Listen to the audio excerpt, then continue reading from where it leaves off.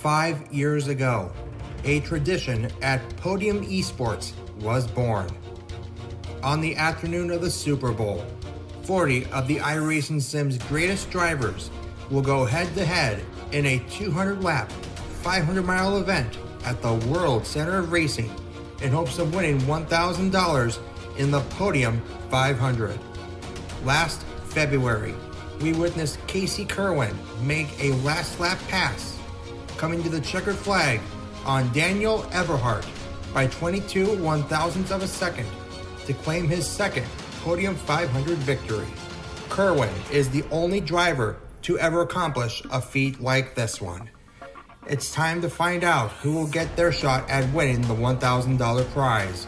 Determination, courageousness, and hard working are the three key words to these great drivers who will compete together this afternoon in the Sunshine State. Who will join the names of Seth the Merchant, Daniel Eberhardt, Casey Kerwin, and Lake Peterson as Podium 500 champion. The 500 miles lie ahead. The 6th annual Podium 500 starts right now on Podium Esports. Enjoy the race.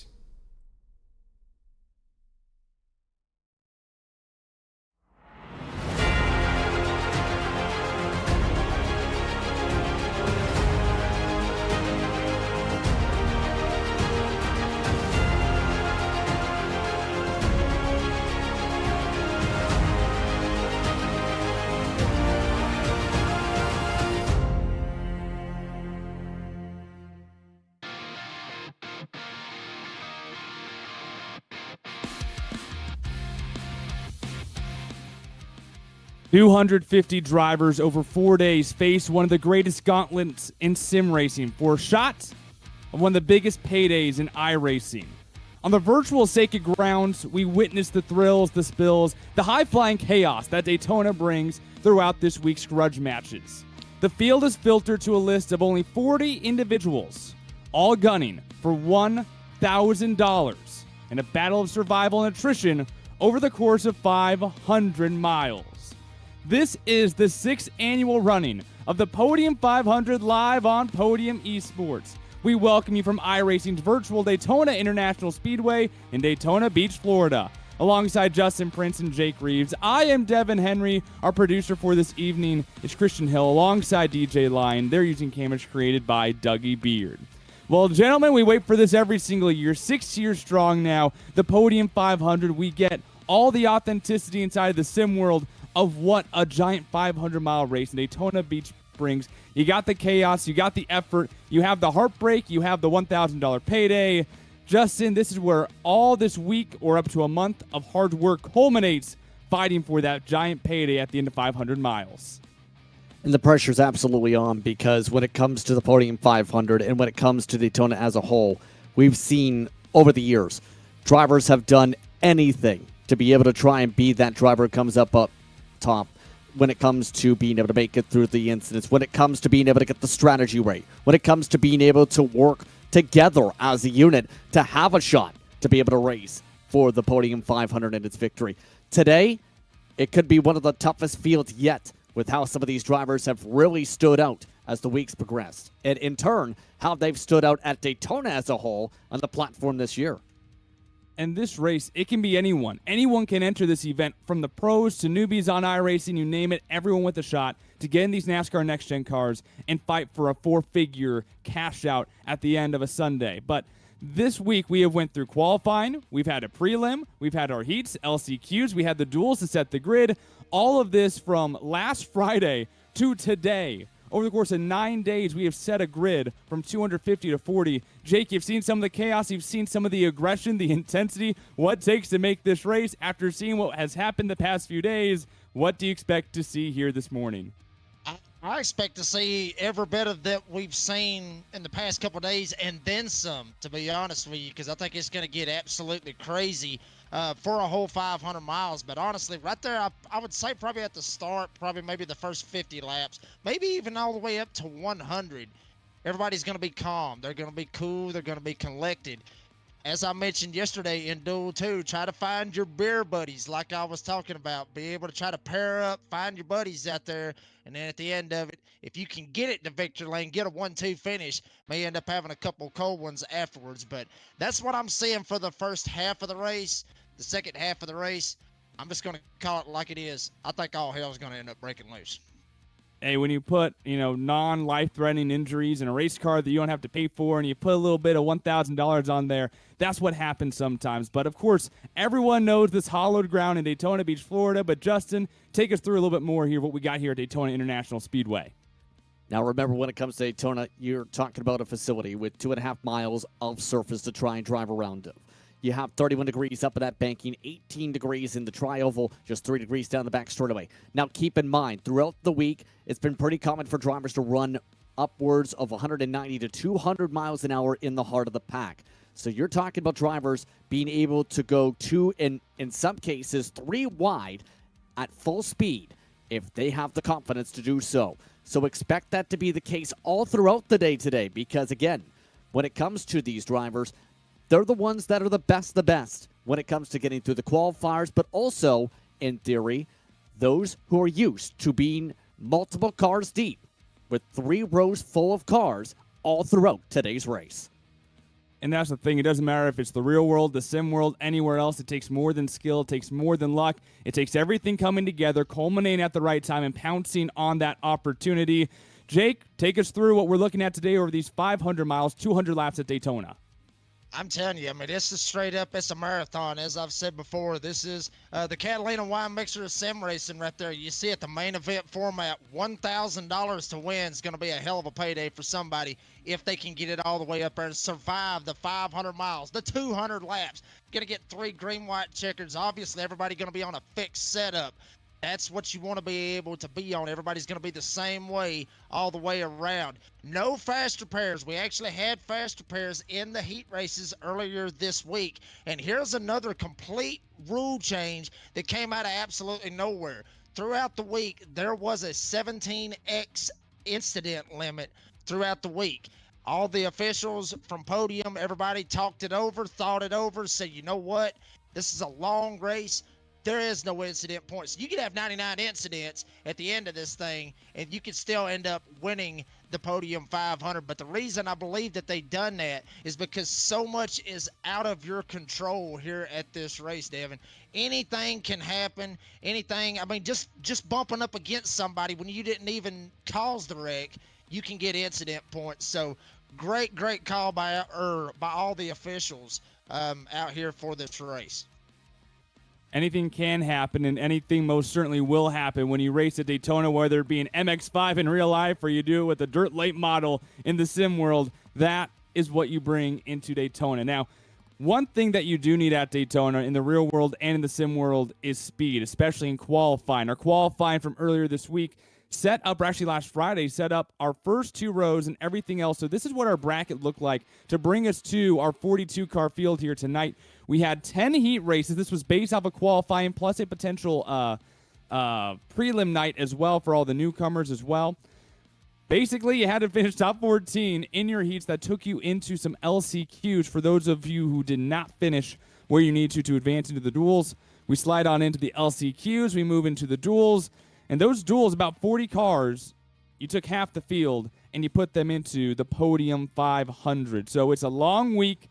It's a lot of grueling hours, and it's a lot of time and probably a lot of incidents for every single driver in order to make their way here to the Podium 500. There were 2 drivers, though, who did not have to worry very much about everything going on here in this giant bracket that you see because they qualified the top 2 last Friday. That includes one of the pros of the eNASCAR iRacing Coca-Cola Series, Zach Novak.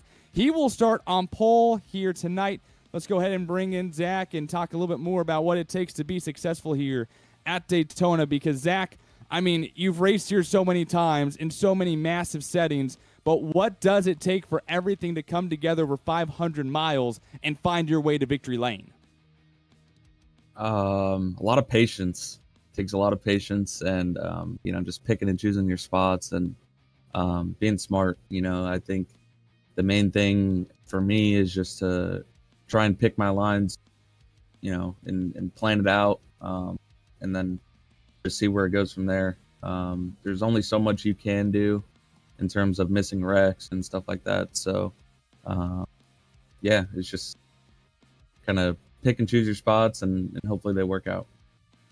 And obviously 500 miles is quite a ways to go. You do get to start on the pole, but how much does that actually mean over the course of 200 laps? Are you trying to stay up front? Do you feel like starting P1 gives you an advantage? Or is it just, hey, it's Daytona, this is where I start, where I am in 40 laps, who knows? Yeah, it's kind of just where I am in 40 laps. Could be last, who knows. So, if anything, I think it might be a little bit of a disadvantage, just because of the pit box. So, I don't really think that'll come into too much, that won't come into play too much, but I do think it is a bit of a disadvantage. So hopefully it doesn't end up being a disadvantage, and we can start from the pole, lead some laps, and be there at the end. This is the 6th annual running of the race. No one who has formerly won this event qualified for our main show here tonight. What is it going to take for you to bring this number 5 machine, park it in Victory Lane, take home $1,000 here today? Like I said before, it's just going to take a lot of patience and picking and choosing my spots right, and being in the right spot to miss wrecks. And yeah, I mean, like I said, it's just very what's the word, chaotic, I guess. So you just got to be smart and pick and choose your spots. And I think this Coca-Cola Zero Sugar Chevy could be in Victory Lane if we do that. Chaotic is one word to describe Daytona. Zach, best of luck to you starting P1 in the 6th annual Podium 500. Looking forward to seeing this race. Best of luck to you, Zach. Thank you, guys. Zach Novak, our pole sitter tonight here for the Podium 500. Now Justin Prince is catching up with the 14th place starting driver, Sean Conklin. Yes, indeed. Let's catch up with Mr. Conklin, one of the top drivers, in fact, from A Open competition in officials this season under the Ryco brand. Sean, when it comes to the Podium 500, you have a couple teammates in this race today. What's kind of the mindset for you and your team here in this one? Hopefully just to get together and stick together throughout the race. This is pretty exciting. This is my first Podium 500. Pretty much never done an event like this, so it's pretty cool to make it and just be here in general.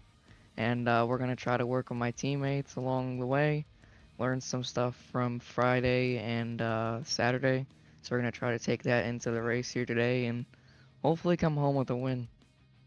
So, in turn, what did you learn during the Saturday you mentioned, as well as the Friday, I'm guessing, in terms of some of the other events going on throughout the week? There's been a lot of people at Daytona.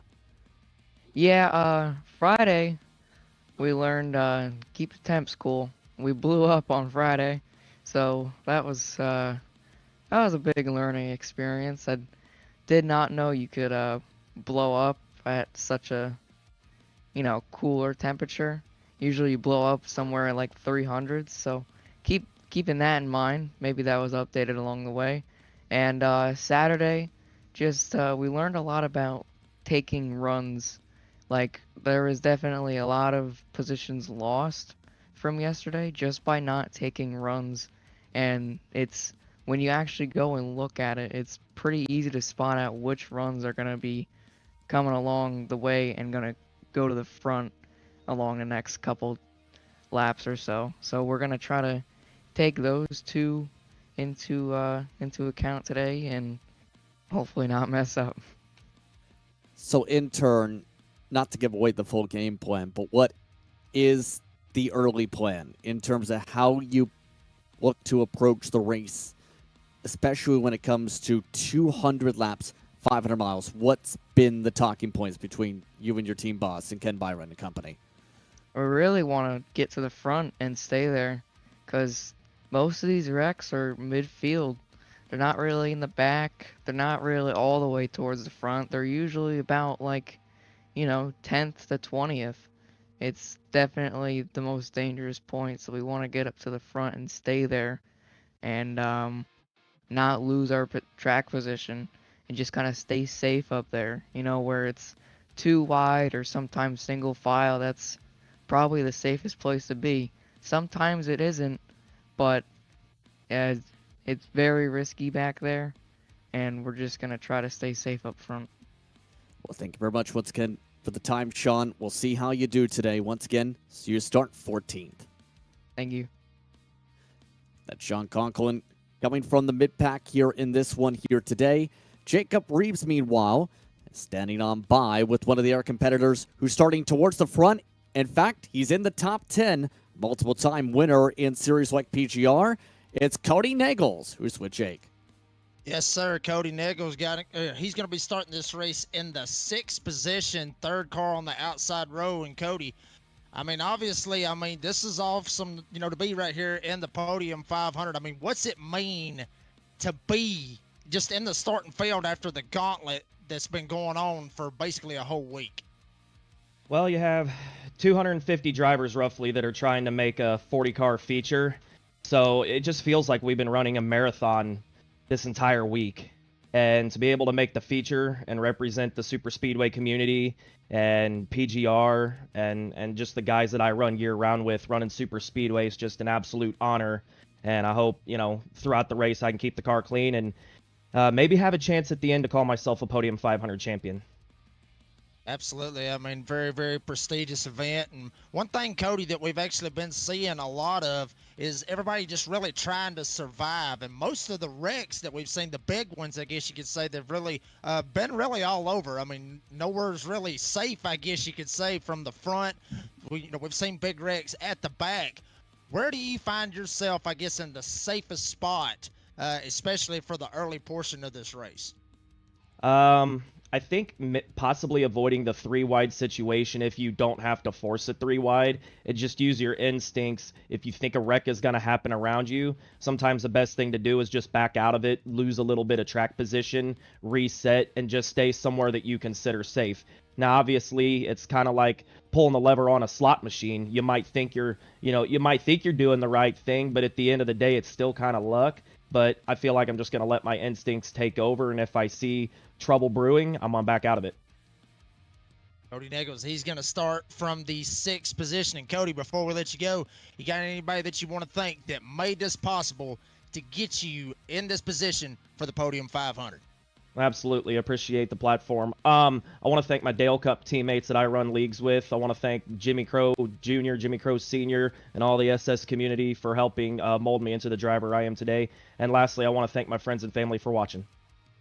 Cody Nagels, he's going to start from the 6th position here today in the Podium 500. Cody, good luck, and hopefully we will be talking to you later on today. Absolutely. Thank you, guys.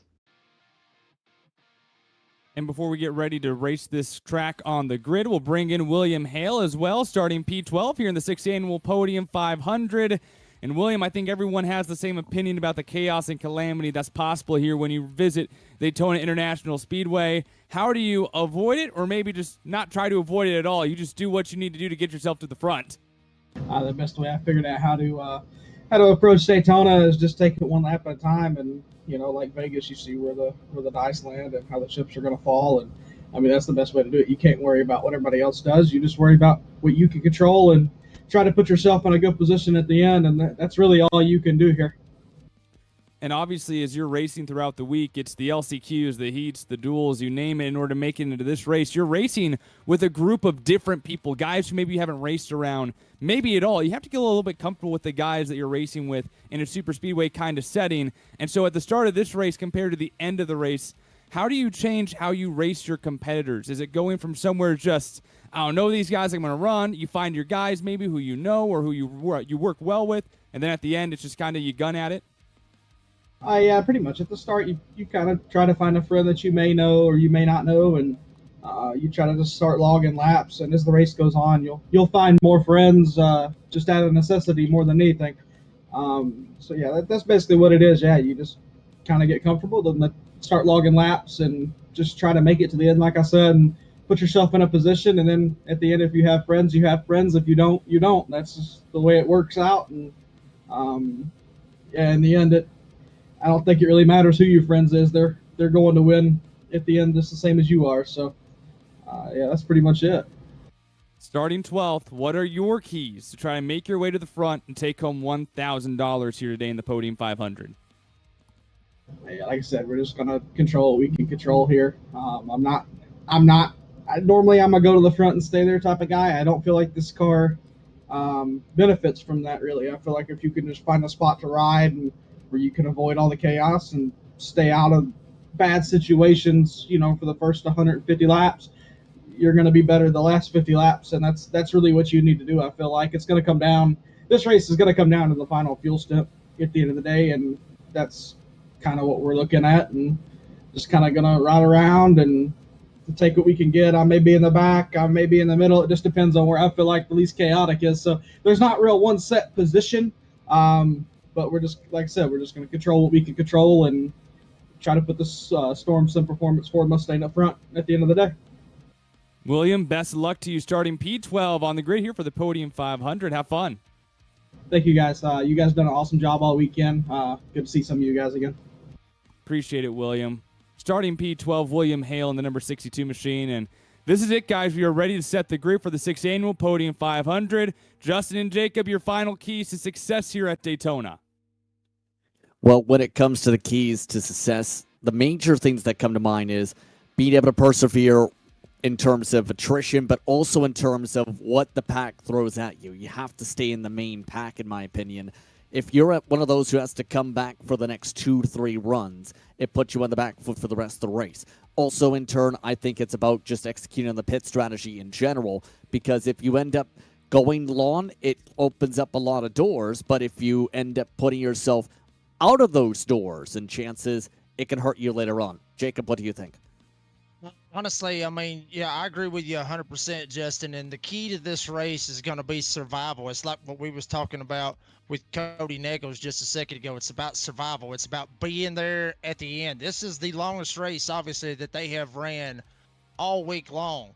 And, with this being the longest race, I mean, like I said, they went through the gauntlet. They went through the heat races, the LCQ. Some of them going through the LCQs. Some of them had to go through that. Some of them didn't have to. They went through the duels and then still had to try to make their spot in the 500. So the way I'm looking at it, it's going to be about survival. You're probably going to see a lot of guys back there at the back. It's just going to take their time and ride. You may see some guys that's actually going to be starting up at the front may just go ahead right here on this first lap, drop below the apron, and just go ahead and drop to the back and just try to stay out of the trouble. So the key today, for me anyway, is going to be survive. And also find your buddies up there, find your drafting partners, and try to make it to the end.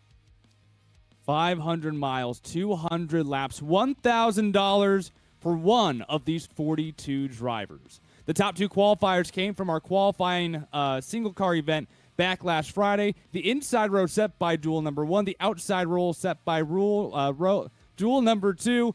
Let's go ahead and meet our combatants for the 6th run of the Daytona 500 with our grid here on Podium Esports. Your front row made up of the top qualifiers, the number 5 machine of Zach Novak, and Lawson Peel came out number 2 out of qualifying. They will make up the front row here in the Podium 500. Kyler Quinn and Adam Garza make up row number 2. Anthony English, Cody Nagels, 5th and 6th here on the grid. Austin Green, Brian Noel, they are in row number 4. And Dustin Shepard and Cole Larson round out your top 10. Patrick Gitter, one of the top drivers you can throw into the mix from a open competition last year, starts on the inside of row 6 alongside William Hale.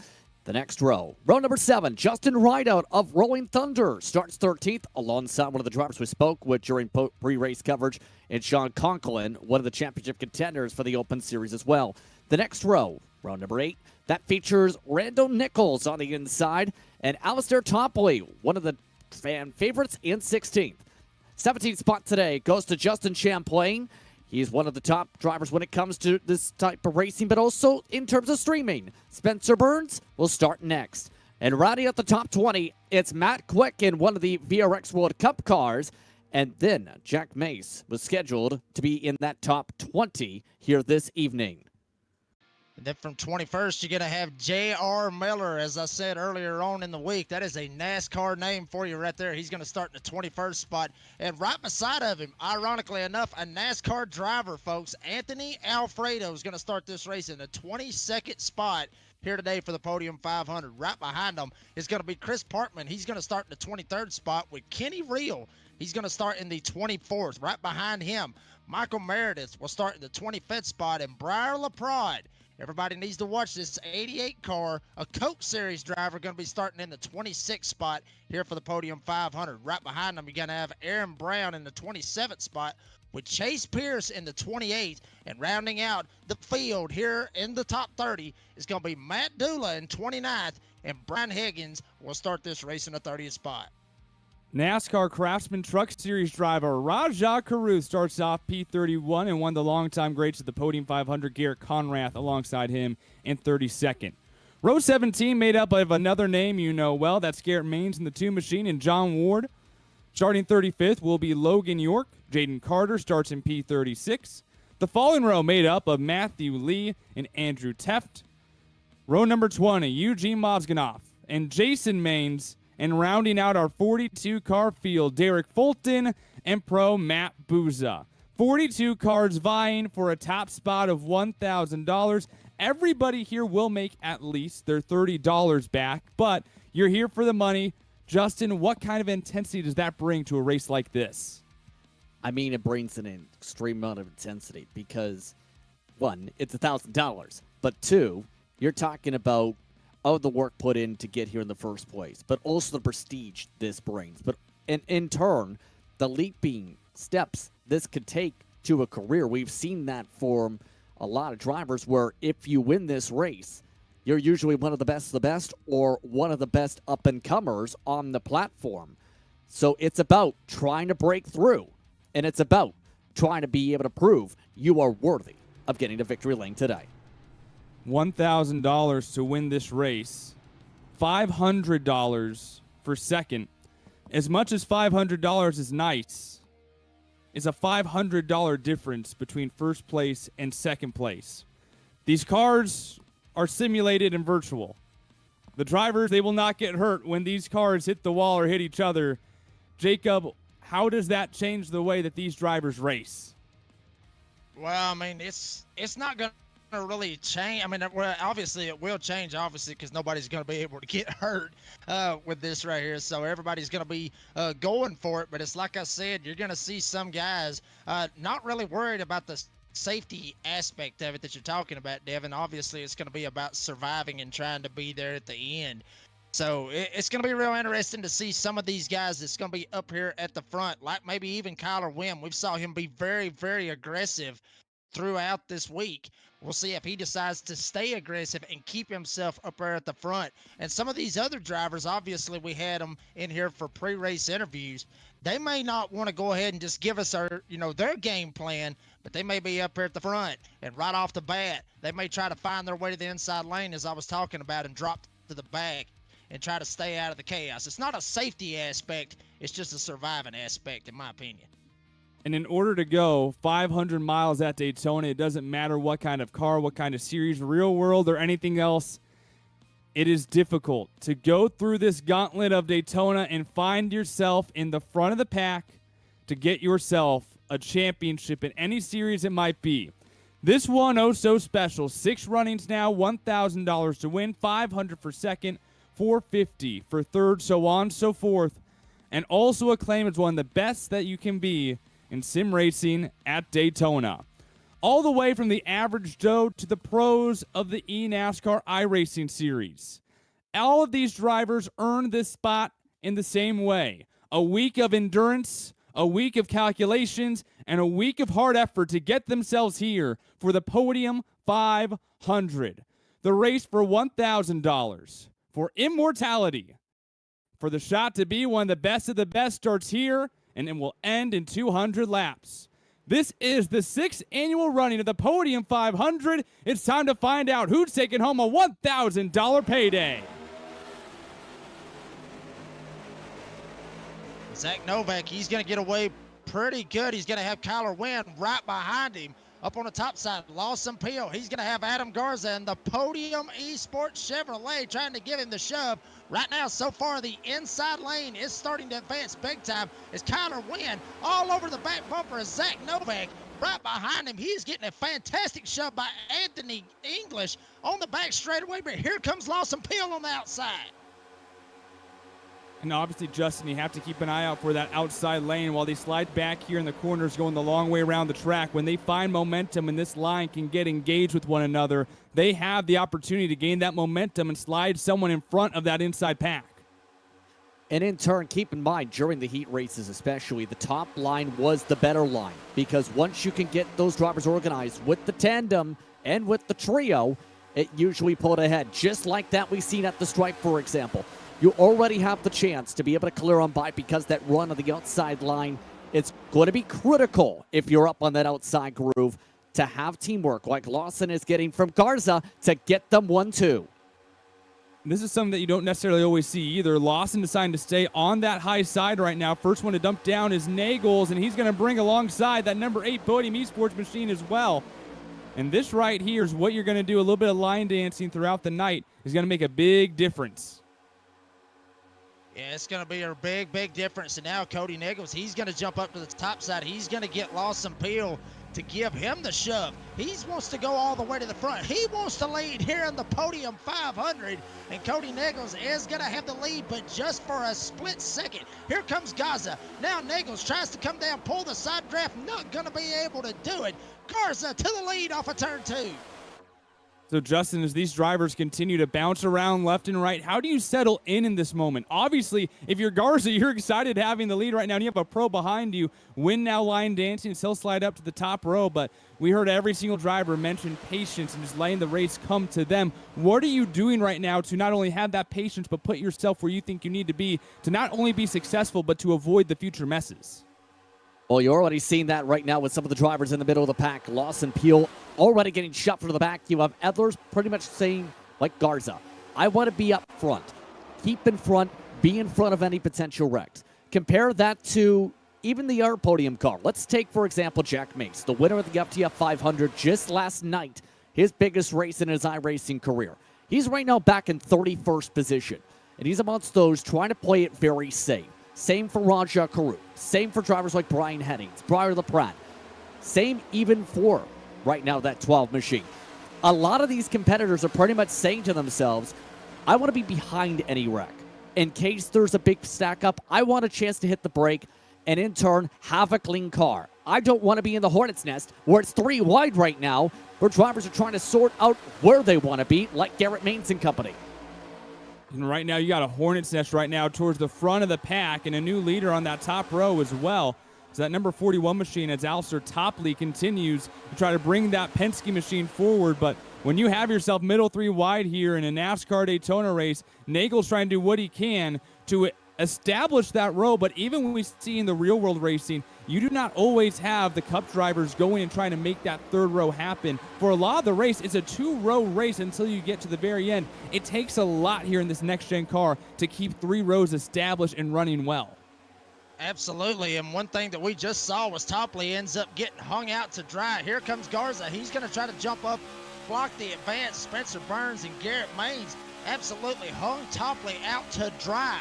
Now the top lane, it's going to start to advance. It's going to start to get some momentum. Zach Novak down there on the bottom side trying to get the shove as much as he possibly can from Justin Rideout up here as well in another 8 car, ironically enough. But here we go. Everybody slipping, sliding, figuring out which lane they want to get in. As Patrick Gitter, he's going to lead the inside, Garza on the outside. Haven't talked about Gitter so far in this race, but he has himself leading that inside row. And right behind him is one of the best in iRacing, Zach Novak, in that number 5 Coke Zero Sugar machine. And he has himself not only the pole tonight, but he's really been in the facilitator mode so far, Justin. He's been doing a lot more pushing than he has been leading so far. And if anything, it helps him save fuel in the bigger picture of things. Why not let somebody who wants to be the Pied Piper, so to speak, of the line or the field itself to let you save the gas, be able to get a little bit off that throttle, just push ahead, keep that momentum going, and you're good from there. There's a reason Zach Novak's one of the drivers to keep an eye on for Coke, as there's a bit of a checkup. Scary moment in the inside lane. Drivers flying down onto the apron. Looks like that was Matt Quick in that multicolor number 57, all out of shape. able to get back onto the track without issue, though, and he is sliding all the way back outside the top 30 now. That is how quickly you can go from hero to zero here at Daytona. Absolutely, and Cody Nichols, he was actually slipping back to the back. He was in the sucker hole right smack dab in the middle, and here he is now back up here inside the top 5, getting a shove from Anthony English. They may end up having a run. Garza jumps down, puts the block on Nichols, and now Nichols is going to have to get out of the gas. Anthony English is going to have to get out of the gas. Up on the top side, Spencer Burns, here he comes. He's going to hang Garza out on the outside. Spencer Burns to the lead of the Podium 500. Tyler Quinn says he has enough. We're on lap 8. They're acting like they're on lap 198 right now. The intensity high here at the top of the Podium 500. Spencer Burns leads the way. Garrett Main shoving behind him. And talk about big moments for Spencer Burns. He's had a lot of memeable moments, I will say, when it comes to 06. You know exactly what I'm talking about. But when it comes to Spencer, one thing that's made clear whenever we've seen him race, though, is he wants to be the leader. He wants to be up front. He loves super speedways, after all. And he's got a lot of friends, mind you, up towards the front that he's built up over the years. So it's no surprise that drivers like Maines, at the very least, are trusting him right now to be that lead car amongst this outside and be the person who pushes the tempo. Garrett Maines, that second car on the outside row, the 22-year-old out of Virginia. He is a runner-up from the Podium 500 from 2 years ago. He's basically next in line with no former champions in the race here tonight. He's hoping to be the guy to go from a former runner-up to finally claim that $1,000 prize. And he has himself in position up front right now. But we continue to see names filter in, filter out. The leader of the inside row right now, Jacob Randall Nichols, he's found his way to the front of this pack. He started 15th. And how about Maines? He started 33rd on the grid. Yeah, I mean, and you talked about Garrett Maines. I mean, obviously, really giving this shove to Spencer E. Burns. How about right behind him? Sean Conklin, we talked about him earlier on in pre-race. Here he is, the third car on the outside lane. Burns, he's going to get clear. Here comes Randall Nichols. He's going to get the shove from Nagels. And now Nagels gives him a big-time shove right in the middle of 3 and 4. That may propel Nichols to the lead, but he is not clear. Burns going to fight back hard on the outside. Maines all up in the back bumper as they hit the stripe once again here in the Podium 500. And shoving through the corners is risky business, even in the tri-oval. Even though these bumpers are so much more flat than the previous Generation 6 cars in NASCAR, they can still get quite a bit squirrely going over 200 miles per hour and shoving on the bumper of the car in front of you. Justin, I don't think that I understood the race. I understood that drafting tracks are more than just holding down the gas and driving in a straight line, right? But when I got onto iRacing for the first time and joined my first, the Rookie Truck Series race, my first time at Daytona on iRacing, I gained a new appreciation for what the drivers in sim do, and even more so what the drivers in the real world do, trying to wrangle in these machines that are really on the edge of ferocity throughout their 500-mile race. Yeah, that's an interesting point because it takes not just as simple as push the throttle down. It's fine. You're in the middle of a corner, truck in front of you, car in front of you. It's fine. They can handle it. Not really. It really depends on car to car, or even in some cases, generation of stock car we've seen. It's not like in other generations, mind you. Like the trucks, you can't push in the corners. That causes chaos. You can't push in the corners in the Grand National Section Xfinity Series car. Same deal. It's a little bit more sturdy in the Cup car, per se, because of the way the downforce works, but also in terms of how the car works.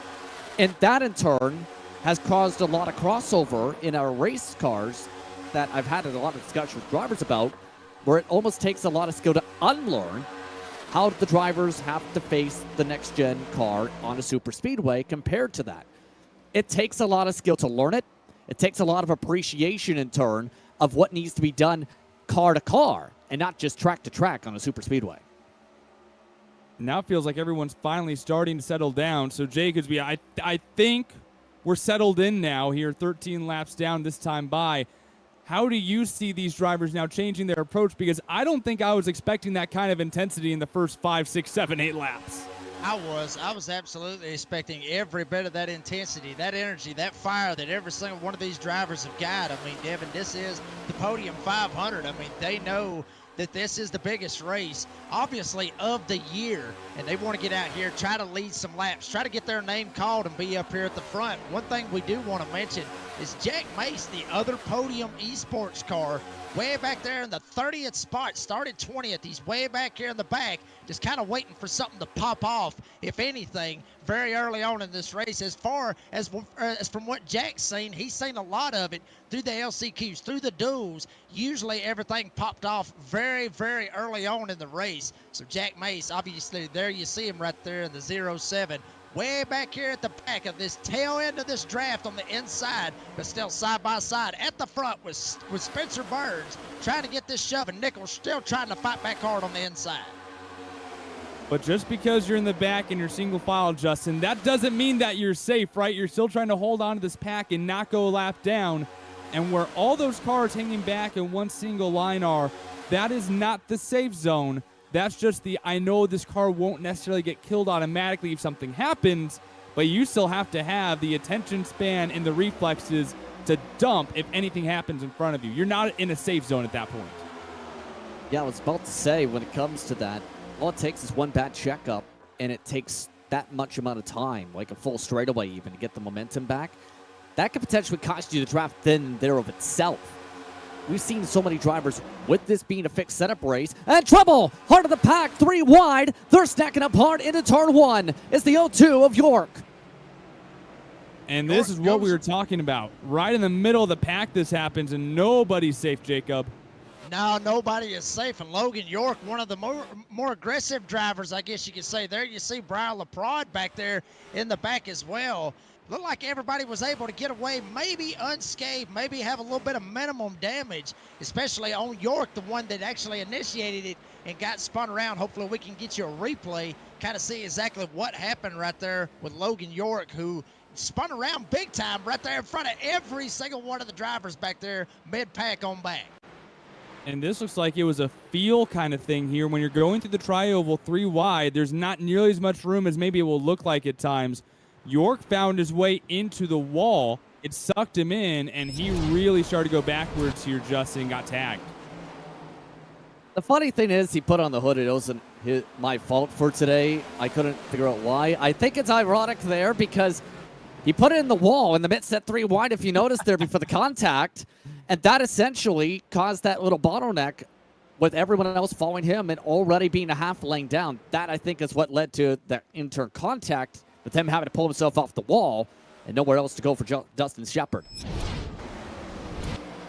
York in the wall, gets tagged, spins around. Our first caution of the night. No quick repairs here, so you do not get any help. Whatever damage you have is the damage you fight with. York in the wall, comes down the track. And our first bit of chaos here in the 6th annual Podium 500. A lot of drivers going to get away unscathed, but there's one driver, a professional Xfinity Series driver, Anthony Alfredo, was in that black and blue number 15 machine. He had to dump his bumper essentially into the back of a couple of cars there. And of course, it doesn't matter what kind of drafting track you're at, but when you're at a drafting track, aerodynamics so valuably important. It only takes a little bit of contact to really devalue the car and its aerodynamics, and that can hurt you the rest of the night as everyone coming in for service and fresh tires. Absolutely. I mean, and you mentioned that right there with Anthony Alfredo, but, you know, honestly, you know, Devin, you know, these cars, they've went through a huge change, really since they started out about 2 years ago here on the sim. Obviously, I mean, you would just barely even tap the wall and the car would break. I mean, it was so realistic, just like the real NASCAR next-gen cars. Now, since time has evolved, you know, iRacing has evolved as well, and it so should be. So these cars is a little bit more tougher than what they used to be. They still break easily, but they still have a little bit of toughness, I guess you could say, in these cars with all the wrecks that's probably going to end up keep happening here for the rest of the race. Spencer Burns, first one off of pit road. Sean Conklin behind him. Randall Nichols, your first 3 off of pit road here for this first group of pit stops. Unlimited tires here today, full fuel load as well. Tires not necessarily the most important thing at Daytona, but it is always good to get those tires cooled down with a fresh set of tires and a fresh set of Goodyear rubbers. And how about the weather here tonight? That can always do a little bit of something to these cars, but really nothing drastic here. It's based off of the real-world weather in Daytona Beach, Florida today. Mostly cloudy skies at 71 degrees. The track temperature is actually going down right now. It was above 80 when the race started. It is down to 79 degrees Fahrenheit. Winds blowing to the south right now at 7 miles per hour, so kind of at a cross angle on the track as well there. Humidity at 64%. So nothing like we've seen in the past, Justin, where there was a massive burst of double-digit wind going down the straightaway, but weather still has a chance to impact this race over the course of 200 laps. Yeah, especially since, keep in mind, that being said, the more clouds you have, the more the track temperature is expected to go down here. It's mostly cloudy, mind you, per that real-world weather. So expect a lot of cloud cover for this year's running, and in turn, the speeds are going to be much higher, and in turn, the fuel burn could be a bit higher as well. I'm talking about based if we go fast enough, like 200 miles an hour like we're seeing at 37th, where there were 202, there's no way you're making it to the furthest optimal fuel number. You might have to pit a lap early each window because of how fast these drivers expect to go, with it being that cold on this racetrack and that much speed being able to be built up. Another quick emphasis on the wind here. Essentially how the wind is blowing at 7 miles per hour. It's blowing essentially from the exit of 4 to the exit of 2. So you do have a little bit of a side headwind coming from the left front of the car going down the back straightaway. And you're almost at a full crosswind as you're going down towards the tri-oval off of turn number 4. So those do affect the cars to an extent, but not necessarily to a measure that would be difficult to understand, comprehend, adjust your car to. So we get ready to go back green, and we fly over Lake Lloyd here in Daytona Beach, Florida. The Daytona 500 coming up here in just 1 week's time to kick off the NASCAR Cup Series schedule. Right now we fight for $1,000 in the 6th annual Podium 500. Those campgrounds are going to have more than just those little cars, I think, probably next Sunday at Daytona, but nonetheless, Spencer Burns will bring us back to green, the white and blue number 06 machine. Sean Conklin to the outside of him. Randy Nichols will restart P3. Cody Nagels in 4th. Garrett Maines, Patrick Gitter making up row number 3. Get back to how about Garrett Conrath and Zach Novak, 7th and 8th. Anthony English, and haven't talked about Justin Rideout so far tonight. He will start inside the top 10. How about Cole Larson as well? J.R. Miller. So many new faces rotating in and out of the top 10 right now. But the one constant so far has been Zach Novak. During pre-race, he mentioned that starting P1 might actually be a detriment to what he was doing. At this point, though, he is the only driver to really maintain himself well inside the top 10 inside these first 19 laps of the Podium 500. A reset, boy, were they feisty to kick off the race in the green flag for the first 10 laps. What will we get here for our first restart of the afternoon here at Daytona? The iRacing pace sedan peels on off. Spencer Byrne brings us into the Geico restart zone, and we're back underway here in Daytona Beach. Spencer Burns is going to get a pretty good jump. Here comes Conkle. He thought about actually maybe jumping down, but Burns is going to end up jumping right up in front of him. Now Randall Nichols, he's going to lead the inside lane. He's going to have Garrett Maines right behind him. Right behind him is Zach Novak. Cody Nagels up on the top side. He is getting all he can get from Patrick Gitter. Everybody going through the sequential gears all the way up through 5 of them as they head off of turn 2. Gitter's been another driver able to keep himself well inside the top 10 in this event, but that outside lane continues to have promise as dumping down. Nagels now looks to lead the inside lane, try to put himself to the point. So far, there's been a lot of intensity here up front, but not a lot of beating and banging, but you got to wonder exactly how tough it's going to be to keep your spot here inside the top 10.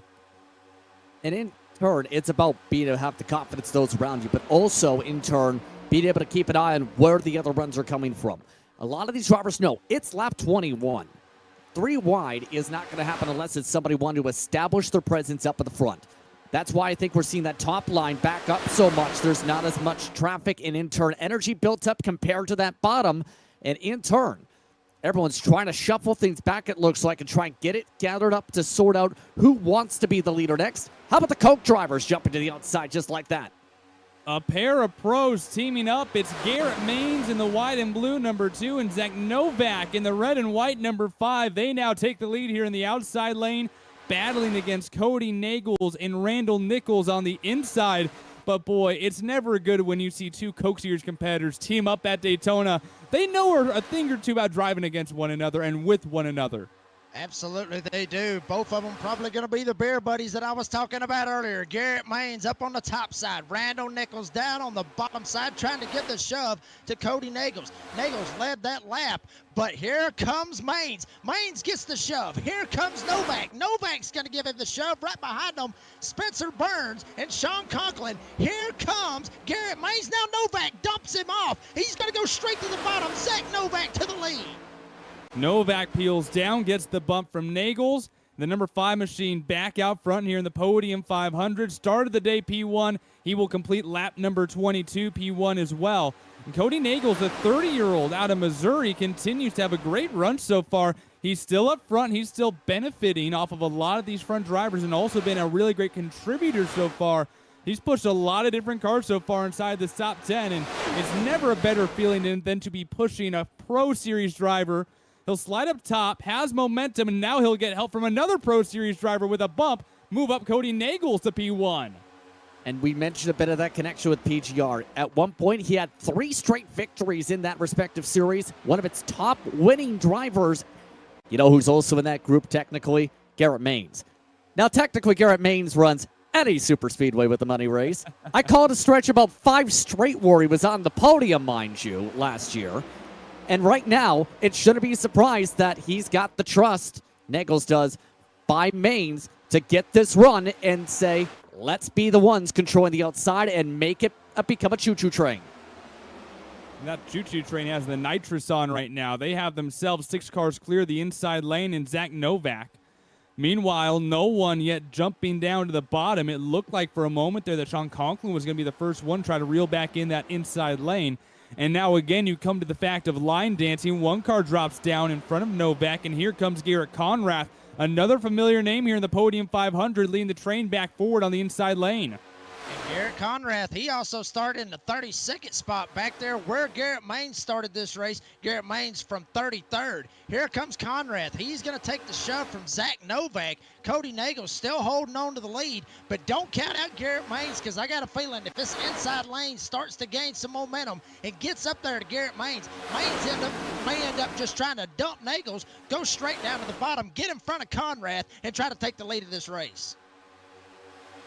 That's the hope there. It sounded like a lot of drivers didn't necessarily want to be running up front. They didn't necessarily want to be a part of the Hornets' nest that I think was maybe more intense than most drivers was considering it would be. And now it looks like everybody wants to get their stake towards the very front of this pack. Conrath getting a push here from Novak. That inside lane continues to move. But Nagels and Maines working really well together, looking off the side of Garrett Maines' car back behind him to Spencer Burns. This outside row is relentless right now. And I'm finding that really interesting just how much he's having to squiggle around here, even just in the wake of the 6 machine. Oh, and he's now trying to pull back the run for the bottom. It looks like Spencer Burns wants to get away and wants to be the leader again. All of that side draft just killed the inside line's momentum. And you see the 06 almost throwing the anchor out as Conrath continued to try to shove him forward. And that's one of the issues when you jump down that bottom lane. If you do it before the inside group has themselves a big surge of momentum, you end up going backwards before you go forward. But Conrath, with a tremendous push through 3 and 4, gets the 06 car back up to 3rd, but still unable to find a way to get themselves back up front. Yeah, but they are really starting to make some headway, and I'm telling you, Novak is all up in the back bumper of Conrath. He is trying to get Spencer Burns up here to the front. And they're all the way up to Garrett Maines. Now Maines tries to come down, give the side draft. Here comes Cody Nagels. Wow, Conrath almost spun around Spencer Burns, damn near turned him coming off of turn 2. But everybody able to keep it straight as Cody Nagels, he's going to be clear. But here comes Burns trying to get the shove from Conrath to go to the lead.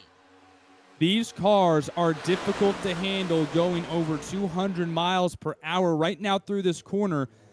The slowest that the front car goes is 189 miles per hour, and they will speed back up to the tri-oval and down the back straightaway as well. And it is a real balance determining how close do you need to be to the car in front of you, especially if you're not that second car in line. One of the primary rules is don't push the pusher, but there is a time when you do want to push the pusher to help the pusher get back to the pushee. And then on top of that, being able to stick in line behind the car in front of you, give a straight push, not a side push that will spin them out. There are so many minute aspects of super speedway racing that has to be at least 90 to 100% done correctly. Otherwise, chaos ensues. And when you have chaos and early going in a race like this, it completely changes the complexion of said way drivers will race, first of all. But second, when it's calmer, that pretty much is the simple thing of everyone's seeing the big picture. After all, long race, lots of laps, lots of drivers, and lots of different mindsets. And we talked about a little bit about drivers finding teamwork, finding teammates, finding friends. One of the things noted towards how things are when it comes to this is 3-car tangos. That was something I referred to a little bit and talked a lot about the drafts and the duels, and more so when it came to the heats. You have to be able to be skillful in pushing the pusher, as ridiculous as that may sound. That's been something for the past 2 years that's been emphasized all the time.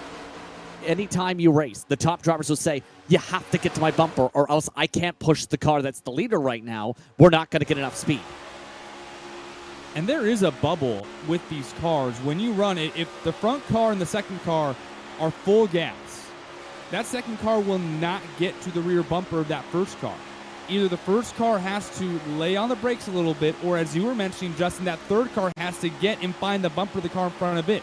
Sometimes it's brake dragging, sometimes it's lifting out the throttle, and it's just different ways to get your lane the most organized. And obviously right now that top lane is organized. You see the camera of Spencer Burns. It's getting hot in there. He looked like he was trying to get a little bit of air sent to him there, but going through turns 3 and 4 here, you see how the inside line gains, but then when that outside lane accordions back together, you're pushing the pusher, you're pushing the guy in front of you, you're lifting, you're dragging the brakes. There's so many different ways to get yourself finding momentum, and sometimes that is by going slower. It absolutely is. I mean, that's what you really need to do, is be able to try to keep everybody lined up and keep everybody in that formation. And right now, that bottom formation is starting to look good. Here comes Burns. They got a little bit more help down there on the bottom side, but now coming off of the corner, and this is what I've been seeing through the LCQs, through the duels, through the heats, the top lane able to get the advance going off of the corner. When they're going into the corner, the inside lane, there you see Spencer Burns. He's going to start to ease up, and then coming off of the corner, now Maines is going to give the shove to Nagels, and now the outside lane prevails. So it's kind of a flip-flop, I guess you could say, Devin, as to, you know, inside lane, they get it going in, outside lane, they get it coming out. And we've talked quite a bit about the drivers who started outside the top 30, now inside the top 10. The second-place runner, Garrett Maines. Garrett Conrath as well started outside the top 30. How about the cars inside the top 10 who've decided to either slide back or have been forced back there? Brian Noel started 8th. He's back to 26th. Justin Shepard started 9th. He's back to 33rd. The second highest qualifier on qualifying day, he started on the front row. Lawson Peel has decided to slide back to 35th. The car that started directly next behind him is Kyler Quinn, the third-place starter, all the way back to 37th. In some cases, this is intentional, wanting to go back, wanting to get out of the chaos. In other cases, though, like we kind of saw with Peel, that was getting shoved out of the way and deciding, okay, I'm just going to go to the back now. I mean, it comes down back to the mindset of, do I want to play careful, or do I want to try and be up at the very front and lead as much as possible and stay in front of the incidents? Now, some of these can be understandable. Take, for example, you see Briar LaPrade on the bottom screen. He has a close friendship, mind you, over the years with Anthony Alfredo, with his connection in NASCAR, but also in terms of racing in general. After all, they've raced together in the same Discord and TeamSpeaks before in several major events in the past. It shouldn't be surprised to see them trying to link up at the very least and try and sort things up as a team. The one that comes to mind right now, for example, is S-Rock. Back when it first started, that was part of their game plan. So that leads to the main viewpoint of, you don't necessarily be at the very, very front. If you're not at the front or in the main pack with 20 to go, it's a different story. Exactly, and your friends are where you find them when you're in the final part of this race. Right now, though, you're just trying to pace yourself. Don't get damage on the car. Put yourself in position. Find your way to the front when it matters. It's a long race. This is a marathon. And as you mentioned, Anthony Alfredo, the real-world Xfinity Series driver for Our Motorsports. He's the spotter at times for Briar LaPrade for the Coca-Cola iRacing Series. So yeah, they know each other extremely well, and you have other drivers in the field who either know each other from leagues, know each other from officials, know each other from just racing this Podium 500 years after years after years. And then, of course, you do have those Coke Series pros who have a lot of hours racing with and against one another. Only in the Podium 500, honestly, Devin. I mean, that's when you end up seeing the stars come out. And it's a couple of new names to try to be able to get up here and get themselves seen and be up here at the front here in the Podium 500. One thing I do want to mention, you was talking about Briar LaPrade and also with Anthony Alfredo. Both of those drivers basically lined up together right now. Both of them back there outside the top 30. So look out for both of these guys that when push comes to shove, I wouldn't be surprised that Briar ends up trying to take it to the middle or try to find a lane. And it's like I said, I wouldn't be surprised if Alfredo ends up going with him. And everything's so calm right now. This is a much more calm, relaxed stint than what we had at the opening part of the race when everybody was shuffling, looking for spots. And right now it feels like everyone is settled in. We're not bouncing around as much. The mindset feels completely different compared to lap number 5 and where we are right now, lap number 36 of 200. And you also mentioned in terms of the Coke drivers, to bounce on a point from Jake Reeves. One of those that I've also kept an eye on that's amongst those that is almost in the I'm just taking where the runs are coming, and if there's 3 wide to leapfrog, I'll take the chance here. Matt Busa. And I think it's a good story to talk about when it comes to Busa because he's now with Kevin Harvick Incorporated for the Coke Series this year. And you know how that connection came into be? During 2020, if you remember Kevin Harvick's son, Keelan, he races a lot sometimes on iRacing to train and learn for real-world racing. In 2020, a very young driver back then, obviously, about 12, 13 years old. You know who taught Keelan Harvick on the sim? Matt Busa.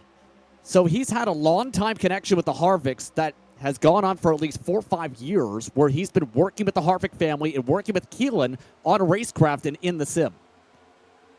And I have lost to Keelan Harvick in the sim as well. Not too shabby. Not too shabby inside the sim for a kid his age. But that's another aspect of what eNASCAR has done in the world of NASCAR, especially as you mentioned, Justin, in that world of the pandemic, right? We had the eNASCAR drivers helping the real-world NASCAR drivers, and then the relationship that was formed between iRacing and NASCAR helping create the Chicago Street Course. How many real-world Cup Series drivers and Xfinity Series drivers were leaning on the eNASCAR sim drivers to help them fight at a course that they never seen before, never raced on before, and most certainly a street race, a brand of racing that they have never done before. Meanwhile, the pros in here, like Busa, like Novak, like Maines, they've raced on that track countless times. They put in countless hours at that Chicago Street Course and went and helped the real World Cup Series drivers race on that track as well. I'm telling you, honestly, I mean, that's the thing, honestly, Devin, about how crazy technology can really throw it out there for some of these guys. I mean, we're talking about real-world NASCAR drivers that make boatloads of money have to come to a sim driver to try to get their input on a road course or even on a short track if they may end up having a little bit of a problem with how that ends up working. So it's crazy to see that as we actually have some contact back there in the back around the wall, but everybody able to get it straightened back out. But, I mean, back to that point, Devin, I mean, it's just crazy that what technology has come to over the past couple of years. And as the Hornets' nest continues to mingle around a little bit here towards the back of the pack, one of the drivers towards the tail right now, Real World Cup Series driver Anthony Alfredo, full-time with Al Motorsports in the Xfinity Series. One of these 42 drivers who will be racing in the Real World Daytona 500 in 7 days for Beard Motorsports. So Anthony Alfredo right now getting some time in the Podium 500 in 7 days. He will be someone that you can root for in the number 62 Beard Motorsports machine next Sunday night in the Daytona 500. So obviously it's cool having Anthony Alfredo, a full-time Xfinity Series driver, Rajah Caruth running full-time Truck Series schedule with Spire. But you're going to have a real-world NASCAR driver, Anthony Alfredo, racing in the Daytona 500 in 1 week from now, and 41 other drivers today get to say, yeah, I got to race against him in the Podium 500 1 week prior. I've chatted with them over the years, whether in interviews or whether in terms of during races. He's always been big on the virtual reality path. in terms of emphasizing the sim, in terms of emphasizing the pathways to the sim, and in turn from said sim to the real world. And it's been intriguing to keep an eye on his career as well, where he's showcased he's got the talent to run at the very minimum inside the top 10 in the right equipment. It's just a matter of getting in the right positioning to be able to fight up front. It's going to be curious. I'm very curious how he's going to run in the 500 this year. I'll say that much. I'm very intrigued in turn how our motorsports is going to bounce back this year in the 5. And of course, Alfredo is not new to the Daytona 500, formerly ran in the 500 for Front Row Motorsports as well. And I got to talk to him about a year after he got to do that first Daytona 500. And just him talking about being there and going from racing and winning at this track in the sim to going under that tunnel and emerging at Daytona for the first time, and what that meant to him. And we're seeing more and more drivers going from sim to Daytona. Caden Honeycutt is another one of those drivers who's going to be in the Coke Series this year, who's trying to get that full ride together as well. Parker Retzlaff, we know him well from a variety of pro series here on iRacing. He's a full-time driver. Jason Anderson last year, and then, of course, Raja and Anthony racing with us today. And you see more and more of these iRacers at the pro level making the steps, not just from iRacing and then boom, you're in NASCAR, but, of course, there are the guys that have been racing late models and doing other forms of racing, but they're passionate about their time here on iRacing, and guys like Brett Slapp, guys like Honeycutt, racing late models while they're doing iRacing, then find themselves in the opportunity to take advantage of getting spots inside of NASCAR and now finding their way to being part of the real-world NASCAR National Series. Absolutely, and there's one thing that you were talking about is moving up. And one driver that I have been watching back here in the back is the 04 of Matthew Lee. Couple of times he's actually took a couple of shots about possibly trying to move up and jump in that middle lane, folks. Yesterday in the duels, in the LCQs, all that good stuff, we saw Lee. Lee always wanted to try to jump to the middle lane, and at one point he got in that middle lane, and that was able to propel him all the way to the front. So I've been watching Lee back here in that 04. He's been starting to just creep up there in that middle lane, trying to see if somebody will go with him, but no takers just yet. Obviously very early, but I would watch out for that 04. As here he goes, he's going to shove it straight in the middle. He's going to get the shove from Logan York. Lee had enough of riding. Here he comes. He's going to try to take it in the sucker hole and go forward, much less going backward. Lee in the sucker hole here at Daytona. And just like anything you do in Vegas, this right here is a gamble, making this move every time you do it. Able to find a little bit of a hole there. He's going to slide just in front of the 87 of Austin Green.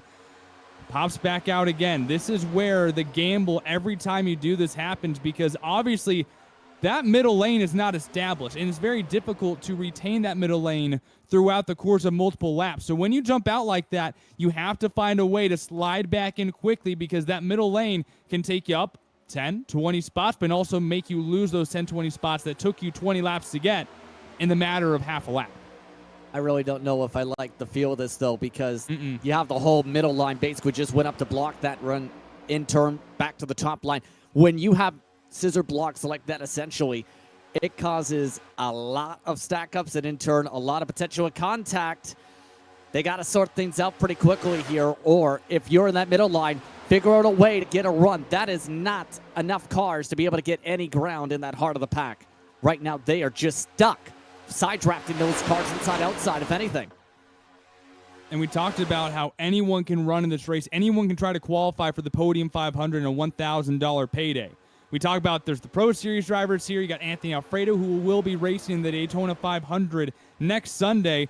And then you have people like the kid who was just leading that middle lane and now might get suckered towards the back. But he's been peaking right on the outside of that top 10. Cole Larson in the turquoise and black number 20 machine finished fourth in duel number 1, and at just 15 years old, fighting against not just the pro NASCAR drivers, but the e-NASCAR drivers as well.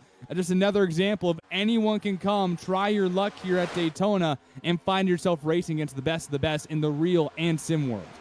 Absolutely. Cole Larson, as I was mentioning yesterday, Kyle Larson got it kind of mixed up, but Cole actually very, very fast, and that's awesome to see. 15 years old. I mean, it's crazy to see that, Devin, with just how the age difference is. here on the sim. I mean, that's basically where all the racing is really coming from. If you ain't got, multi-million dollars to be able to race in a real race car, you can still move up here on iRacing, and it's awesome to see. There you see Cole right there, looking pretty calm right there, obviously looking just kind of dark right there in the room a little bit right there with Cole, but I'll be honest with you, I like racing in a dark room myself to try to kind of channel everything out. But Cole doing pretty good. Obviously started in the 10th spot. He's kind of slid back a little bit to the 21st Full spot. trouble up front, As we the got some 06. spinners at the front. Big pile up at the front. It started with Spencer Burns, the leader of that inside lane. He got a bad bump through turn 2 from Conrath, got loose, and chaos ensues on lap number 48 at Daytona. And, I mean, intensity started to pick up with the side drafting there, and that takes out a fair few amount of cars. Brian Noel, Anthony English, Getters in it. Conrath, Rido, he's stuck. He can't move, in fact. Adam Garza, one of the drivers who picked up a dual win on Saturday. That is heartbreaking for a lot of drivers, but again, you could see it coming with the intensity level picking up. And one of the big issues here, it's your pole sitter, Zach Novak. Doesn't have a ton of damage, it looks like, but got quite a few massive licks. Was riding the wall backwards for a while now. And you got to wonder how that Coke Zero Sugar car is going to be riding here for the next 3/4 of this race. A lot of damage there. Absolutely, and we're going to check it out right here on the instant replay. And from what I'm seeing right here, you're going to see Garrett Maines. He's up here on this top side. He's going to try to come down and try to pull this inside lane back. And I think that's what initially causes this caution, or causes the big one here coming off of turn 2. There you see the side draft, and there you see just that little bit of side draft ends up getting Spencer Burns loose. Backs him straight up into Conrath. Burns trying to hold on to it for every little bit that he can, and then unfortunately slides up. Conrath has to get out of the gas. Novak ends up getting into him, and from there on, it is just a straight up pile up coming out of turn 2. There you see bumpers flying up, hitting the catch fence. Everybody trying to get around it. There you see Rideout. He's going to get hit on into the fence as well. But multi-car incident, the big one, strikes here on lap 48 of the Podium 500. And a great look at that from our producer, Christian Hill, as we were looking at that not just in slow motion, but being able to see just how loose Burns got there. And that's what triggers it all. And just like that, a lot of drivers coming in for damage repair, and nobody has a fast repair. No fast repairs allowed here in the Podium 500. Whatever damage you have is the damage that you're going to have to try to race with and try to fix throughout the night. And it can confirm, just checked on Novak's viewpoint. He's got 2 minutes of damage repair. It doesn't help that he has to share a pit stall with Derek Fulton in the Native Esports car, but there's a lot of drivers going to have to take some time here to get this damage fixed, because if you even stay out with some of that damage, you are down a lot of speed. If it's engine damage, you're going to need a lot of cautions to get that engine fixed, to say the very least. And the last possible thing that you want to happen is to go a lap down in this Podium 500, because there's no telling when you're going to get that. Take another angle back here on the replay. And by the way, Garrett Maines, first one off of pit road here, but we'll take another look here at this. A little bit deeper in the pack. Here's what it looks like. Yeah, I mean, this is just basically hold your breath. Obviously, there you see Burns get loose, get down to the bottom, and then everybody just trying to go down basically to the bottom, because everybody is basically piled up on the top side. But hell of a drive right there. I believe that is Ward right there to be able to get through it. But Justin, to also go to what you was talking about with the 2 minutes of damage for Novak, this is actually not too bad for him. Obviously going to try to get it all done. But if he was at anywhere different, say Bristol, Martinsville, he would be absolutely screwed, because he would not be able to get it all done. This track, 2.5 miles in length. And obviously right here, under pace laps, with everybody going around very, very slow. About 1.5 minutes, give or take, is how long it takes them to get around here under caution. Probably longer than that. So Novak should be able to get that damage fixed, get every bit of it done, and be able to get back out there with, I guess you could say, a clean car. He's going to have a little bit of damage regardless, but still, he's going to have all the optional repairs done when we go back green. 50 laps down, 150 to go here in the 6th annual Podium 500 here live on Podium Esports. Brought to you by Ruff'n Rowdy Treats, produced with all natural ingredients with no preservatives. Ruff'n Rowdy Treats are made in the mind of your doggies, including those with sensitive stomachs. With 8 varieties to choose from, their homemade dog treats have ingredients you can trust. To order, go to rough-rowdy-treats.square.site, or you can also just scan that QR code right there on your screen, and be sure to visit them on social media, roughandrowdy.treats on Instagram and Ruff'n Rowdy Treats on Facebook. Big thank you to Ruff'n Rowdy Treats for their support here out of Statesville, North Carolina for the Podium 500. So we're a quarter of this race down, Justin. We've seen the intense moments, we've seen the calm moments, and just now we saw what it's like when one move creates calamity. And I said this already. It's about being smart in these types of moments. It's about being smart with it, just being at the quarter of the race mark. And in turn, it's about, do you need to be racing that hard that early? Now, the interesting point that I'm going to add to the conversation point is Spencer did say over the radio 3 laps before that, yawn. Well, it definitely picked up after that, yawn. So he got what he wished for in terms of the intensity level. Now, does it stay intense? That's a good question. I think for a lot of drivers, it's been made pretty clear, like Maines and company, they just want to ride on the top, and it's just a matter of, does everybody else want to choo-choo train with them? Garrett Maines will lead the field to green in the white and blue number 2 machine on the inside lane. Cody Nagels to his outside. Nichols, Conklin, Lee, Shepard, Green, Larson, Burns, and York. Your top 10 as we get back to green here in the Podium 500. 149 laps to go for a shot at $1,000. And everybody gets away pretty good right there. Maines is going to get the shove from Sean Conklin. How about everybody else down there that was up on the top side? Cody Nagels, he's going to ease down. Now he's going to jump up to the top. Here comes Randall Nichols. He's going to ease down here on the bottom side, get the shove from Dustin Shepard. Haven't talked about him a good bit here in this race. He's up here, and check it out. Cole Larson in the number 20. He's going to go up here as well. Kyler Wynn going to stick it 3 wide right in the middle, getting the shove from Matt Quick as they hit the turn 3. Wynn started third. He was as far back as outside the top 30, and now he has propelled that number 82 machine up into the 8th position and sunk into that outside lane. The inside groove going absolutely nowhere right now. That outside has the momentum to continue chugging along. And that outside line has a lot more momentum built up, but also a lot more cars built up to be able to get this run. Kyra Wynn, though, remember, was amongst those who said, I'm going to drop to the back, wait to see what happens. It's very intriguing to see that flip of the switch right here when it comes to Wynn. He is somebody we've seen show a lot of speed in the past couple of years. He's worked with drivers like Kevin Kane when it comes to the Road to Pro ladder, and now he's amongst those trying to shove Austin Green, one of the drivers looking to stand out from one of the Money Series with Nagels. Nagels jumps down. He wants to put that number 6 car up in front of the Podium 500. Massive shove from Green here. The meteorology major from Embry-Riddle Aeronautical University in Melbourne, Florida. Well, he's from Melbourne, Florida. Embry-Riddle, whoa, big trouble. Nagel slides way up the track with Green on the rear bumper. What I was going to say is he knows one thing or another about flying because he goes to Embry-Riddle, which is located right outside of Turn 3 here at Daytona. He knows this track pretty well, I assume. Absolutely, and Green, he's going to get stuck smack dab in the middle. York's going to see if he can ease up here, give him the shove. Now Green, he's going to dive back in. Up front, Kyler Wynn, Cody Nagels, they are leading the train as Maines giving Nagels a hell of a shove coming off of turn 4.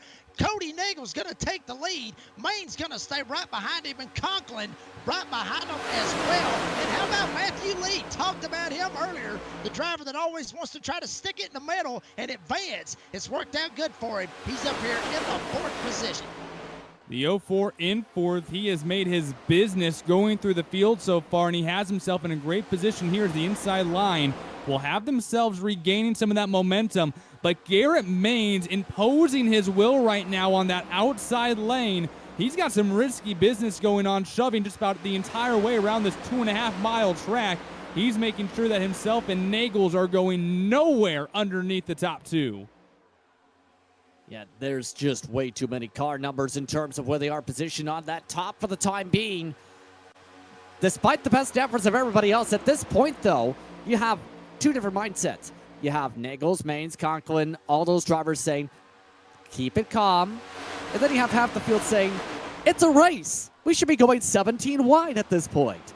You should be going 17 wide all the time. What do you mean it's 3 lanes? It fits. If it fits, a car sits in it. After all, like a cat. But in turn, this is also to where a lot of these teammates, I think, are starting to really hook up, trying to link up, trying to figure out, okay, where are we going to set things up here? Because there hasn't been a green flag pit stop sequence yet, and you're still very early when it comes to these windows with the several pit stops to go. There's a lot to think about, even though we're early in a fuel run or early in a green flag run. Matt Quick making his way forward. Some massive shoves and a massive shove on the door there. The 04 slides way down the track. Little bit of chaos ensuing. Everyone keeps it straight.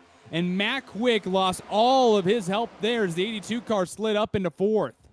Yeah, I mean, Kyler Wynn absolutely dumped him right there. And now York, he's going to ease up here and give Matt Quick the shove. Up front, Nagels, big-time shove up here as it's got about 5 or 6 cars, give or take, that have separated themselves up on the top side. Quick still leading down on the bottom.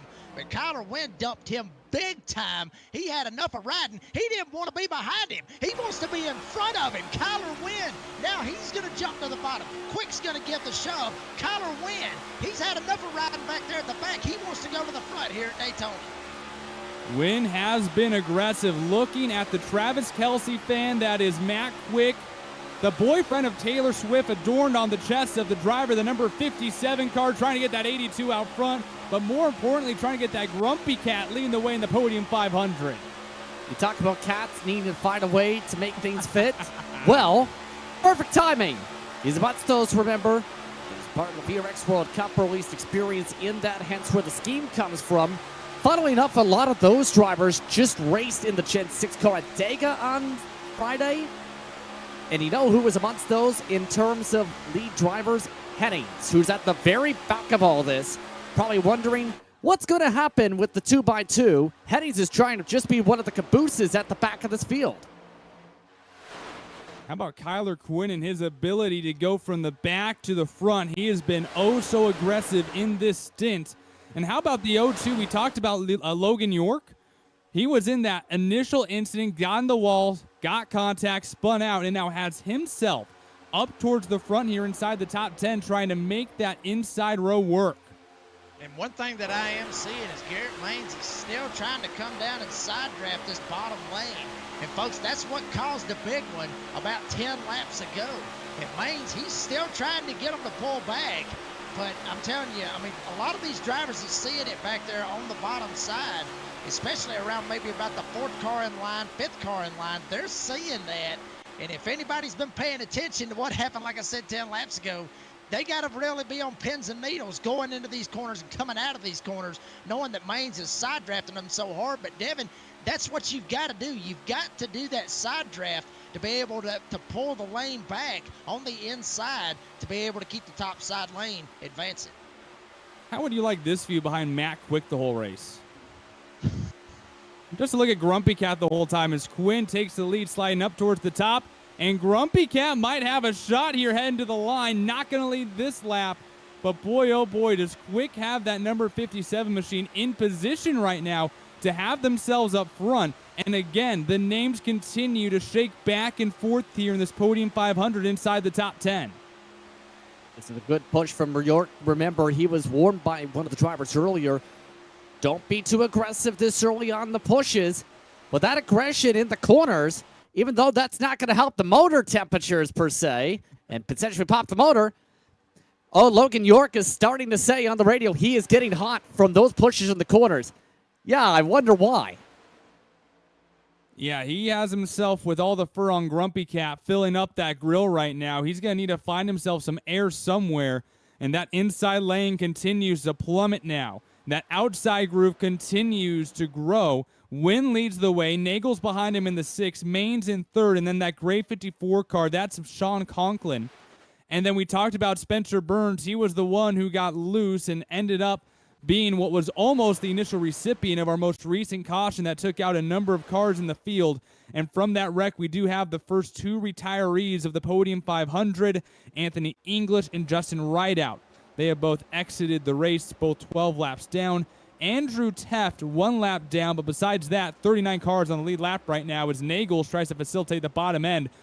And there's a look right there, the 5 car of Zach Novak. He's trying to make his way back forward through the field, try to get as much damage done as he could inside the pits. That number 5 machine trying to get its way back out front, or at least in some sort of position to have him somewhere to get forward here as we get towards the end of the race, right now in the 36th position.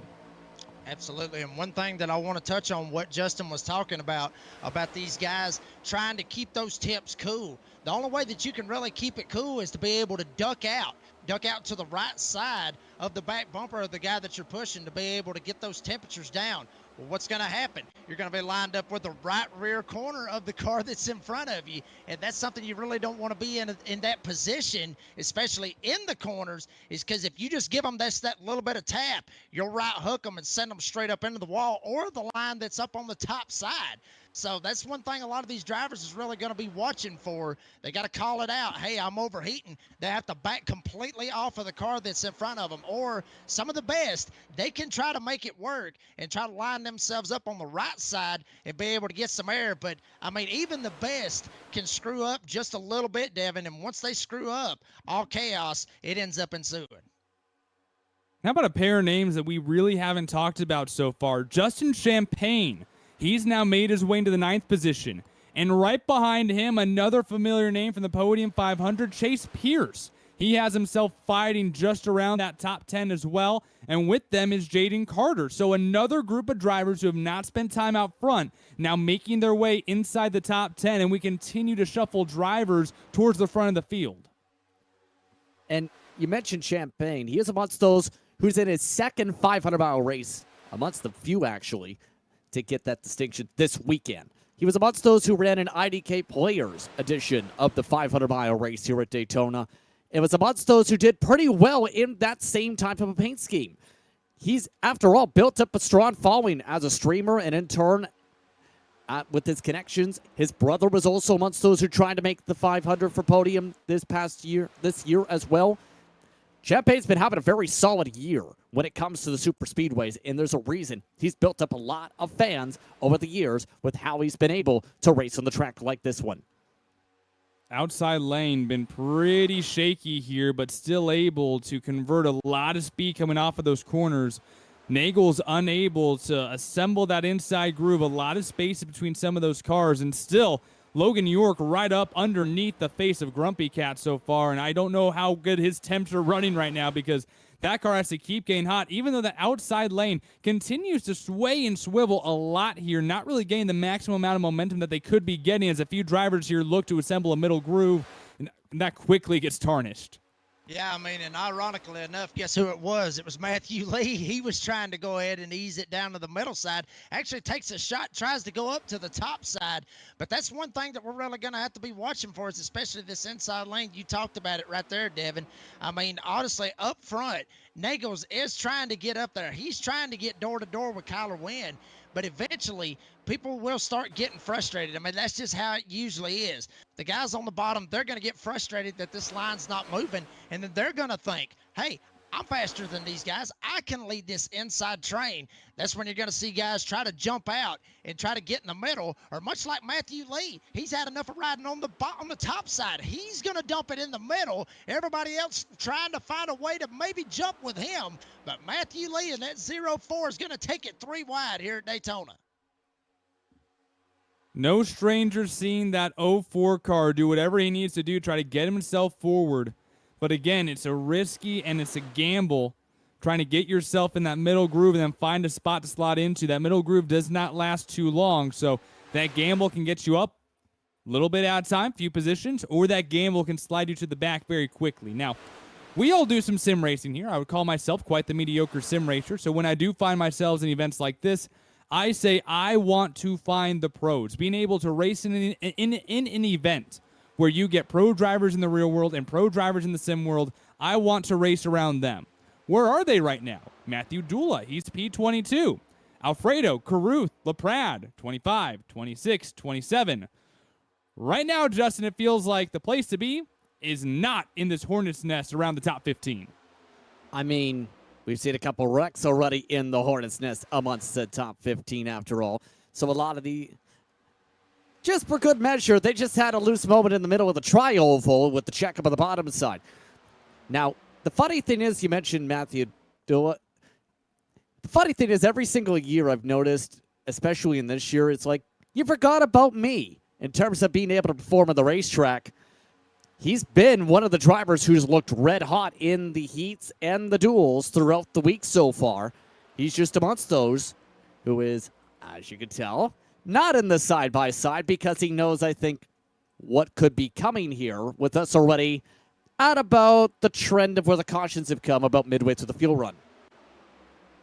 And one of the best in the business, Matt Buzo, one of the few pros right now who is actually inside that pack. The number 29 machine is in the 16th position.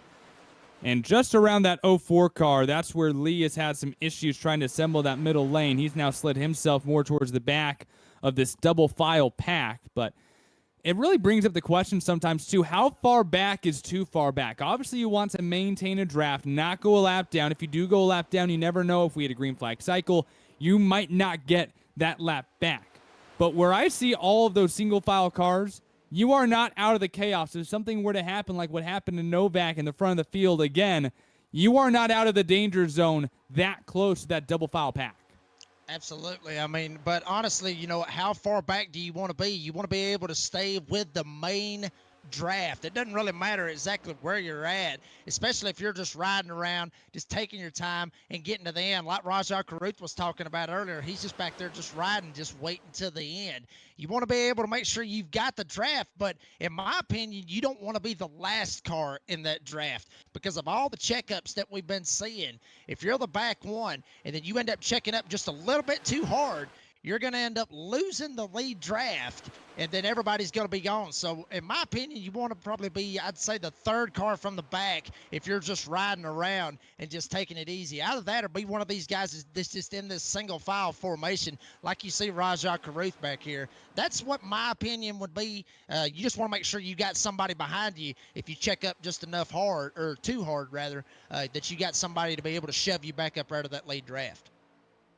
Rajah Caruth will be driving for Spire this year. Right there, he has what looks like a Zane Smith paint scheme for the Cup car for what's going to be, or excuse me, there we go. There's the HendrickCars.com. That's actually what I was going to mention. So Rajah Caruth with the Hendrick Cars sponsorship, they'll sponsor him for 10 races in the NASCAR Craftsman Truck Series this year.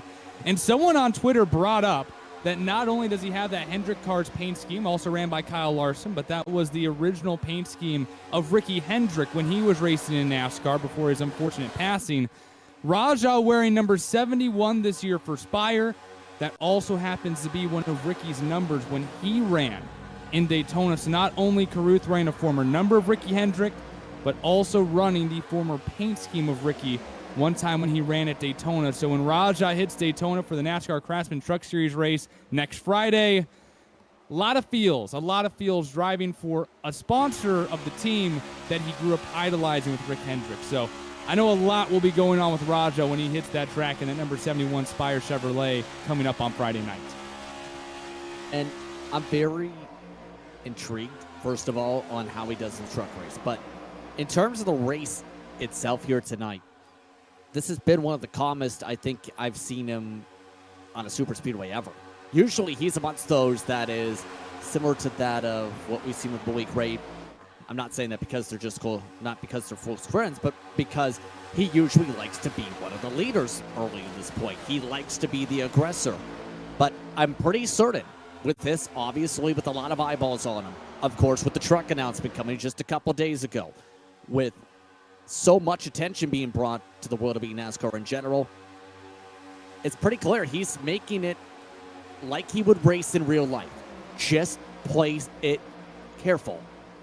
Prove, and then later on, when it's points paying time, or in this case, money time, make the charge. And if it works, it works.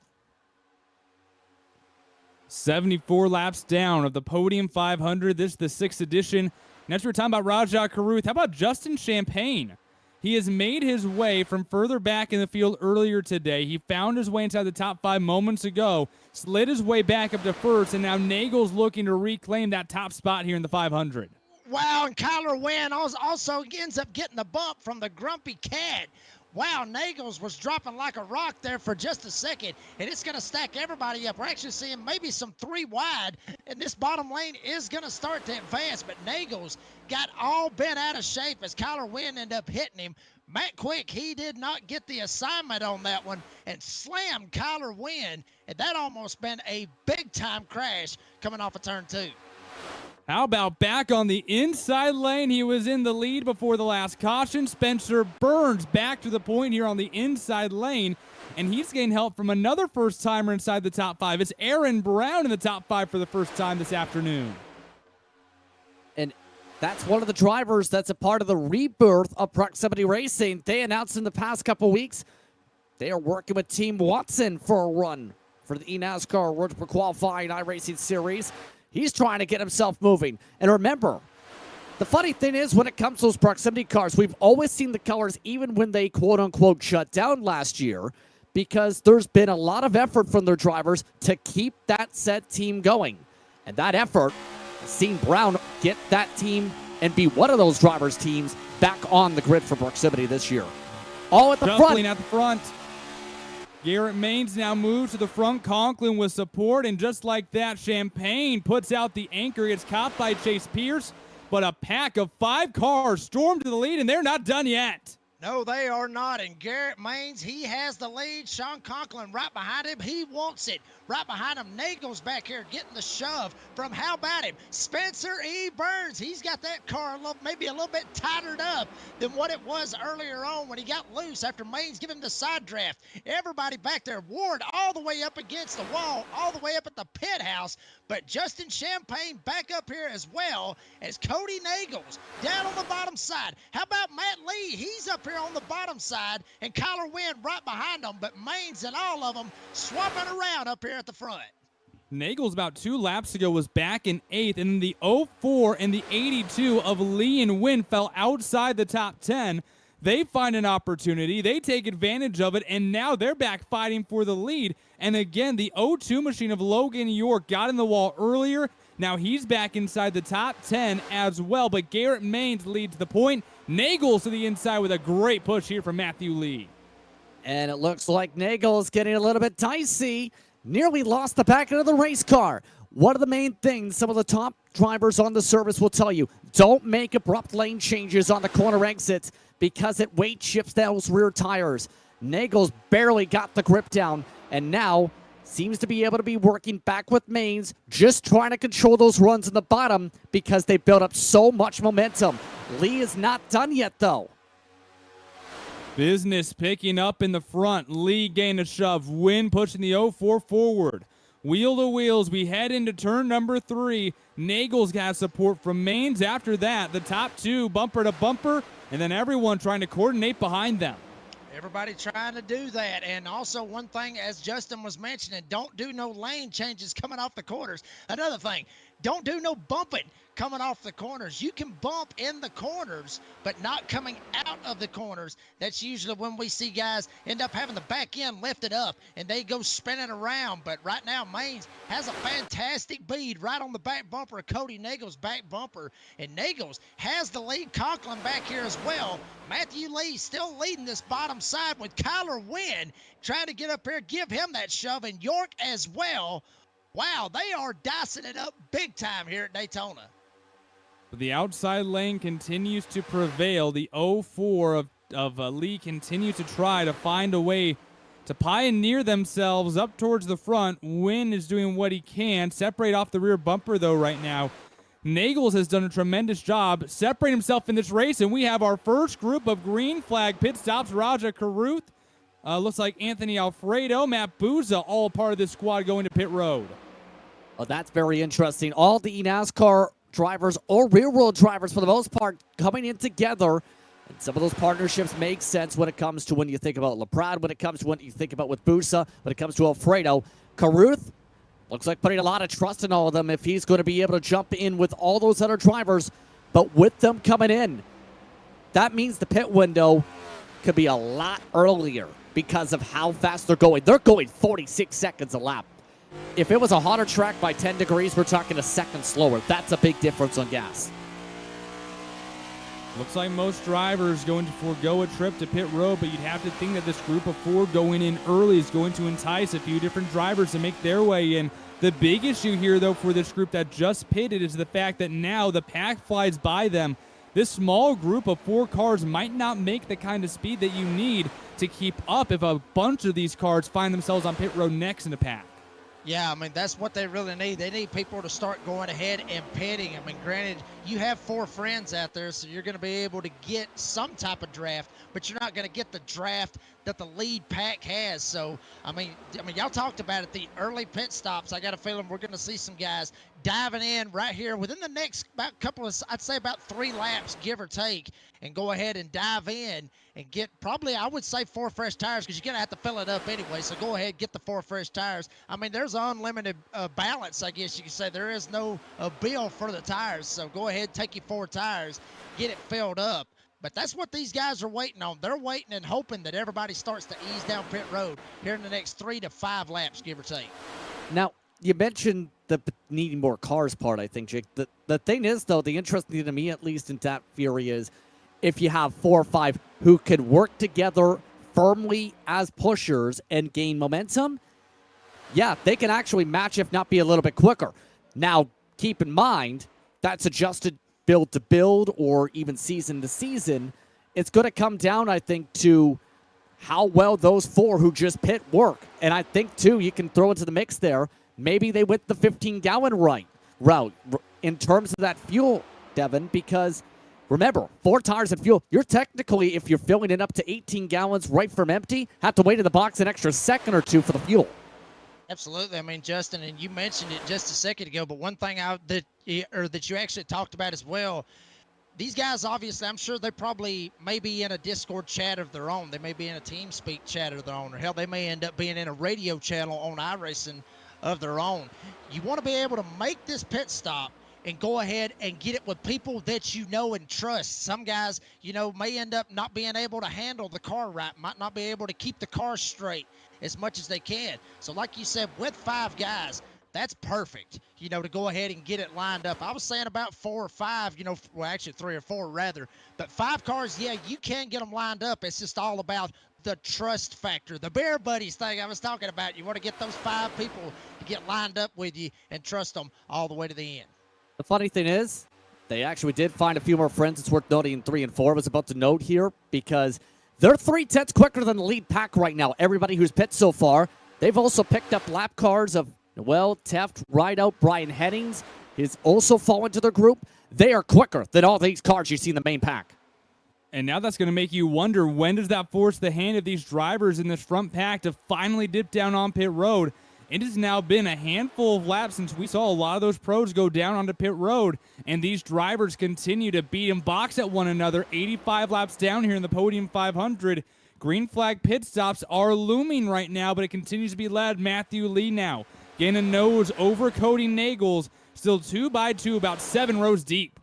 Kyler Wynn's going to try to give him the shove, but once again, coming off of the corner, Cody Nagels is going to get the run. Garrett Maines, he's going to get the run. Sean Conklin, he's going to get the run as well. Now Nagels, he has enough of it, dives down to the bottom.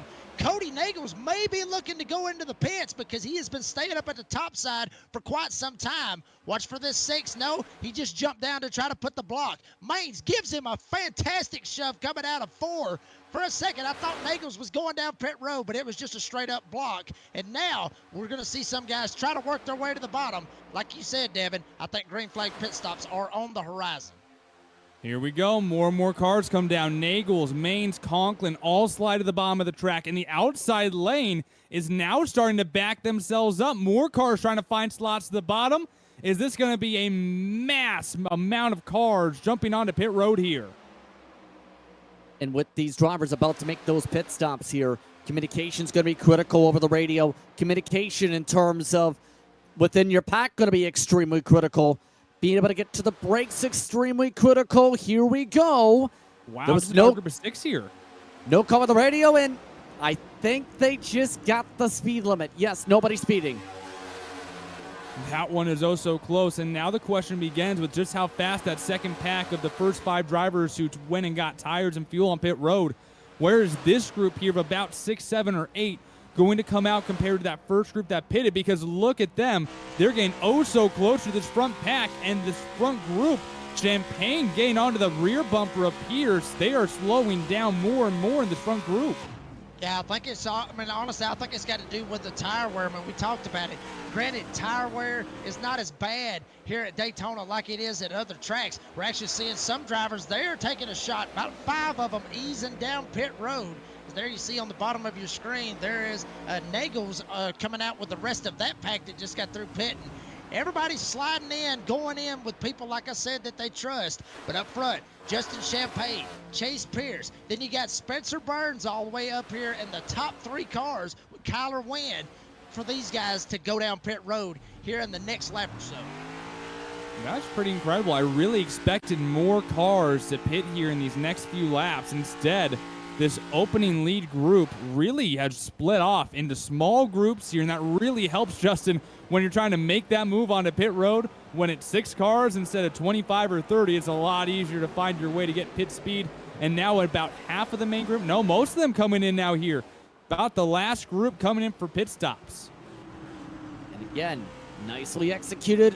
Nobody speeding. These are the best after all. Never mind. Looks like somebody, Kenny Reel, just had to put a little bit of an emergency brake on to be able to get to the speed limit. 2 drivers in no man's land after this. Jaden Carter all by his lonesome, and Chris Parkman, nobody's to be seen. If this race stays green, that is going to be a massive detriment, and maybe even what causes them to not have a chance at the end of this race for the Podium 500. Yeah, that is what you really don't want to be. Apparently, they did not have any buddies out there on the racetrack, because there you're going to see the main pack more or less fixing to swallow these guys up whole. Want to also mention some of the other drivers: Rajah Caruth, Matt Busa, Briar LaPrade back here in the back with Garrett Maines. All these guys basically just in a kind of a draft to try to ease up here. Looks like they are going to be the beneficiaries of being at the front. So what a move to go in early. It worked out and it paid off for them. All those guys that pitted the first time around, they got it right on the money. They're going to be out here at the front.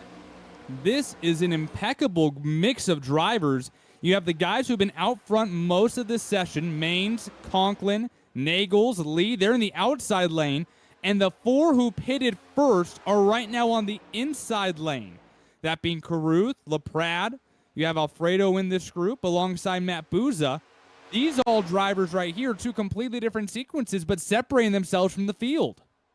And I'm not surprised that we're seeing those drivers up there. They're going with the shorter pit strategy, trying to take as much time as they need in the pit. Now, let's take a look at a replay, though, because you see the 07 at the bottom window. Well, he just had a good pit stop and then not a good exit. You know why? 3 wide. Burns, he didn't want to let him go. Just says, you know what? I've got to go. Man, that is so tough, and 3 wide on pit exit is not an easy way to go there, but definitely gained the worst end of that, and that's a frustrating moment for you. You do absolutely nothing wrong. You're slow. You're on pit road, and still gets turned around. Yeah, I mean, there you saw also Kyler Wynn. Actually, for the one time, I'm sure, in Kyler Wynn's career here on iRacing, netcode worked out in his favor, because he went literally straight through Jack Mace. That usually would end up causing some type of damage, but Kyler Wynn, like I said, gets the luck of the draw, I guess you could say, because of the netcode. He ends up going straight through it, and now Kyler Wynn sitting up here, I believe, in the 10th spot right now, give or take. He's actually getting bypassed by some other drivers as well, but Kyler Wynn able to get through that. Netcode worked out for him that time. Now, these green flag pit stops have changed absolutely everything about the complexion of this race. We have an 8-car group leading the field with Garrett Main, Sean Conklin, Cody Nagels, Matthew Lee, Matt Buza, Rajah Caruth, Briar LaPrade, and Anthony Alfredo.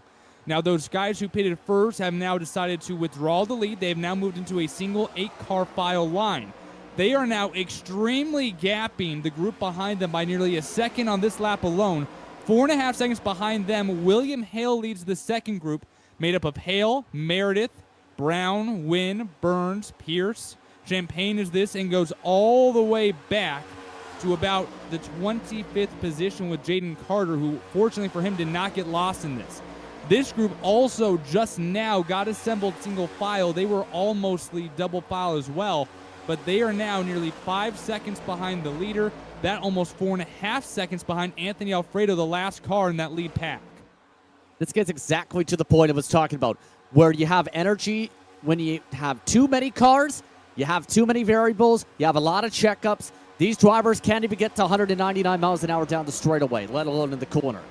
You have less cars, more focused energy, more focused communication, and better yet, less cars to have to deal with in terms of a lot of this, including side drafting each other being a major factor. You open up a lot more chances to be able to run away and build up more energy and speed.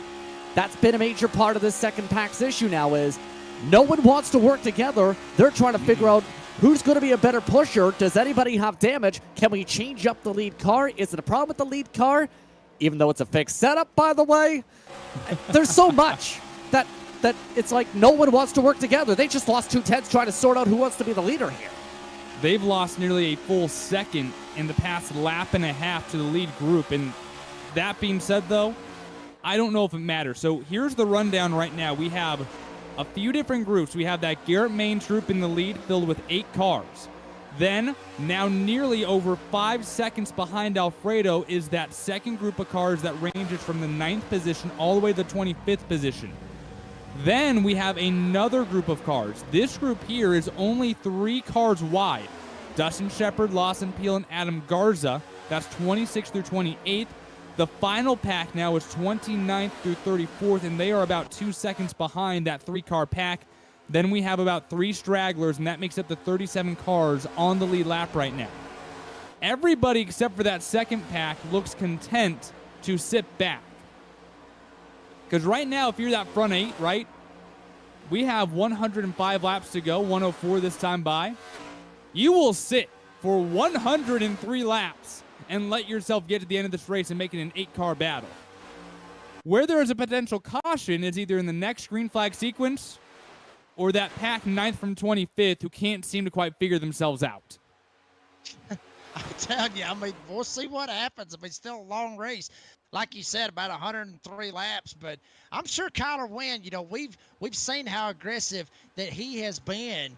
I got a feeling, you know, Spencer Burns as well, both of those drivers been very, very aggressive, and they are being very aggressive with these shoves. So I'm not sure that they're just back there just riding for about 103 laps. I think they're trying. They want to get up here and take the lead of this. And also something that y'all was talking about as far as like saying that it's a fixed setup. There's certain drivers that can lead a train, and there's certain drivers that can't lead a train. It doesn't really matter because I've actually drove in fixed races and setup races as well. It's all about who can hold the wheel straight, who can hold it down in the best spot. There is a line here at Daytona to be able to try to drift a little bit off of the yellow line. Some drivers may want to try to keep it right down on that double yellow line to try to see if they can get as fast as they can to try to get around. So, you know, there is a little bit of a line that there is here at Daytona to try to run the fastest line possible. So there's certain drivers, like I was saying, you know, they probably talk to one another, try to go ahead and get the fastest car that they think can lead that line.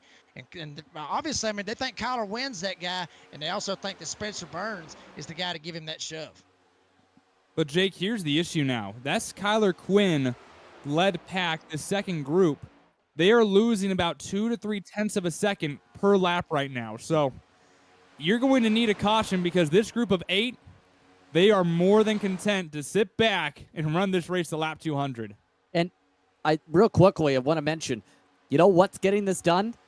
Look at Shane Conkley. Watch the corner. He pushes down the whole straightaway.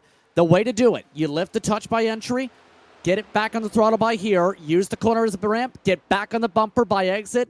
You have the most efficient bump draft possible. They're not doing that in the second pack. That's the difference at the halfway point, Devin. That's the difference between a handful of the pros and a handful of the guys just trying to make it work, and this group up front continues to grow as lap cars begin to slide on in. This time by, it will be 100 down, 100 to go in the sixth running, the Podium 500. The winner with $1,000. Green flag pit stops are done. We are now settled out. Halfway through the Podium 500, you're watching live coverage on Podium Esports.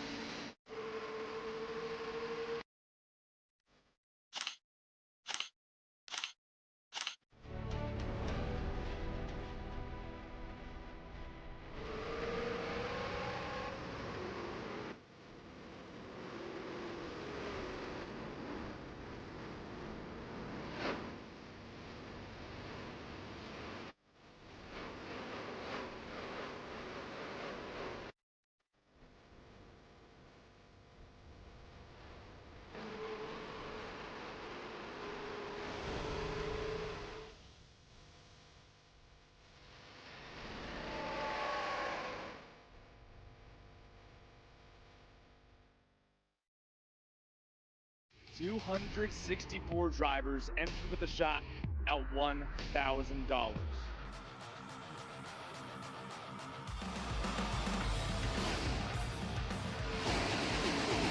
Driver sideways, that is Daniel Holloway at the exit of turn 4.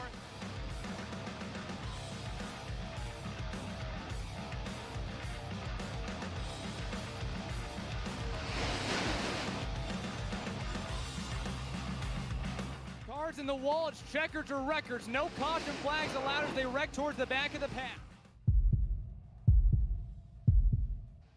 Mr. McQueen, Casey Kerwin to the line. He wins the Podium 500.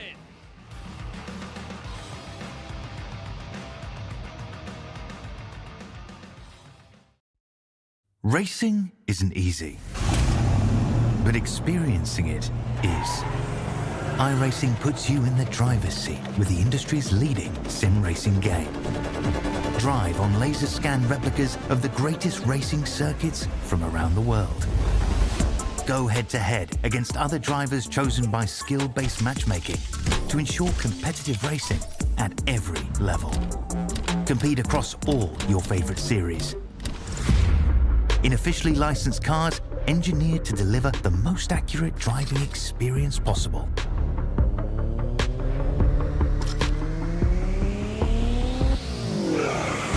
Join a race or host your own with players from across the globe.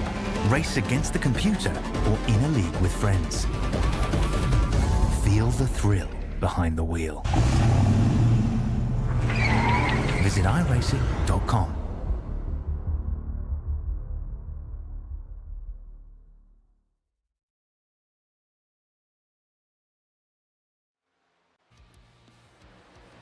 Welcome back to Podium Esports live coverage of the Podium 500. You didn't miss a thing on the Podium Esports DS-style double-sided window. Glad to have you here on Podium Esports, coming this time by 96 laps to go, and a lot more going on here in the world of Podium Esports. The Goat Locker Racing League coming up next Saturday as they will take the Truck Series to Watkins Glen. That'll be next Saturday. Along with them will also be the Misfit Touring Series as they take the late model stock cars to Nashville Fairgrounds. Back on the dirt we go.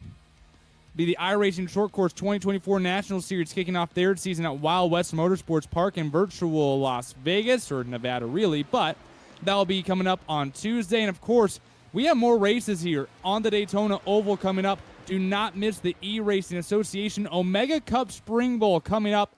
Of course, that Jesse Wuji group will be racing on Wednesday night, 10:30 Eastern on February 21st, as we give out another big payday here on the Daytona Oval, and still more racing at Daytona still to go as the Sunoco Cup Series returns for their season. This same combo, the next-gen cars at Daytona, coming up on Sunday night, February 25th at 8 p.m. Eastern Time. So we've had a slew of green flag pit stops. We have separated the field, and this front group continues to triumph over that double wide group behind them. The gap is now 7 seconds. But between the back of this group and the front of the next group, Justin, I don't think we're going green for 95 laps or anything, but what are you learning from what we've seen here through the first half of this race? Teamwork makes the dream work. I know it's a common phrase, but that seems to be the major case up here. Conklin's very much in sync with Garrett Maines. They have a technical alliance, mind you, with Maines, a part of said alliance that's Conklin's a part of, and that I think is a huge part of how it's working so much together. They're very much likely in the same grouping, working together in the same channels. Nagels, in turn, is a part of those that you can also throw into the mix a little bit here because of the various different groupings and the fact that Garrett races in a ton of different series. It's been the type of race so far where friendship is paramount. Experience has been critical to be good in the draft. And we're already seeing that now that we've had the pack splinter from a pack of 25 to 30 to a pack of just 7 or 8. And Jake, same question to you. What have you learned so far here through the first 106 laps? It's like I was saying earlier. I mean, you know, and I'll bounce off of Justin on this one. I mean, you know, your bear buddies. Find your buddies out there. Be able to find some people that you can trust. Got some guys up there, like he was talking about, Conklin, Maines, Nagels, Matthew Lee. He's been one of the more aggressive guys out there here in this race. I'm sure he's up there learning a lot with some of the pros up there, like Bosa, like, you know, Carew and LaPrade and Alfredo, all these guys up here. So he's learning a lot of stuff up there. Like I said, he's probably up there making some friends as well. So that's what we're learning so far. But honestly, Devin, this can change in an instant. Just one car gets sideways. We've only had really one caution in this race, but one car gets sideways, this can be jumbled back up in a hurry, and then we can get right back to the pack racing and possibly have another big one, which hopefully does not happen. But, I mean, that's what I've learned so far is having your buddies out there on the track. The buddies so far, you have this group of pros here in the back half of the first group. Buza, Caruth, LaPrade, Alfredo. And then, of course, you have the front group. These guys have been up front for the majority of the second part of this race so far. Maines, Conklin, Nagels, and Lee.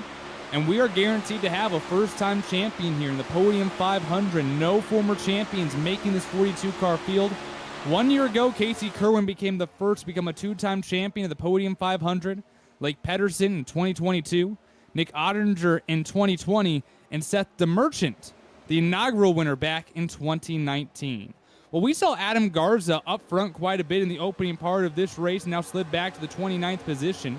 We have 2 cars in the field. They weren't necessarily supposed to make the field, but both Rachel and Ryan Bauer offered sponsorships for this race, Podium Esports sponsorships. And now that 08 and the 07 have found themselves in the field once again. These 2 cars were chosen through a series of events that they had to do. So they had to submit a selfie video to Podium telling them why Podium should sponsor their entry and allow them into the race. That was just for the heat race and qualifying.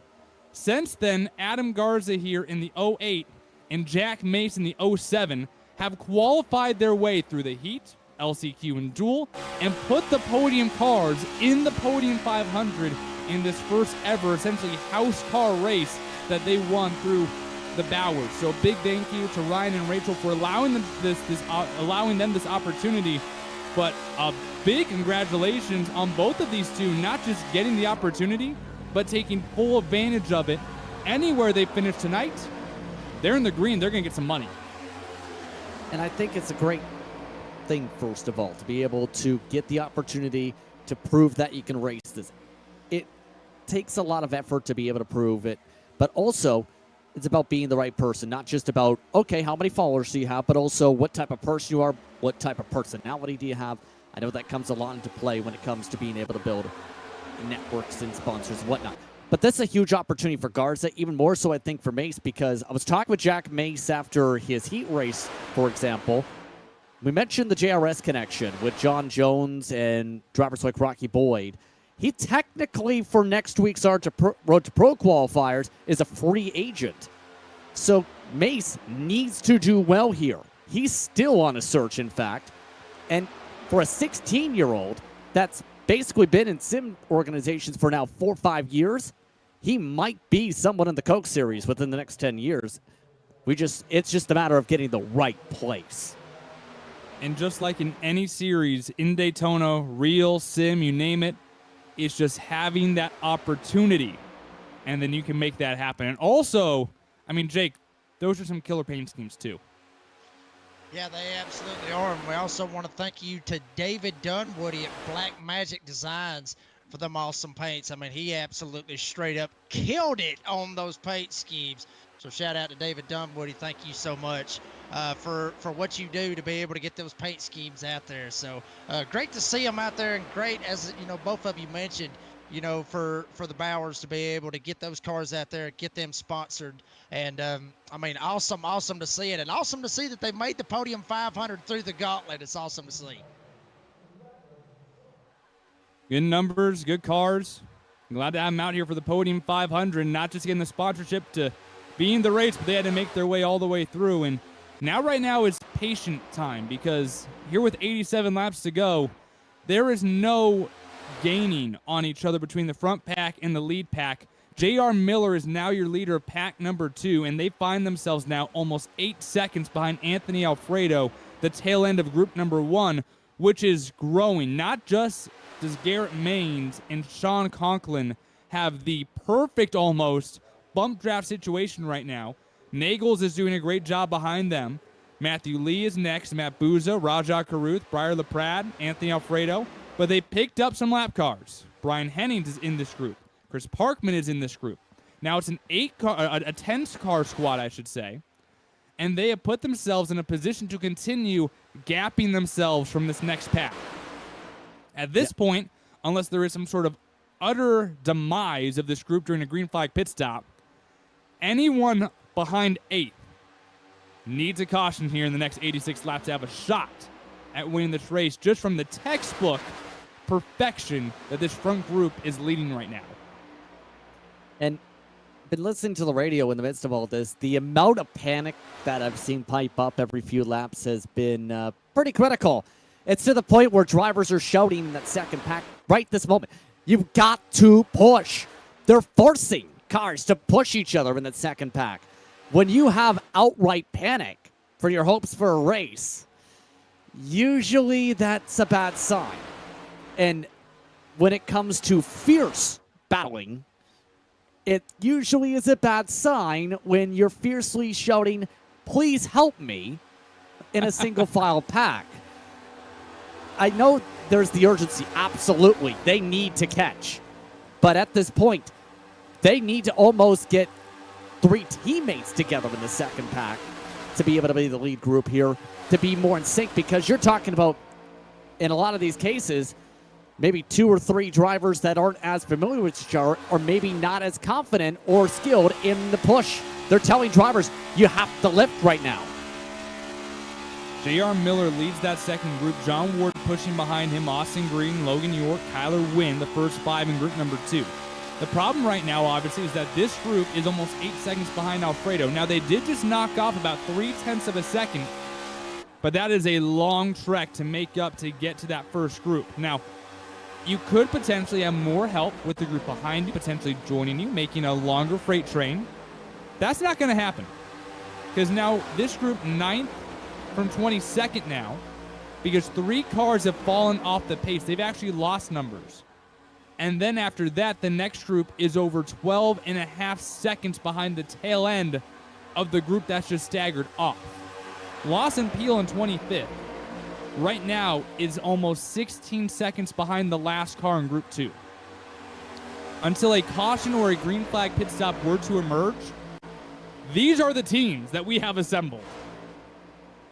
I'm telling you, I mean, honestly, Devin, right now, I don't think they're going to end up needing them, because they knocked off another 3/10 right there. So J.R. Miller, John Ward, and Austin Green, those might be the 3 drivers that's going to be able to take the second pack up there to that first pack. Like I said, they knocked off 3/10 just a second ago. It's kind of stabled out right now, but from what we saw right there for 2 straight laps, they ended up knocking off about 7/10, give or take around maybe even a second. As there you see, it's just starting to dwindle down. Still got a long ways to go, but I think they may have found the guys up at the front that they need to try to lead this second pack.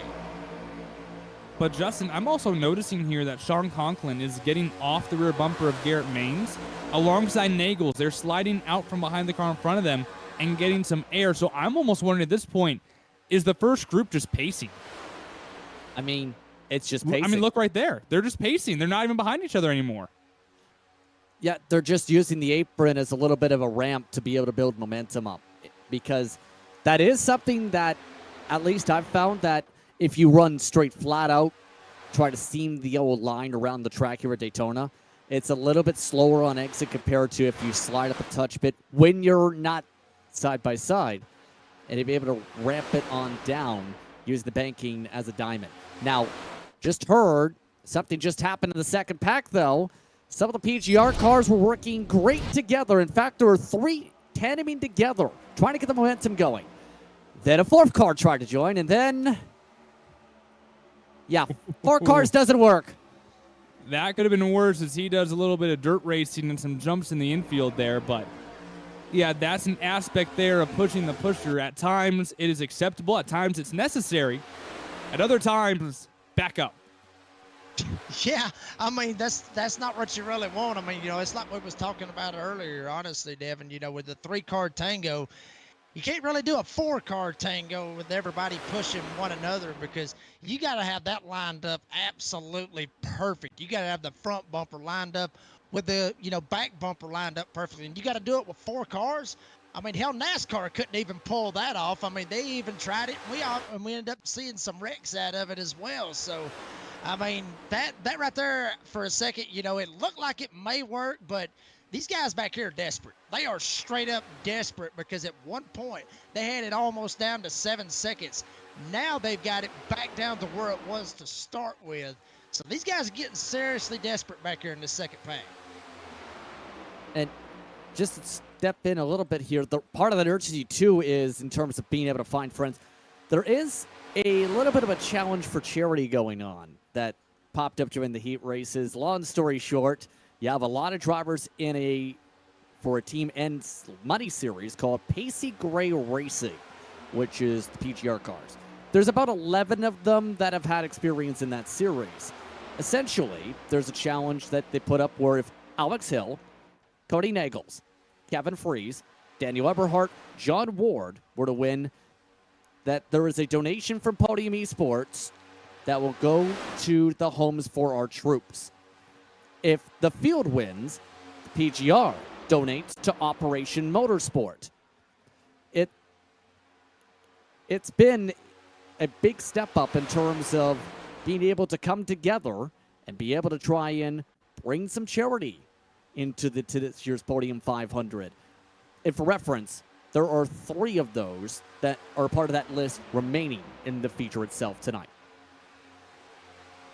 So a lot of fun both on and off the track. And then I'm also sure that, you never know how bets go, right? So with 77 laps to go this time by, this lead pack will now once again extinguish one another, and the pros are going back down onto pit road. First pit stops of a green flag cycle, but last time we saw everyone else pit long after this 4-car group. Yeah, I mean, this is when it's going to get interesting, because actually there may be other drivers that have a different mindset to try to jump down and go ahead and take that pit stop. I mean, it got straight up spread out. Maines, Conklin, Cody Nagels, and also Matthew Lee. Those guys did not go down with the other drivers that was actually in line. So now they've got a 4-car freight train up here at the front. We'll see when Maines and all the other drivers go. But Caruth, looks like from Bosa, I believe that is LaPrade, and the rest of these drivers, Alfredo, all those guys going into pits right here for service. Not a flawless job getting that pack back together, but the 4 cars slide back in, and they will once again go back on their track. Obviously, the early pitting for them worked last time. This time around, they might have pitted even sooner than usual, so this might even spread out the group even further. We're still green coming to 75 laps to go, but Justin, do you like this group of 4 here, Maines, Conklin, Nagels, and Lee, not now shifting into the other 4 driver strategy as well? Or was that something that maybe they should try to communicate with and keep that 8-car group together? I'm pretty certain that the reason they didn't fall through is they have a game plan that's a bit of a different situation compared to those who just ducked down. The situation for the others pretty much is made clear. Based on the fact we're seeing this now break out more so towards 45 to 50, it seems, in terms of the run. Those cars already took the short stop. I think that's the pretty simple one. These cars will take the short stop at the end. They've made their bed by the fact they didn't pit at the same time as the others on the first pit stop window. You pit now, you're basically changing midstream on your strategy, and that usually doesn't work out well. And some of the lap cars that tagged onto the rear of that first group have now dissipated as well, so they're sliding backwards, and they will probably not be a part of whatever group comes next, because the interesting aspect of what happened on that last green flag cycle was there was about a 30-car group. These four were the only four out of that group that were able to actually maintain speed together off of pit road, and they combined with those 4 pros who pitted early off sequence with the rest of the crew. Now, everyone who went in for green flag pit stops last time, it was about groups between 4 and 8 cars every single lap would go together. There wasn't a mass exodus of cars entering pit road together. They all did it separately. Do we continue to see that here? And my most interesting piece of this is if it separated 4 cars from the rest of the pack last time, what will it do this time around? Well, I mean, to honestly answer your question right there, Devin, I think we're going to see it because here we go. We actually got the front 4 guys, Maines, Conklin, Nagels, and also Lee as well, or Nagels, excuse me. So all these guys, they're going to ease in. I expect to see this from now all the way up to the checkered flag if we do not end up having a caution, because this right here is perfect because you don't want to go in there with a whole lot of people. You don't want to go in there with some 20 cars because there's so much that can go wrong with 20 cars going into pits and trying to get it wound down to 60 miles an hour. I mean, you know, it's not too bad going in there with 4 cars. I'm telling you, when you go in there with 20 cars, all hell ends up breaking loose. And then somebody gets tagged from the back end, somebody hits the brakes too hard, something happens. They may try to find a lane to try to go around, or something will happen with 20 cars. It's much better with 4 than it is 20. So you have the top pack. Those are the group who pitted earlier. The bottom group is who just pitted. These 8 cars were in a group together. Past the blue cone. This front group is now on and almost up to speed. They're at 190 miles per hour. And it looks like these 2 groups of 4 are going to stay separated. The group who pitted later is the lead group. And it is going to be maybe about a second between this group right here. Yeah, I still think that they're going to have a decent chance to close this up, though, because all it takes is one hard shove. And in turn, this can close the gap between Carruth's bumper to that of Conklin's bumper. Just going to take a lot of effort here from that second line, essentially, to close that lead pack back up. Main pack is coming in. Here comes the group of cars from the main group, and it's going to be a massive amount, and we're wrecking onto pit road. No caution. They're on the pit road. That was J.R. Miller right there, more or less was leading the pack going into the pits. J.R. Miller gets tagged by, I believe it was Spencer Burns. That was Ward. Ward ends up taking a hard left turn straight into J.R. Miller, but he had to get in his pit box. That's where it was. Maybe just a little bit of off on the awareness of where his pit box was. But calamity right there for the second pack. That's something they really didn't want going into the pits. And as if the outlook for that second group wasn't grim enough, now they're going to lose a handful of cars, and they're going to be sliding towards the back, and they have lost a ton of momentum to the front 8 cars. Carruth, though, right now, trying to lead this pack to the group in front of them. He's only gained about a 1/10 of a second in the past 2 laps. And absolute chaos on the pit lane. And that's critical in terms of you have to communicate at that point. I have a pit box coming up early. Get to the left. More stops and a lot of smoke already on that pit entry, as everyone else, I think, made it clean in that last wave of drivers. This could have gone a lot more better if you just communicated. Hey, Justin, that's asking a lot for a lot of people, okay? Okay? Yeah. This top 8 right now, though, they have gapped this second group. It is now almost a 10-second gap between 8th place Briar LaPrade, the last car in the first 8 group. Kyler Quinn now 10.5 seconds behind the leader of group number 2. So another green flag sequence and another massive loss for those not in the top 8. Yeah, that's something they really didn't want right there, is to just keep losing. That's something you don't want. I mean, you're in the position to try to gain, especially now at this point, because we're getting down to the nitty gritty, honestly, Devin. And we're actually going to see right here on the replay. This is basically where it all started right here with the replay of everybody going in the pits. There you see Miller, or everybody just basically going through the gears, going through all 5 gears, probably even going down to second. Ward, he tries to get in his pit, but bam, J.R. Miller is there. Ward just basically says, screw you, I'm going into the pits regardless. I mean, he doesn't want to drive through the pits. He's got to be able to make it in there. Ward ends up going in. Unfortunate for J.R. Miller, and that's going to end up causing a little bit of damage as well because, I mean, he didn't just hit him. He slammed him. He door banged him straight into the pit wall. As this race continues to go, it feels like this first 8 group is perfection, textbook, doing everything right. And as you alluded to earlier, Justin, chaos, intensity, confusion for group number 2. They are now 13 seconds behind LaPrade, 14 and a half seconds behind your current leader, Matthew Lee. Now, there was a second group who went, and there was more issues, and so we'll take another look back on this last group who went down on green flag pit stops. Here's William Hale on board. And one of the things you can do in first gear, if you hit the gas too quickly, this was a thing that happened when everybody got their hand on the next gen car. First thing they did coming out of pit lane, match the gas like first gear with the Gen 6 car, loop it, and that cost William Hale the draft. He's got no help, Jake. Yeah, I'll say this. I mean, you know, you mentioned it right there, first gear. A lot of drivers would probably just go ahead and put it in second gear because, folks, remember, these cars have 5 gears in it. It is a sequential gearbox in these cars. So most of the time, you know, if I'm in that particular situation, I'm not in first gear. I put it in second gear. That way it's a lot less RPMs when you get on the gas because these guys are trying to send it. They're trying to get out as fast as they possibly can coming out of the pits. I would have it in second gear at that point. Granted, is there a possibility that you may lose the draft? Yes, there is. But if you got it in first gear and you mat the gas and you spin it out, you're going to lose the draft anyway. And just like that, Raja Karuth has led the second group to the promised land. The top 8 are once again cycled into a group. Matthew Lee leads the way with 66 laps to go in the Podium 500, followed by Maines, Nagel, Conklin, Karuth, Busa, Alfredo, and LaPrade.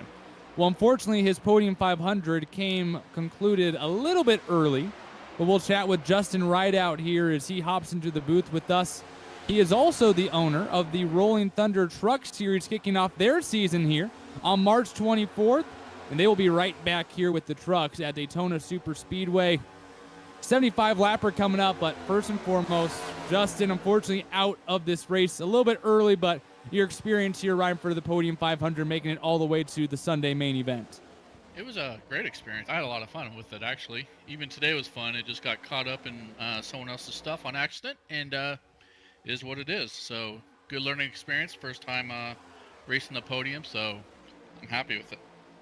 Well, I hope you get used to racing on Podium because the Rolling Thunder Truck Series coming up here for Season 2 as you guys visit Daytona on March 24th. But obviously excited to have you guys right here on Podium Esports. But what should we expect from this group and this league? Join us here on Podium Esports in the coming weeks.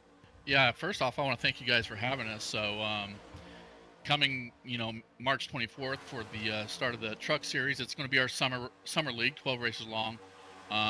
Hopefully it's like Season 1 where it's nice, clean green flag runs the majority of the time, not a whole lot of yellows. So a lot of good racing, got a lot of good respect on the track, and should make for some pretty exciting racing with the trucks. So trucks seem a little bit more popular, a little easier to drive than the Gen 4s. So I'm waiting to see what kind of show it's going to put on for us. In a variety of tracks, you have the short tracks, the Martinsville and Bristol. You have the intermediates on there, the 2-mile tracks in Michigan and California. So a little bit of everything in this series. But what's the goal overall with this series, both with the drivers and what you guys are trying to showcase?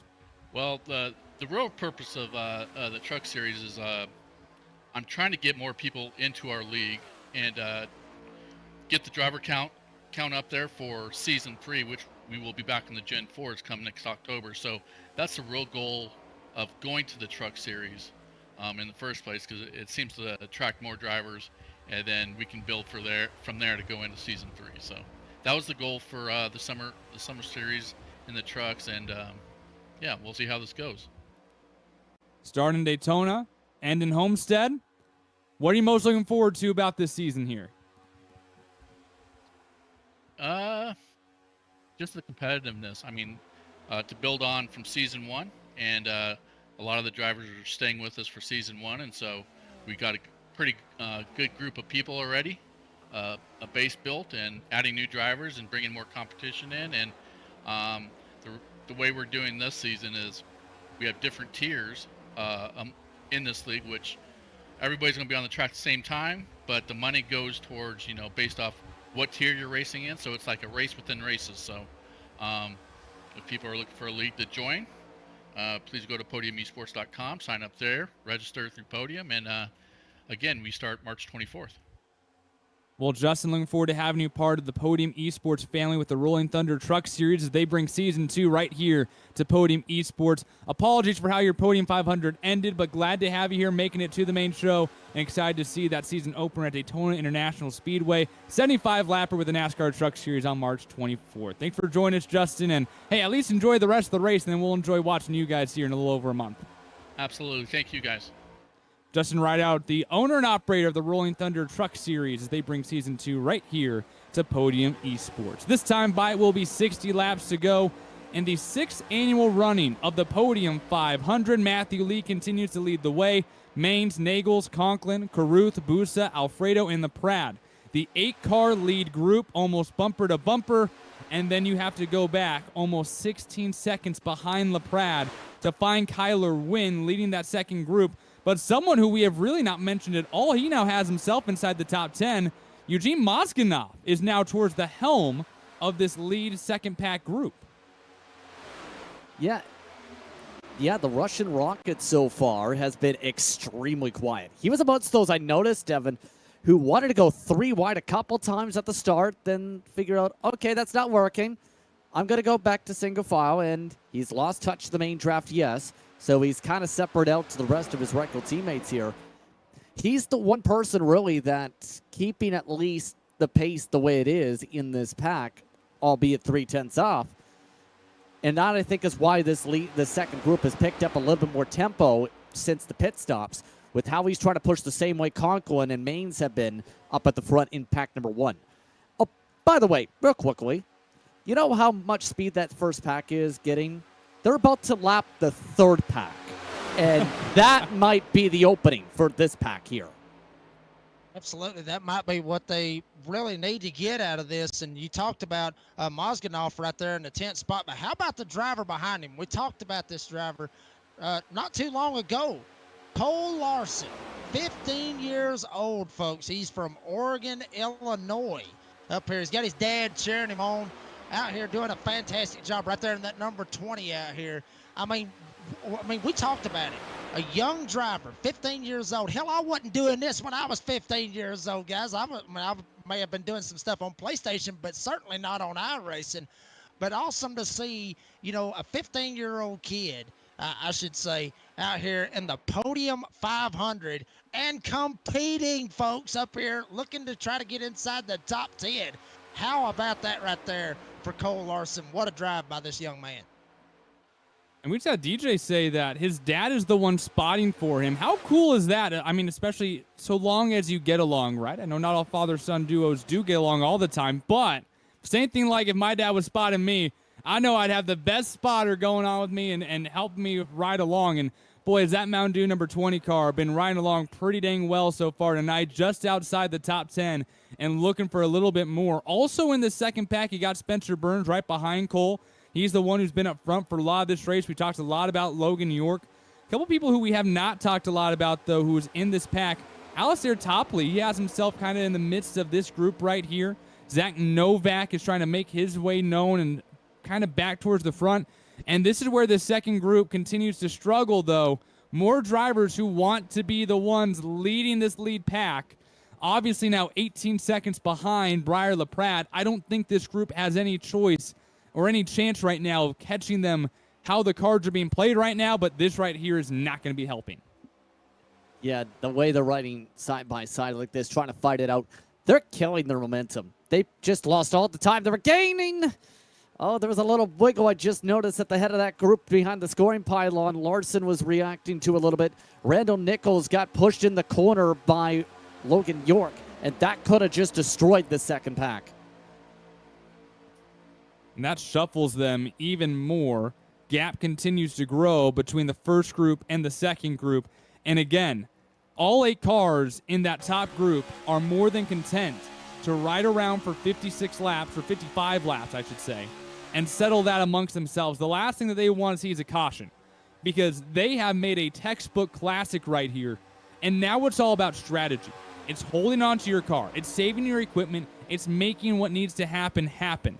But now comes what I think the entire group was dreading, Justin. Soon enough, they're going to catch this backpack. Yeah, exactly, and that's something I've just noticed here is they are in the draft. It's worth noting the leaders. If we can head towards the 04 and company, they're drafting quickly off the back of Chris Parkman, the 35th place car.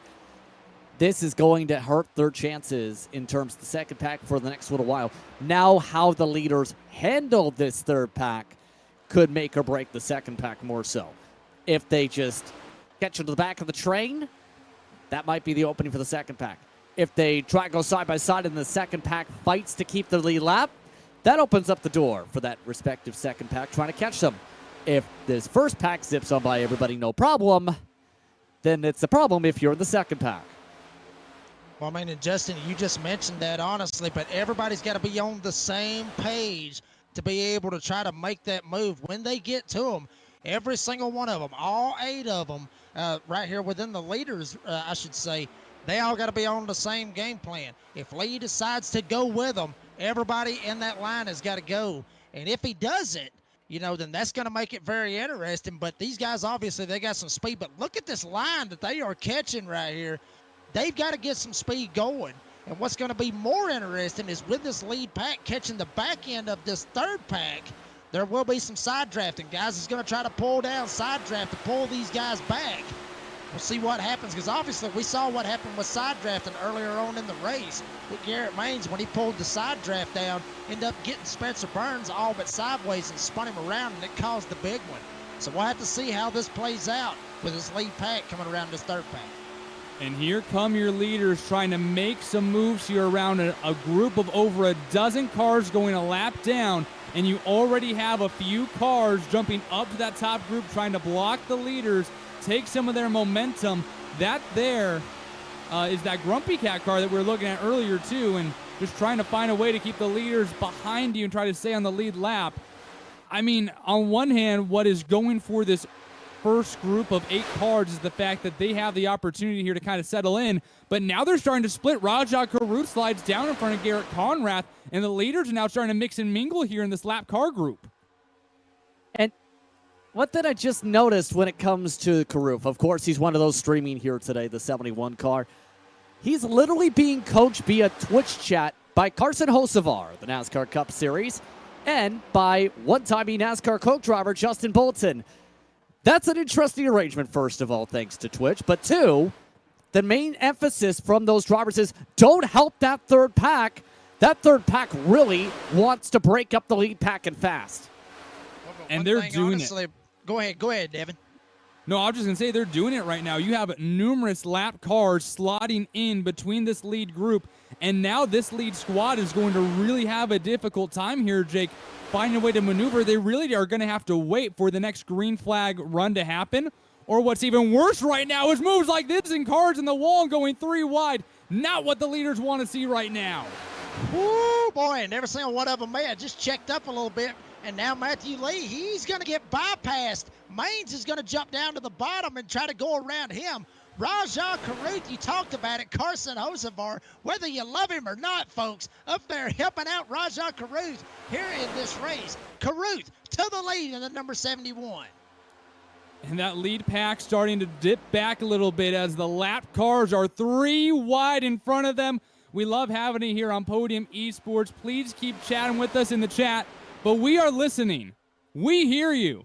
And with 50 laps to go in the 6th annual running of the Podium 500, it's time to crank it up and listen to the sounds of fighting for $1,000 as it's getting sketchy for this group of front pack cars.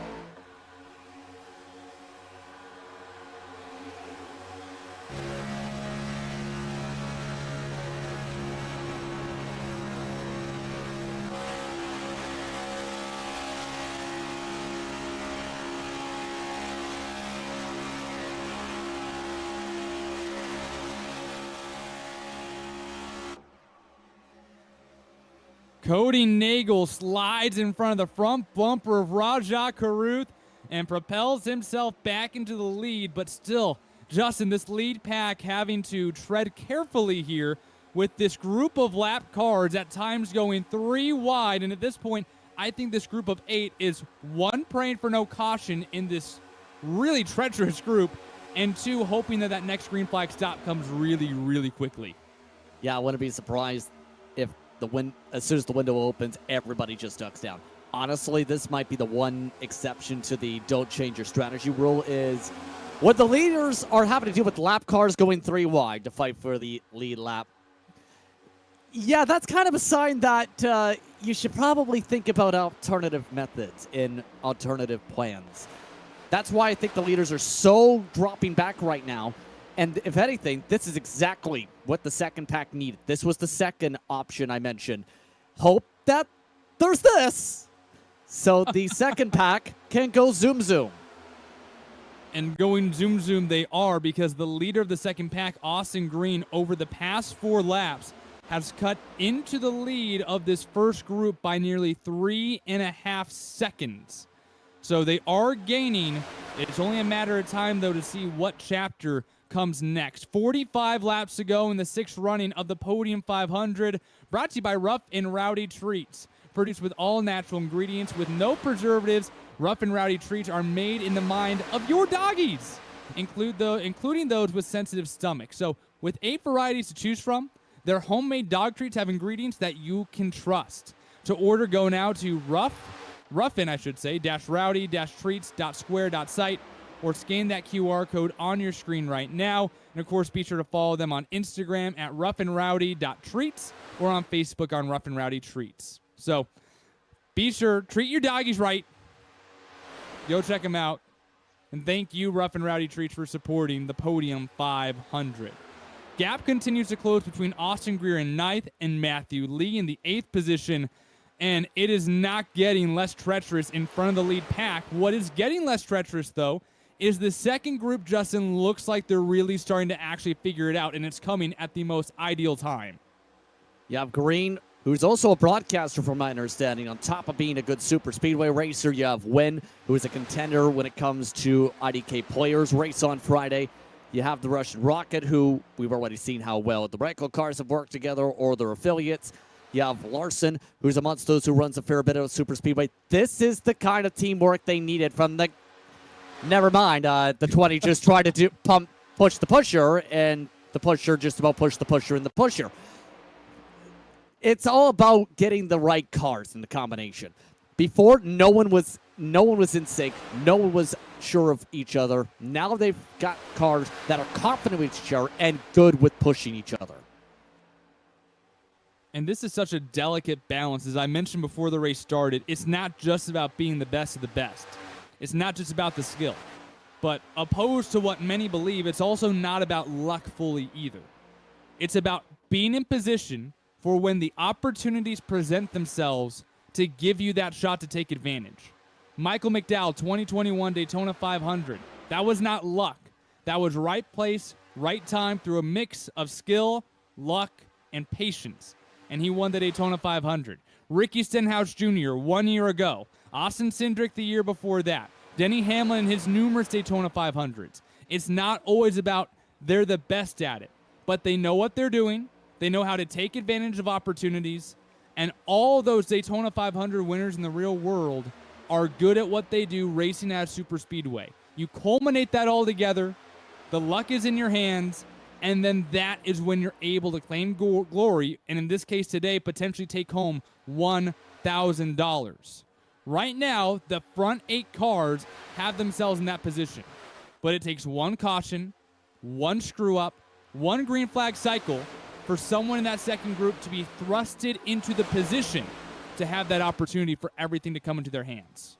Yeah, that's exactly what they need, and I'm telling you, it is actually working out big time for Austin Green, Kyler Wynn. They are closing in a hurry, and folks, the reason why they're closing in a hurry, they got it on the floor.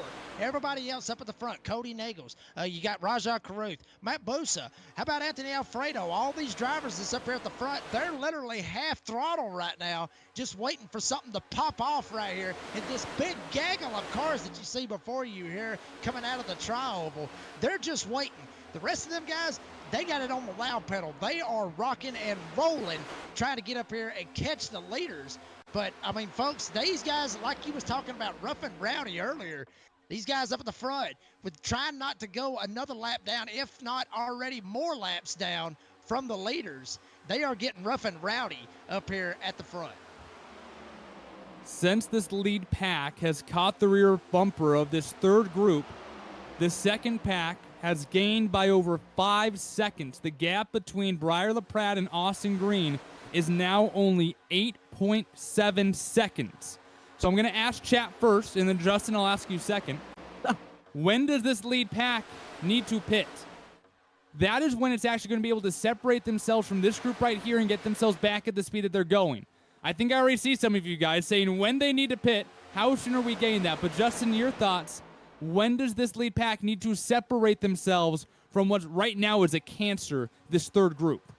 I see what you did there, because the reason we're focusing on the 71 is we mentioned the Twitch story and the fact that you have drivers trying to teach them, or rather instruct strategy. The interesting thing I've seen is you've had 4 different crew members or drivers basically say, play telephone, get on the radio, bring them in. And it looks like that's what they finally did. It looks like Garrison Hogan has managed to somehow get Roger a phone and somehow get Justin Bolton into his ear, with Carson Hocevar and Vicente Salas doing the same thing. That's very stressful, I'll be honest, to have that many people screaming, can I get in your box, so to tell you you should be in the box. Box, box, box, box. It's the 4 pros who have been absolutely textbook perfect tonight. Caruth screams off pit road in his HendrickCars.com number 71. Alfredo in front of him, LaPrade behind him. This group of 4 pros have been the class of the field here in this latter portion of the race. Now, over these past 2 green flag cycles, the other group has waited numerous laps to go onto pit road. That is not the case. The second group of 4 now on pit road, and there's a couple others along with them. Yeah, there's a couple of them that was actually fixing to go a lap down to the leaders. They're going to dive in. Matthew Lee being the leader of every single one of them, he eased it down to the pit lane.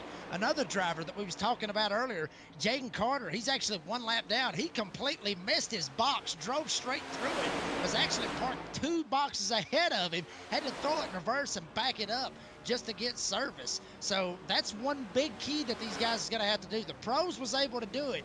These other guys, they're going to have to do it. Drive in, don't speed, don't slide through your box, because obviously this is the last pit stop of the day, and you've got to be able to make it work. You got to be able to not slide through your box, speed, and you got to not spin it out like we saw William Hale earlier, spin it out coming off the end of pit road.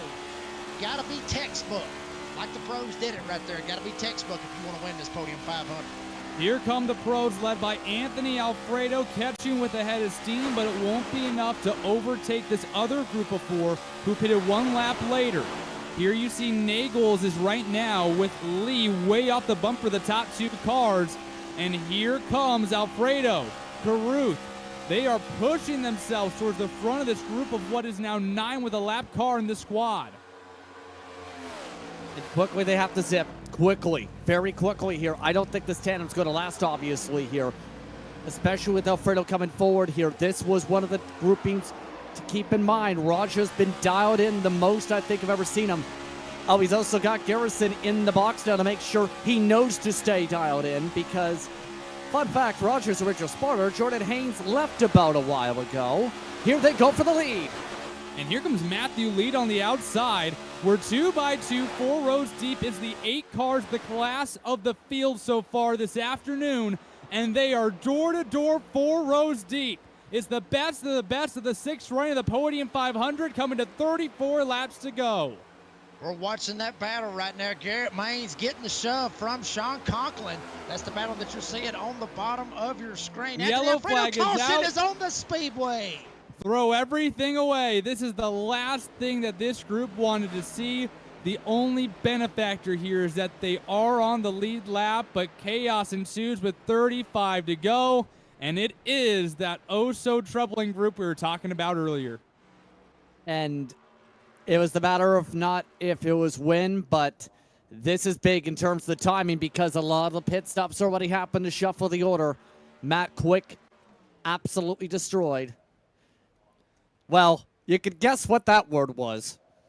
Well, I think Matt is just hoping that Travis Kelce and company has a better night tonight than he just had in the Podium 500. He has to tow to the pits. Looked like that right rear link was broken, and you didn't even have that wheel turning, so he has to take a tow, and that will likely signify the end of his Podium 500, and it might be the end for numerous. We'll take a look back here what happened with 35 laps to go. That's going to re-rack our field here, Jake. Yeah, I mean, basically it was everybody really going into the pits. Brian Noel in the 77. There you see Matt Quick. He was actually going to be diving down from what it looks like to possibly even actually know he was going to stay on the track. Brian Noel, you're going to see him right there in the 77. I think he actually thought that Quick was going to go into the pits. There was net code that involved in that. So he sends Quick up there. You see Zach Novak. Hate it for him. Jaden Carter. But Quick, he stopped on the track. And then maybe, I just think there maybe have been a little bit late of a caution thrown right there because the rest of the guys that was coming in, Cole Larson, he gets involved. Bam! Quick gets slammed by Cole Larson. Nowhere for him to go. Unfortunate to see that right there by both of those drivers, but I think it was just Brian Noel wanting to go down pit road. And unfortunately, maybe got loose, maybe wanted to go down pit road, but unfortunately is going to end the night for some of these drivers, and it's going to rack them and stack them right here for a restart. So everyone who had yet to pit, so essentially everyone but that 8-car group now on pit road as they're topping off for what they hope is the final pit stop of their day. And this will cycle that group of 8 to the front of the field. The luxury that has now been completely erased was separation from the rest of the field. Now Maines, Conklin, Lee, Alfredo, Caruth, Nagels, Booz, and LaPrade are going to have to play chess with the rest of the field. Right now, 27 cars on the lead lap. Yeah. And let's take a look at what Larson's seen because I'm curious myself because he had to not see what was happening here. Caution's here. Trying to get on the brakes, pick the line. Picked her on. 50-50 shot. You got smoking cars in front of you. Yeah, it was either risk hitting the cars in front or hope the gap was there. Problem was the car was there. We've seen some gambles. Not a lot have paid off. The one gamble that has paid off, though, and I think maybe the only gamble of the night that's worked out so far. Jake, you talked a lot about him, Matthew Lee. He was constantly shifting to that middle lane, working his way forward, and somehow, some way, when that initial green flag cycle happened, he had himself in that group with Maines, Conklin, and Nagels because of his aggressiveness, because of the risk that he took. And really, his gambles are the only ones that have paid off so far. He has himself in prime position to potentially win the Podium 500. Yeah, and absolutely. And from where he started, 37th out of the 42 drivers that took the grid here. Matthew Lee, watch out for him to be very, very aggressive. He doesn't care that there's some Coke drivers up here in the top 10. Coke drivers to him. Who's Coke drivers? We know, what Coke drivers means, obviously, because they're some of the best of the best. Obviously, NASCAR drivers were Anthony Alfredo, Rajah Caruth up here as well. Matthew Lee doesn't care. Matthew Lee wants to get out here and win the Podium 500, the prestigious event here on iRacing. Matthew Lee, watch out for him to be very, very aggressive here in these final 31 laps when they take the green. And I do want to keep this broadcast PG, but Justin, I do believe you are aware what cautions happen to breed. Cautions? 31 laps to go this time by. The field has been restacked after nearly a 100-lap green flag run that saw multiple green flag cycles that separated your current top 8 from the rest of the field. Now we go back green with 27 cars on the lead lap. Garrett Maines will lead the field to green alongside Sean Conklin. Matthew Lee and NASCAR Xfinity Series driver and this year Daytona 500 competitor Anthony Alfredo restarts in 4th. Cody Nagels, Rajah Caruth make up row number 3. Briar LaPrade, Matt Bouza. Those were the top 8 that separated themselves, and now they will have to keep themselves in front of Chase Pierce, Austin Green, Logan York, Spencer Burns, Eugene Mozganoff, Michael Meredith, and Randy Nichols. Your top 15 as we have them all racked up and ready to go back to racing with 31 laps to go with $1,000 on the line to win the 6th annual running of the Podium 500. Will the top 8 who are going by a textbook perfection run keep themselves out front, or is this the opportunity that everybody else needed to take this race by the horns and find themselves in victory lane? The iRacing pace sedan peels on off. Garrett Maines gets ready to hop on the loud pedal. And we are back underway for the Podium 500, 31 circuits around Daytona. Crank up the band. It's showtime here at Daytona, and Garrett Maines is going to get a fantastic launch. Conklin going to send him straight up to the top side, or actually that was Lee that sent him all the way up to the top side. Now Conklin, he's going to backtrack. Here comes Anthony Alfredo in the 15. Anthony Alfredo going to get the shove from Rajah Caruth off of turn 2. Alfredo set to run the real-world Daytona 500 for Beard Motorsports 7 nights from tonight. He's looking, though, right now for a $1,000 payday for the Podium 500 as he reels in. Garrett Maines in the 15 car has a nose in the lead. Alfredo to the point. Caruth sticking to that back bumper, trying to bring Bouza with them. Get that bottom line moving in quickly. Maines trying to get some help for Lee. They start to push and shove in the back as they're starting to go 3 wide for the edge of the top 10. The pros on the bottom side, Alfredo, Caruth, Bouza in command. But it's that top 2. Matthew Lee trying to give a shove to Garrett Maines. Maines has come so close, 1 spot away from Daytona 500, Podium 500 victory. Can this be the day that he adds his name to the list of champions? He'll have to do it now from behind as Alfredo and Caruth control the field. Yeah, Caruth and Alfredo jumped straight up in front of Maines, and Maines was getting all he could get from Matthew Lee.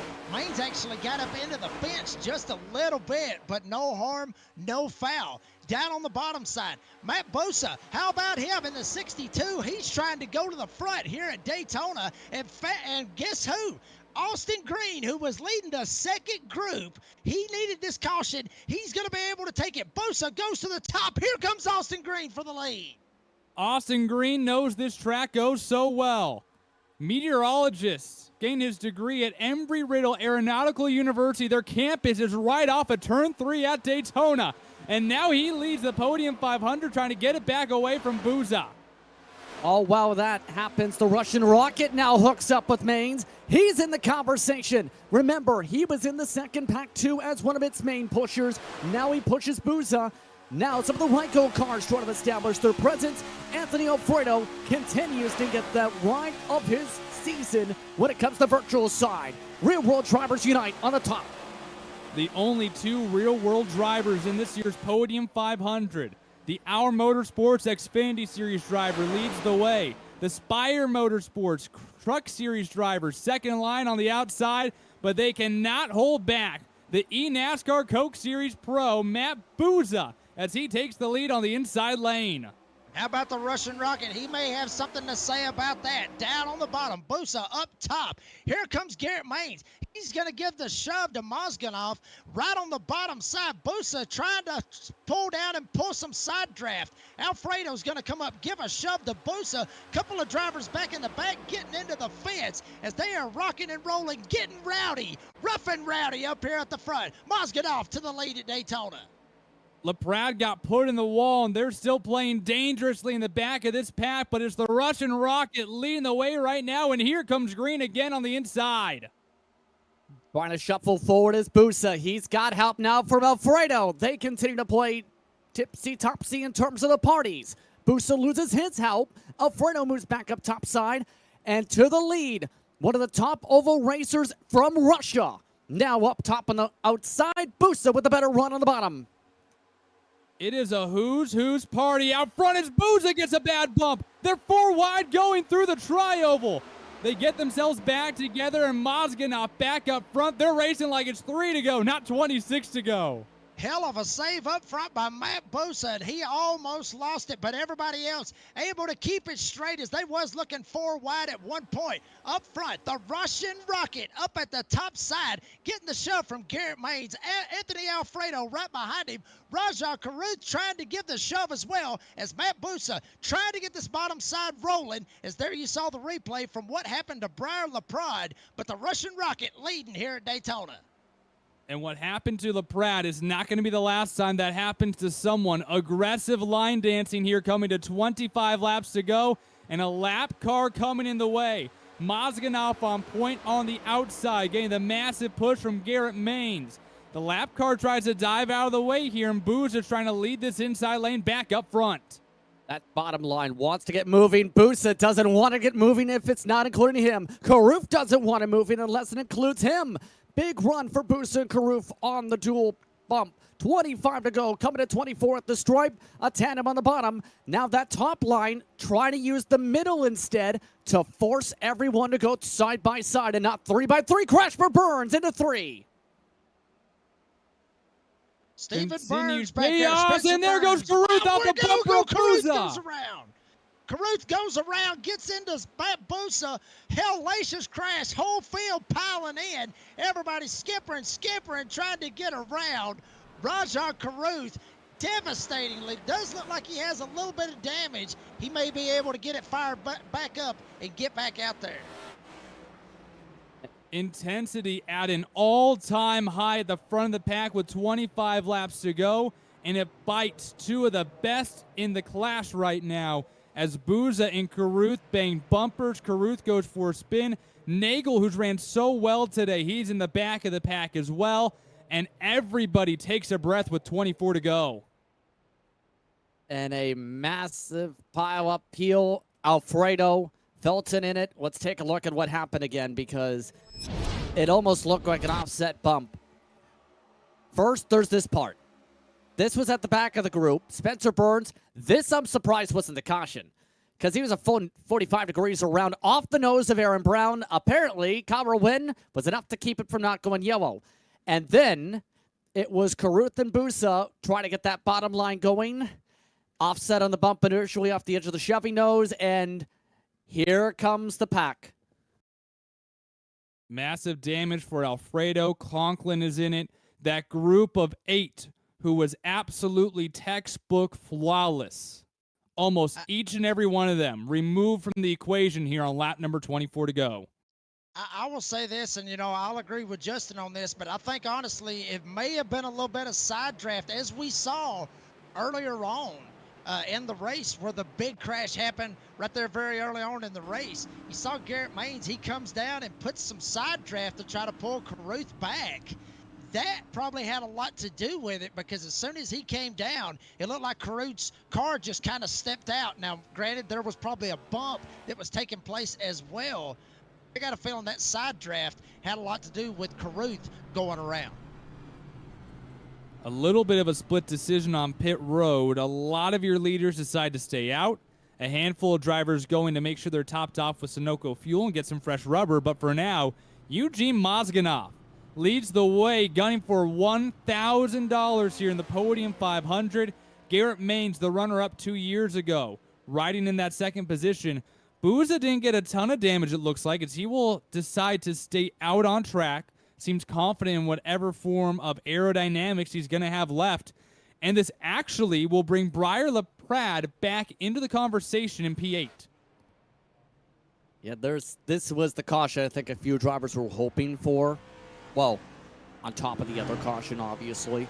But this is the one that thins down the field, so to speak. Because you have LaPrade that I think is going to be solid. You have drivers like Doa going to be good in terms of the situation here, I think. I think Matt Booza is not going to have an easy time now that he's got damage and, well, just triggered the big one. But really, it's going to be critical. Now from this point, as it looks like, what's going on with the 40? Is he just having an issue firing it up? I think so. Maybe some fuel save going on there. Has to be. You don't know if you're clear, but we will get 3 maximum attempts at a green and white checkered finish. So when they were all pitting for those green flag pit stops and that caution afterwards, you were hoping that was going to be the last trip to pit road. And now it looks like they might have to stretch a little bit to make that happen. We'll re-rack them for you. Eugene Mozganoff will lead the way back to the green flag alongside Garrett Maines. Matt Booza with some damage from that incident. He will line up in third. Alongside him is Matthew Lee. Chase Pierce, Austin Green make up row 3. Briar LaPrade will restart alongside Michael Meredith in the 4th row.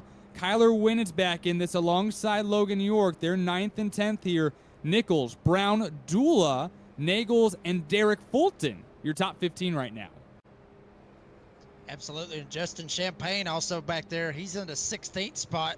Got Spencer Burns. He's going to see if he can try to ease up here, get around some of these guys and try to win himself a Podium 500. J.R. Miller up here in that 18th spot. How about William Hale? Saw him earlier. He actually spun coming off of the pit road.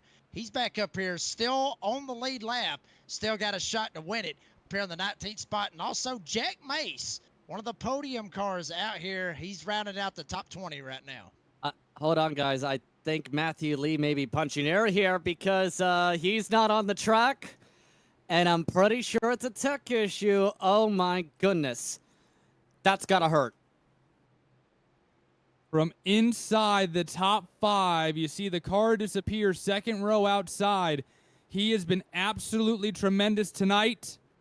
And Matthew Lee, this is the equivalent of a mechanical issue, has now dropped from the server. Mechanical issues for Lee eliminates his opportunity at $1,000. Absolutely gut-wrenching coming to green with 21 to go. Wow. That's all you can say at that point. Wow. Matthew Lee is not going to be happy, to say the very least. And it's out of your control if it's as simple as that. That's the gut-wrench part for the green. Of the 8 cars that had this race in their hands, only 2 remain in the top 10 as we're back underway with 21 laps to go. Mozganoff, a brilliant launch on that restart. Mozganoff, fantastic restart, but here comes Garrett Maines. He's going to get the shove from Austin Green. Wow, Maines is going to stay right with him up here on the top side. Right behind Green, you got Briar LaPrade back here behind them, but down on that bottom side, they are rocking and rolling, trying to get Matt Bosa up to the lead. LaPrad's going to slide on down, and I was going to say you might be a little bit skeptical of having that damaged car leading the inside lane as that 62 continues to plummet backwards. LaPrad is now bringing the inside lane to the promised land. Massive shove from Kyler Wynn. Briar LaPrad brings the 88 to the front, coming to 20 laps to go in the Podium 500. The Junior Motorsports machine now up top, and Wynn moves by. LaPrad toes up to the top. Caution flag and a spin at the back of the pack. More cars wrecking in the back, including Chris Parkman. A huge slide by Kenny Reel. And we're under yellow yet again. If you haven't realized it yet, we're at that point in the race. The cars don't cost nothing. The damage to your body don't cost nothing. But finishing first puts $1,000 in your pocket. Intensity is up. Everything right now is all about getting to the front. And this is where bad decisions and those minute errors that turn into big incidents occur. Absolutely. And Sean Conklin, one of those drivers that was up there at the front of all of this. We're going to check it out right here on the instant replay. Sean Conklin in the number 54. He's going to get stuck in the middle, 3 wide. There you see Hennings. He's up on the top side. Brian Hennings in the 74. I mean, just Conklin just looks like he comes up the racetrack. He saw a little bit of craziness going on out there, and there was a little bit of net code that made it happen. So Conklin comes up a little bit. Net code happens. Hennings goes around. There you see Parkman stuck right smack dab in the middle of the racetrack. Unfortunate to see that, but I mean, Devin and Justin, both of y'all talked about that just a second ago. Cautions breed cautions. I got a feeling that's not going to be the last one before this thing's all said and done. Now, I do have some good news for the fans of Matthew Lee. He was able to reconnect. He's back on the track, and he only managed to lose 1 lap. Now, he likely will not be receiving any waiver rounds because most of the lead lap cars are not going to go and take a giant trip down onto pit road. But he will have the opportunity to fight to get that lucky dog spot and get him back on the lead lap. Right now, 25 cars on the lead lap. And right now, when we restart, Lee will be about the 5th or 6th car 1 lap down. So the dream not done yet, even after that mechanical issue, if you will. But that being said, a lot of drivers with their days done. If you're more than 2 laps down right now, like Brian Hemmings, Jason Maines, your day's probably done. Teft is 3 laps down. Noel, Alfredo, they're 4 laps down. Cole Larson, 6 laps down. And after that, Matt Quick, Patrick Gitter, Ward, Rideout, and English. Their shot at the Podium 500 is done. And there's that good look there at everything going on the front straightaway. And bit of a sandwich there down the tri-oval. Yeah. I don't blame Conklin for thinking about the 3 wide there because, remember, he was amongst those involved in the previous caution, tried to get going and end up making the contact, right? And then it ends up just becoming everyone stacks in, sandwich time, you're a sandwich, you're now a race car sandwich made out of fellow race cars. And Conklin at this point, significant damage, and he's already out of the race car, probably looking at what just happened. You know who's up front here? Kyler Wynn. How about that for a race for the 82? And that was someone who was leading that second pack, just making sure, again, he put himself in position for when that caution arised, he could put himself in that shot to get up front, and he leads the way, and we'll go back green with just over 15 laps to go with a shot at $1,000. Glad to have everybody tuned in here to Podium Esports for our coverage of the 6th annual running of the Podium 500. First place awarded $1,000, $500 for second, a fresh $450 for the 3rd place driver. And of course, everybody getting at least some sort of money here all the way back to dead last in this race will get $30. Now, a lot more going on here. We got the Goat Locker Racing League coming up here at Watkins Glen with the Craftsman Truck Series. That'll be coming up here on next Friday night. And on Saturday night, the Misfit Touring Series returns with the late model stock cars at Nashville Fairgrounds. And a season opener for the iRacing Short Course 2024 National Series as they head to Wild West in the Pro 4 trucks. That goes down on Tuesday night, 10:15 Eastern next week. But if you like this combo, if you love the Daytona feel with these next-gen cars, we have more coming up, and we have more money being given out as well. Jesse Iwuji and the E-Racing Association Omega Cup Spring Bowl will be right here coming up next Wednesday, the 21st. That will be at 10:30 p.m. Eastern, one of the big races. Of course, the Omega Cups are massive. And then we will also have Dakota Curtis's Sunoco Cup Series coming up in the Next Gen Cars here at Daytona Sunday, February 25th at 8 p.m. Eastern Time. Glad to have everybody joining us, whether you're watching on Podium Esports, whether you're watching on Twitch, or watching on YouTube. We are ready to hit the loud pedal next time by, and with 16 laps to go, it's time for you to tell us who is taking home $1,000 for the Podium 500. Be sure to drop it in the chat as we get ready to go back green. Kyler Wynn will lead us back to the stripe. Briar LaPrade in second. Randall Nichols third. Matt Bouza in that damaged 62 car is in fourth. Chase Pierce P5. Mosganoff has slid back to sixth. Row 4 is Michael Meredith and Garrett Maines. Logan York and Adam Garza in the Podium Esports sponsor machine. Your top 10, Burns Green, Nagels Brown, and Dula round out the top 15. Ladies and gents, put in your picks now, coming to 16 laps to go. Who wins the sixth running at the Podium 500? But Justin, what do we expect here in these final 16 laps? The intensity at an all-time high. Pandemonium? Is that a simple I like expectation? that answer. Yes, yes it is. I'm expecting 3 wide, several rows deep in the next couple moments or so. They're 3 wide on the pace lap, still sorting each other out here. So, to be honest, pandemonium. Josh? Well, I'm telling you right now, I mean, I'll agree with him on this point, but I'll go ahead and throw it up just a little bit more. I'm expecting all hell to break loose right here because these guys is going to be going for it, especially those guys there in the back. Jaden Carter, think about him. He was one of those guys that was a lap down a while ago. He's got a shot to get back up here. He's back on the lead lap. iRacing pace car peels off. It's the Ruff'n Rowdy Treat 6th running of the Podium 500. Kyler Quinn back on the loud pedal, has a jump up. LaPrade not going to let him get too far away. Yeah, he's not going to let him get too far away. Everybody trying to get going. Kyler Wynn's going to jump right up on that top side. Here comes Brian LaPrade right behind him. Randall Nichols down on the bottom side. He's trying to get the shove from. How about Chase Pierce? Haven't talked about him all race long up here inside the top 5 as they work their way off of turn 2. Trying to scoot his way up the high side. Mosganoff, he restarted in 8th and has himself up to 3rd with a ballsy move up on the high side. And there's that friendship we talked about and a lack thereof after what happened. Even Conklin didn't even want to work with Boost in the 3 wide there. Just like that, we have trouble. Big stack up, around goes Nagels. More crashes. Carruth, Mace, everybody stacks in. It's a good 2/3 of the field crashing into the infield. Oh my goodness, the whole damn field piling in before they even get to the tri-oval. Every single one of them, everybody finding where they can go. Some of them even going through the grass just seeing if they can miss it. Folks, I'm telling you right now, that was the biggest wreck I think I've ever seen here at Daytona. Coming to 15 laps to go, and every single person remaining on the lead lap wanted a shot at winning that $1,000, and this is typically the result. The intensity, the lack of patience, it's all take and no give right here, Justin.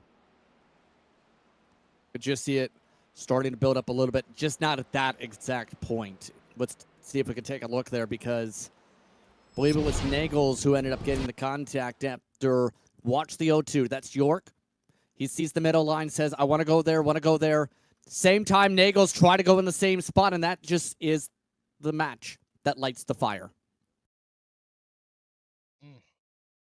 I'll be honest with you right there, Justin. Well, from what I'm saying, sorry to cut you off, Devin, but from what I'm saying, I don't really think that Cody was actually trying to go down. I think he just straight up lost it coming off of turn 4. He got loose, and he came down while there was another driver trying to shoot it in the middle and try to get going.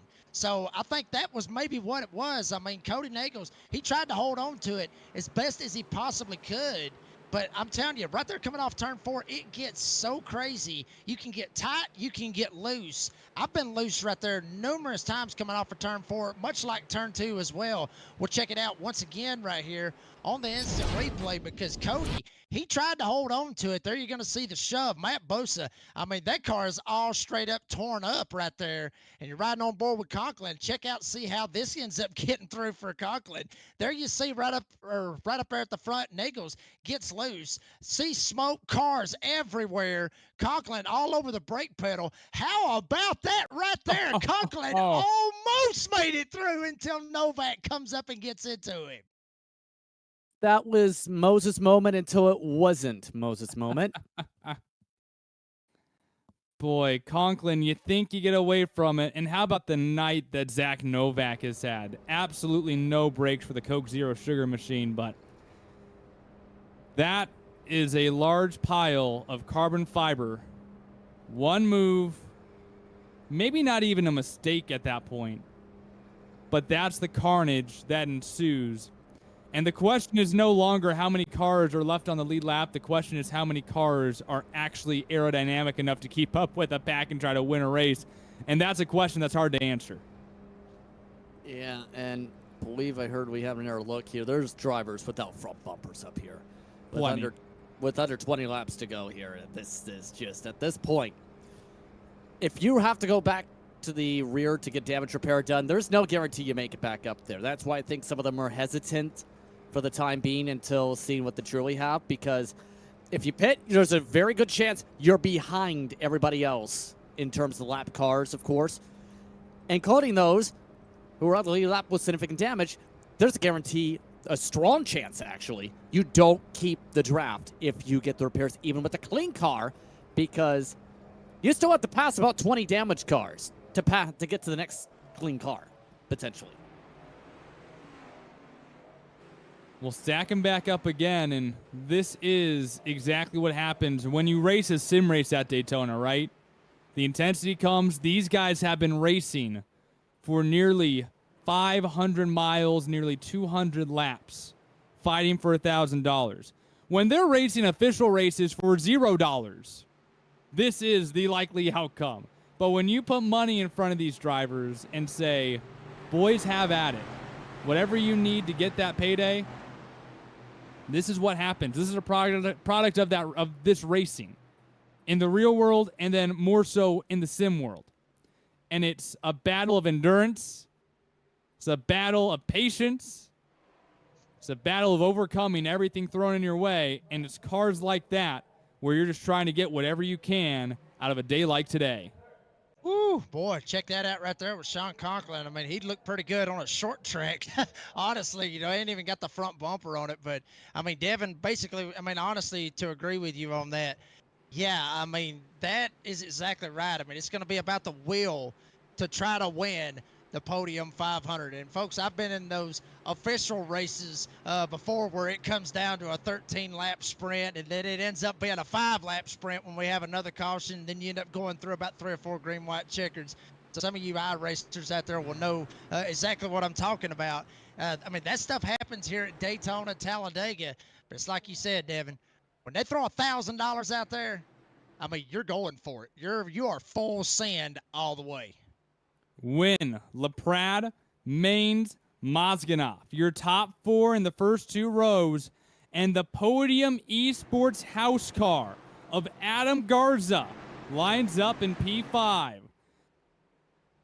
And we will throw the caution here. We will not go green. Something holding up here. So this caution flag has been extended. But Spencer Burns is back here up front. This is someone who was up front, caught some calamity, did not catch the pit cycle very well, and flew on backwards. Now he's back in a position to win this race. We've talked a lot about Austin Green.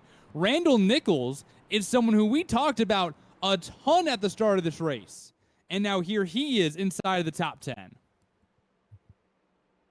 Yeah, I mean, you're correct on that one. I mean, and, you know, also to Spencer Burns, think about what happened earlier on in the race with Spencer Burns. I mean, he was right there in the middle of that very first big one that we had at the start of the race. Burns gets a little bit loose. Maines come down side draft. Probably got the bad bump at the same time. All of that happened at one time. But how about it right there for Spencer Burns, able to get back up here. I mean, look at the front of the car, folks. I mean, there's dirt. There's all kinds of stuff all over the front bumper of that bad boy. Just straight up showing what it's like to run here in a 500-mile race here at Daytona. I mean, I'm telling you, honestly, if they was able to do it, honestly, Devin, where they would do the same way as NASCAR Daytona, you know, where if you win the Daytona 500, you end up taking that car to Daytona USA or whatever. We may need to get a Podium USA and get that car put in there in obviously Podium USA. That's where it would look. And honestly, Spencer Burns' car looks pretty good with all that dirt on the front of it. Where would you build a Podium USA facility? Where's Ryan Bauer's house? Yeah, there you go. Yeah, put it at Ryan Bauer's house. I'm sure he would love to have it. I mean, big time. He would love to have that right there smack dab in the middle of his living room. Probably, hell, put it on his kitchen table at that point, or on his coffee table right there in his living room. We'll go back green with 11 laps to go. The reason for the caution extension was a few drivers a little ambitious, and then they were a little 3 wide coming to green. We are much more sorted out this time. Win, LaPrade, Mozganoff, Maines, and Burns. Back to green, 11 laps to go. This time by for a shot at $1,000. Kyler Wynn's going to jump straight up in front of Pryor LaPrade. And here we go, LaPrade. He's going to get the shove. Here comes Maines right behind him. Kyler Wynn jumping up on this top side as we get a spinner right behind him. Adam Garza spins around Mozganoff, and the whole field once again piling in. Devin, wow, another big one right here at the start, right here at this restart. Mozganoff stayed high in the middle of the corner and came down too late. The 8 car was there. Around goes the 42 and more behind him.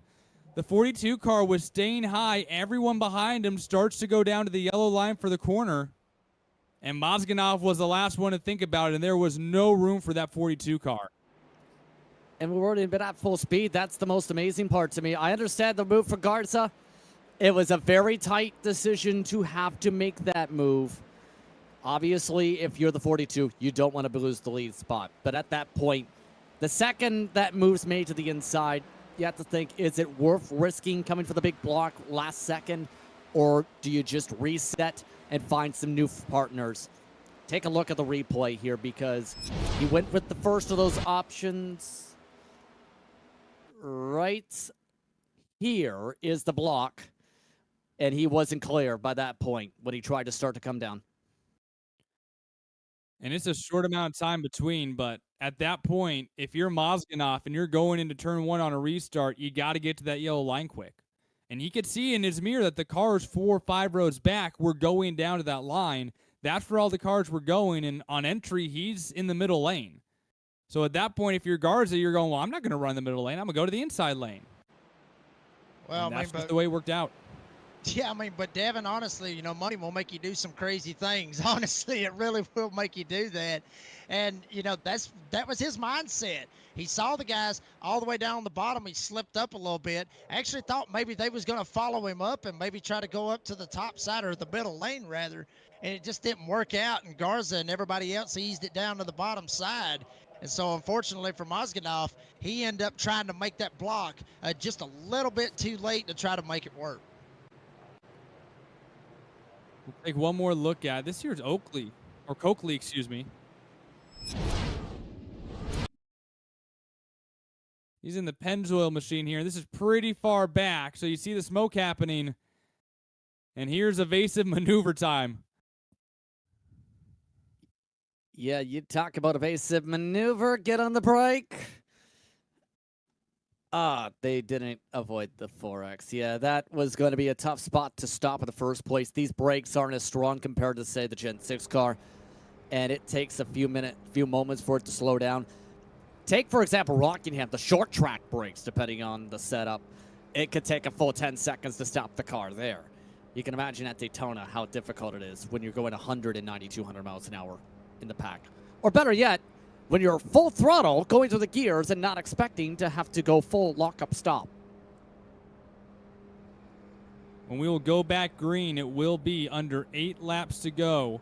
The winner takes home $1,000 in the 6th annual running of the Podium 500. Pleasure to have all of you along for the ride here, whether you're on YouTube, Twitch, Facebook, or on podiumesports.com. Excited to have you here for the conclusion of this race after what has been really an incredible story so far. we had that intensity at the beginning of the race. Drivers were gunning at to start things off. Zach Novak was a big name that we were watching throughout the portion of that. We had one caution after another, about 30 laps in between. And then after that, we went haywire and went on a more than 100-lap green flag run where green flag pit stops completely stretched out the field. There was an 8-car pack made up of guys like Briar LaPrade and Garrett Maines, who are in the top 10 now, Sean Conklin, Matt Bouza. And those 8 cars dominated the field. They were outrunning everyone else who had anything to do with this race. The caution eventually does come out, and since then, with about 32 laps to go, cautions have bred cautions. Those 8 cars who were doing everything flawlessly have all been in some form of altercation or wreck, including Briar LaPrade, who is right now second, got shoved into the wall during one of those most recent green flag stints. He now has a shot with his Junior Motorsports number 88 to win this event. Kyler Quinn is someone who was helping the second group during that long green flag run towards the front of the pack. He kept pushing them forward and leading them to what was eventually the opportunity that they earned once the caution came out. He's taken full advantage. He has himself leading this pack as we go back to green. Garrett Maines is the only driver who has consistently been up front all race long. The runner-up 2 years ago looking to add his name to the history books and win a Podium 500. Spencer Byrne, Randall Nichols, they were also towards the front of the field for a large portion of this race towards the beginning. Got stuck in traffic during green flag pit stops. They are now back. But something special that Ryan and Rachel Bauer did for this race was award 2 sponsorships for entry into the race, that being qualifying in the heat races. They still had to make their way through the LCQs, through the duel, and into this race. They had to submit a selfie video of themselves saying why they deserved to be sponsored for this race and being a Podium Esports house car. Adam Garza has taken that house money and is hoping to turn it into $1,000 through the heat, the LCQs, and the duels. Garza qualified 4th for this race. He will restart with 7 to go in the 4th position, trying to take it all from the house. We're ready to go back racing. 7 laps to go for the 6th annual Podium 500. $1,000 on the line to win. Kyler Quinn leads the field back to the stripe as the iRacing Pace Sedan peels on off onto pit road. Calamity, chaos, heartbreak, and big cash on the way here. Win takes the lead. Woo, boy, and they almost got stacked up big time right there as Brian LaPrade almost jumped down in front of Maines. Here comes Randall Nichols right up the middle. Justin Champagne in the 38, he's going to get the shove to him. Brian LaPrade not in a good spot. He's starting to ease back as here comes Kyler Wynn up to put the block on the driver behind him. Randall Nichols forces the issue down the middle, had the lead for a split second, and now falls into the black hole. On the inside, it's Garrett Maines, the 2022 runner-up, as they wreck on the inside lane. Caution flag out again, and that might lead us to our first attempt at a green-white checkered. Chase Pierce ended a monster spinning Logan York. William Hales lost the front clip. Matt Bouza, he's out of it as a result of the crash. That takes out another few big names as a result of another heart of the pack incident. But guys, these kinds of cautions are also allowing drivers who had issues in the early portions of these past 30 laps back into the race. Most notably, Garrett Conrath is up to 9th. Lawson Peel qualified last Friday night in 2nd place and locked himself into this Podium 500. He is now to 10th after falling back early in the race. Raja Karuth is back up to 11th. Let's take a look back at this replay, though. It all starts on the inside lane and more calamity. Remember, no fast repairs here. Absolutely not. And it's all going to start right there. There you're riding on board with Randall Nichols. He ends up getting in the sucker hole that I was talking about earlier. Saw a hole right there in front of, I believe it was Sean Conklin. He tries to ease down Conklin. He's already getting a shove from Bouza and, not able to do it. The hole ends up closing up. And Randall Nichols goes for a ride all the way around, gets sent up into the wall. There you see it. More cars going to be added to, I guess you could say, Dale Jr.'s junkyard up there in Mooresville, North Carolina, from what it's looking like, because a lot of them so far here tonight have been straight up torn up, and a lot of cars looking like they're going to be basically run like they was last night at the Saturday night short tracks. At least that's what it looks like. So this story continues to be written as cars in their heaping carbon fiber slide on down onto pit road in this virtual Daytona International Speedway, something that I'm sure we're going to see here in the coming days at the real world Daytona International Super Speedway. Glad to have you here on Podium Esports, and looks like this might take us to a natural green-white checkered finish. We will have a maximum of 3 green-white checkered finishes to go here, but again, I mean, we've discussed this so many times. It doesn't matter if it's the sim world, if it's the real world, you can name whatever you want. When you race at Daytona, it's not just about your skill, and it's most definitely not just about luck. And it's not even just a combination of the two. It's the patience, and it's the opportunity. When it arises, you take that into your hands, and you convert it to a win. But everything still has to fall into your plate. Maines, Wynn, Byrne, Champagne now in 4th, Justin. These guys have fought their way through, overcome the adversity, and they now have this race in the palm of their hands. Maines has dictated the pace all race long up towards the front, whether it was basically a 20 to 30 car pack or an 8-car pack. Wynn's been amongst those we talked about trying to get the second pack going. Spencer Burns has been Spencer Burns. It's been interesting to say the very least. Give credit, again, back to 4th. Champlain was just in one of the big incidents. How is that car in 4th? Better yet, how is that car in 4th with barely a scratch on it? This seems such like the type of race where you capitalize on others' mistakes, and when you do make mistakes, just make sure they're not as big as everybody else's mistakes. In this case, make sure you have those sledgehammers ready, and if you're out of sledgehammers, then you've made too big of a mistake. Yeah, and it doesn't hurt that he's been probably been praying the whole time, honestly, to try to get himself back up in here. And folks, usually that's what it ends up being. A little bit of luck, hard work, sweat, tears, however you want to look at it, and sometimes praying helps out as well. I mean, whatever you got to do to be able to get yourself up here and get in this spot. And Justin Champagne looks like he's been able to use every single one of those to get himself up here and survive up to this point. We'll see what happens when they go back green. Looks like it's going to be next time by. We'll see what happens. See if old Justin Champagne can be spraying some champagne right here at the end of 500 miles.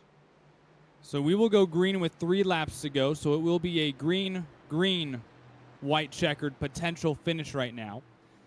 And on top of that, of course, $1,000 to the winner. Now, if you did want maybe a free lunch or something, or maybe a good steak dinner, you likely put a Podium logo on your car because someone very kindly decided to say, hey, whoever wins the race, if you have a Podium logo on your car, anywhere, you get an extra $50.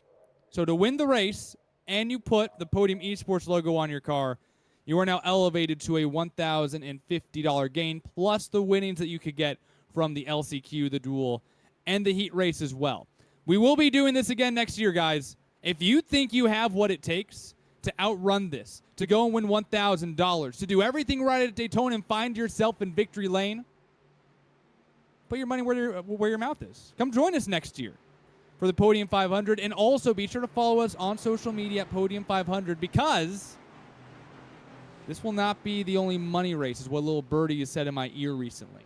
So be sure to stick around, listen up, find out more about potentially joining us for some more money races coming up here on Podium Esports. 3 laps to go. This time by, we will go green. Garrett Maines leads the way alongside Kyler Wynn. Burns and Champagne in row 2. LaPrade and Brown in row 3. Garza, Conklin, Conrath, Peel. Your top 10 as we head back to the green flag.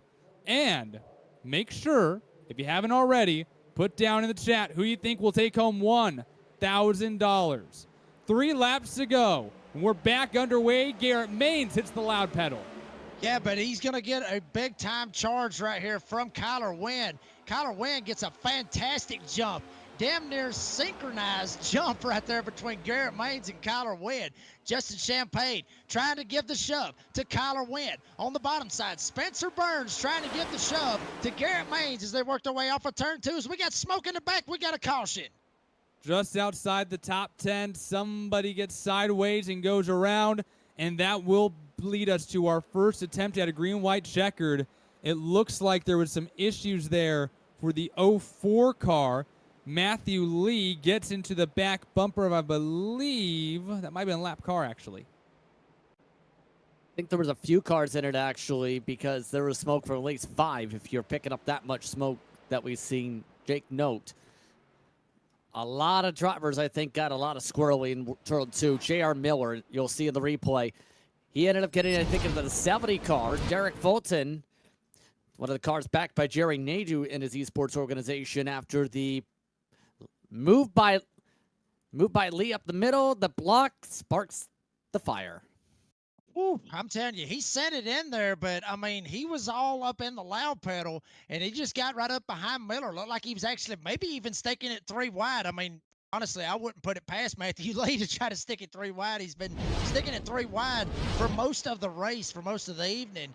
But yeah, there was a little bit of a stack up, and I think he just got right back in the left rear. Obviously, not where you want to hit somebody going into the corner to set J.R. Miller around. And once again, we have another caution, which, like you said, Devin, is going to lead to some green-white checkers. We'll take one more look at this and another potential wrinkle in the story. Some drivers have been using the clutch either maybe to help with the temperature of your oils and whatnot, or could it be also an issue trying to save some fuel? So you're trying to shift down to that middle lane and just absolutely nothing going for that. And it ends up being at first a little minuscule, and then Daytona just continues to happen. Yeah. I mean, what else can you say? Daytona happens. But in main seriousness, though, it takes a lot of luck to be able to win from that far back, even with 3 laps to go there. So I understand the thought. It's just that was in the battle for 20th. Yeah, I mean, it really was. I mean, you know, but I mean, drivers has got to do what they think they got to do. I agree with you 100%, Justin. I mean, you know, Matthew Lee been very, very aggressive. We've seen him up at the front, literally leading this race.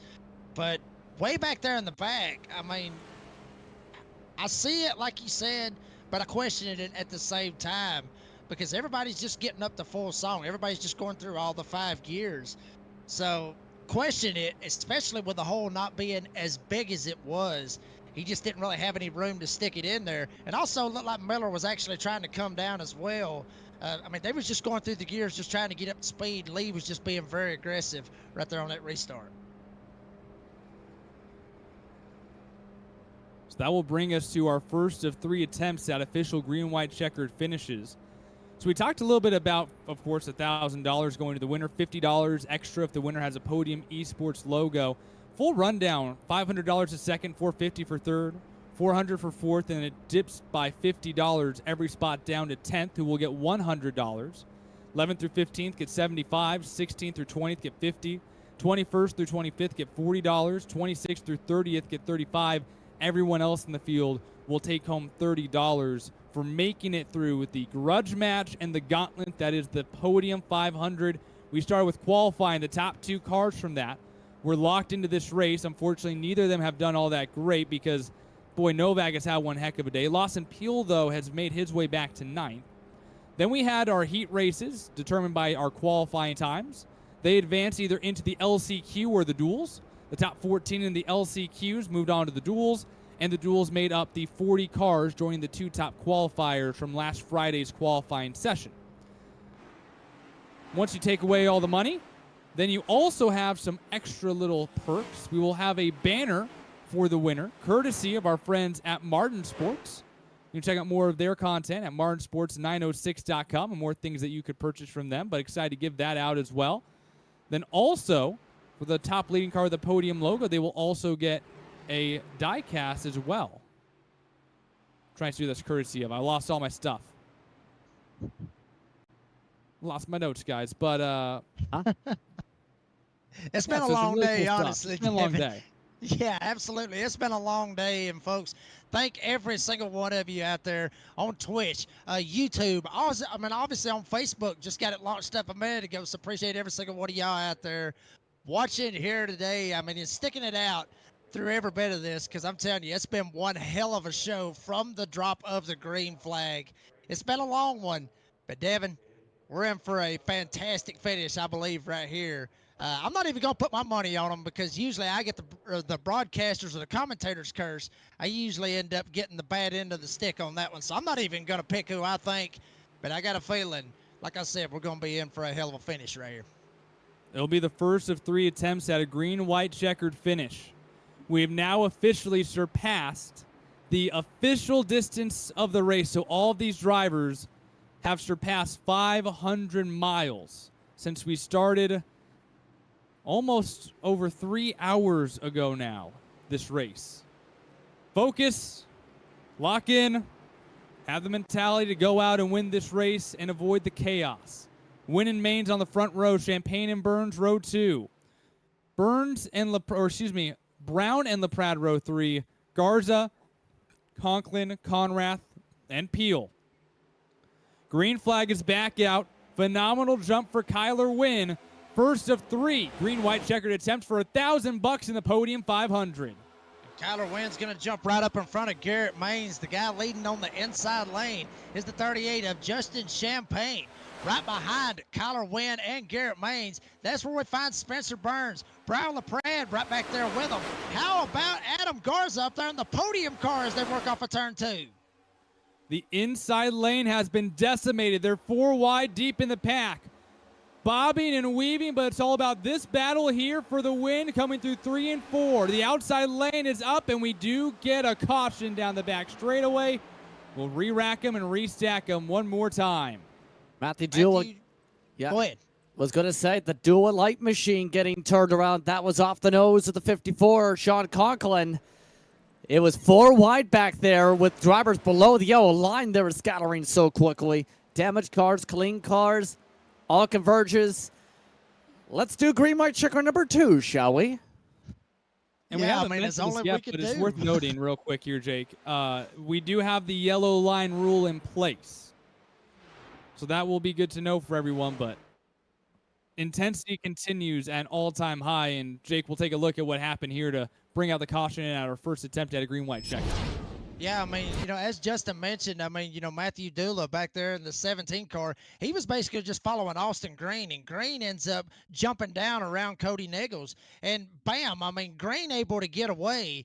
Unfortunately for Dula, he ends up basically getting hooked right off the 54, and the 54 was getting a shove from, I believe it was Kitty Real right behind him. So Dula ends up going around. Looked like he was the only driver that really got involved in it. There you see Dula Light. How about that right there on the side of the car? I love that right there, folks. I really do. But Dula Light going around in the grass here at the Podium 500. And we talk so much about the pros in this event as well, talking about like Rajah Caruth involved in one of those early incidents that kicked off the end of our long green flag cycle. He's moved himself into the 10th position. But how about Zach Novak, who has been in at least 3 incidents so far tonight? He qualified quick time last Friday night. It locked him into the show tonight. Early troubles in accidents, middle troubles in accidents, and also late troubles in accidents. Somehow that number 5 Coca-Cola Zero Sugar machine is in 15th. I'm not sure how that works. I was about to say, I think it's been in everyone so far, except Just for maybe about. that one. Yeah, it's felt like it. I mean, you got enough cautions, you can fix all the damage, right? And that's kind of, I think that's been how that worked there. I will say this, in terms of the errors that are in the midst of some of the comeback. Wasn't the 49 a Meredith just in the big one a little while ago? How is that car in 9th? That's a car with damage to that right front still. Damage control. Damage control is the name of the game sometimes, right? It's not always about avoiding the incidents when you know you're going to be in the incident. It's how you get the least amount of damage from said incident that you're about to run into. Yeah, that's what it is. You got to be able to get through it. You got to be able to deal with what you can deal with here in this race. It's like I said earlier. skill and luck, patience, surviving, praying, all that stuff gets you to this spot here for the Podium 500. And I mean, a lot of drivers, like y'all mentioned, just about every single person in this field, every single driver in this field has got caught up in some kind of chaos, some kind of wreck, one way, shape, fashion, or form. They've either caused it, they've either got caught up in it, they've either been be able to jam on the brakes and drive around it. Somebody, I mean, every single one of these guys, I'm telling you, they have dealt with a lot here in the past 3.5 hours since we've been rocking and rolling here. I'm telling you, like I said, folks, it's going to be a hell of a finish right here. But don't count out some of these other guys that's back here in the back. Rajah Caruth, how about him? He was actually down pit road for quite some time to get some damage fixed. Rajah Caruth up there inside the top 10. And how about this comeback as well? Obviously, there are no mechanical failures in eNASCAR because, you know, they're virtual cars. The equivalent of that, though, is internet connection, packet loss, technological things that take you out of the race. That happened to Matthew Lane, who was one of the top 8 cars, who was absolutely tremendous so far tonight. During a caution flag, his car dropped out of the server when he was supposed to restart in the 4th position. He lost a lap. He has since gotten that lap back. He's not in a position to win this race, but he is in 24th and back on the lead lap. So going from really a situation where he should have been done, he is now back on the lead lap. It takes a lot of effort, but it also takes a lot of luck and a lot of wrecked race cars to come back because there were at least 6 or 7 lap down cars before then. I still think, in the midst of all this, the car you see on screen, Kyra Wynn, might be your favorite. He did excellent in the heat. He did excellent in the duels. He was a contender in both Friday and Saturday's other major events from IDK Player and FTF respectively. And one thing I kept note of throughout the day today was Malik Ray's statement on Kyra Wynn in regards to the dual win, that he's one of the best in the service to stop playing with this man. Can this be the day where the guy who literally built that brand was initially not a real company into a real company and a brand built off his own speed into a winner? The fight for $1,000. It is our second of 3 attempts at a green-white checkered finish. Wynn and Mains in row 1. Burns LaPrade row 2. Garza Champagne row 3. Conrath, Brown, Meredith, and Caruth round out your top 10. Once they reach the white, the next flag ends the race. How will this story be written in the 6th annual running of the Podium 500? We're back underway. Wynn another good jump, and Burns with a good jump behind him as well. Absolutely, and Wynn's going to ease up in front of Garrett Mains. Now Mains, he's going to get the shove from Brian LaPrade. Now down on his bottom side, here comes Spencer Burns. Burns getting the shove from Adam Garza. Spencer Burns to the lead as we got another caution. We got a big one coming off of turn number 2. Back of the pack wreck again, and we will try our last attempt at a green-white checkered finish as the dump garage slides on down the back straightaway. Again, it comes down to a move of somebody towards the teens saying, I've got to go. And then someone else in front saying, I want to come with you. This is a lot more race cars damage at this point. Damage control is huge. This comes down to just 5 miles to decide it. We'll take a look back at this, but one aspect of this is that the contenders have not been trifled with yet. All these accidents coming in the back half of the field. Take one more look at this one as number 87 Machine of Green is trying to look down the middle. Has a lane, but not for long. Nah, I mean, he tried to send it. I mean, he was up at more speed than the rest of the guys was. He ends up getting into the back of Parkman. There you see Mozganoff. He's going to go around. There's Lee. Lee, unfortunate for him. He's going to go around. William Hale straight on into the fence in a number 62. There's Cole Larson. Check him out. He's drifted down there on the bottom of the track in a number 20. Tried to get it straightened back out. But, wow, I mean, just moves that you're going to see. These guys, I mean, they are trying to go for it. If they've got to run, Devin, they're going. they're not just going to ride around, lift off the gas, and just say, you know what, screw it, we'll ride in line and just let it be. No, if these guys has got to run, they're going to take that run every single time. Every single time they're going to take that run. And that's what Austin Green tried to do. Just unfortunate that hole closed up just a little bit too much right there with Parkman.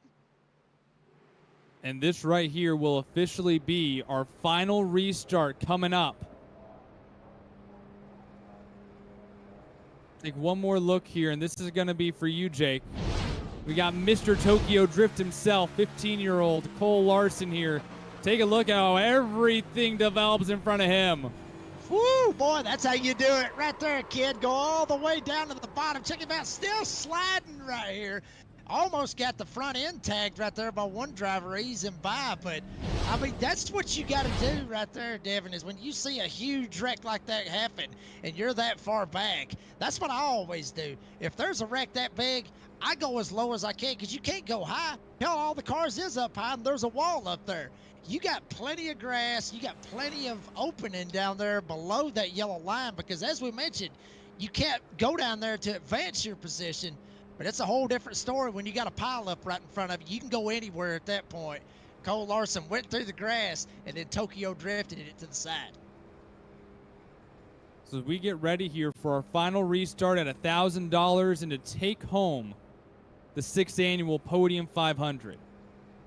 Just in the mindset of the drivers up front, what do you have to do to race these final 2 laps? Whether you're in front, whether you're in 10th, what do you expect to see the winning move potentially be in a 5-mile dash? I think it comes down simply what we've seen in several years, that run down the front straightaway.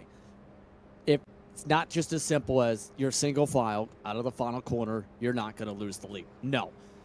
It's as simple as each year somebody's jetted out in the final corner who was the pusher of that lead driver, or in many cases just try to get that run outside. I think this year you have to be able to build that run outside. That's why I think Kyle went immediately high side initially. And once you have that built up for the final lap, don't give that up. If they start blocking or cutting down left, you have no choice but to block. And that could get a little bit messy yet again in terms of trying to get that block down. We've seen how bad trying to block in the last moment has gone tonight.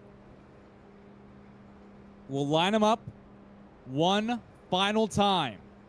And how about Spencer Burns? He will lead the field back to green after leading earlier in the day. He's fought his way back to lead this race to the final restart of the afternoon. Kyler Quinn has battled all day long, and now he will have an opportunity to try to win this race. The Podium house car. Adam Garza was guaranteed nothing except for a free entry into the heat race. He's looking to parlay that into $1,000. Garrett Maines, he's in 4th. Can he do what it takes, what needs to be done in order to no longer be a podium runner-up, but to be a Podium 500 champion? Junior Motorsports' Briar LaPrade is alongside Garrett Conrath in row 3. Justin Champagne and Michael Meredith in row 4. Aaron Brown and the other Podium house car, Jack Mace, round out the top 10. Fulton, Caruth, Novak, Peel, and Nagels round out the top 15. And here's how this is going to work.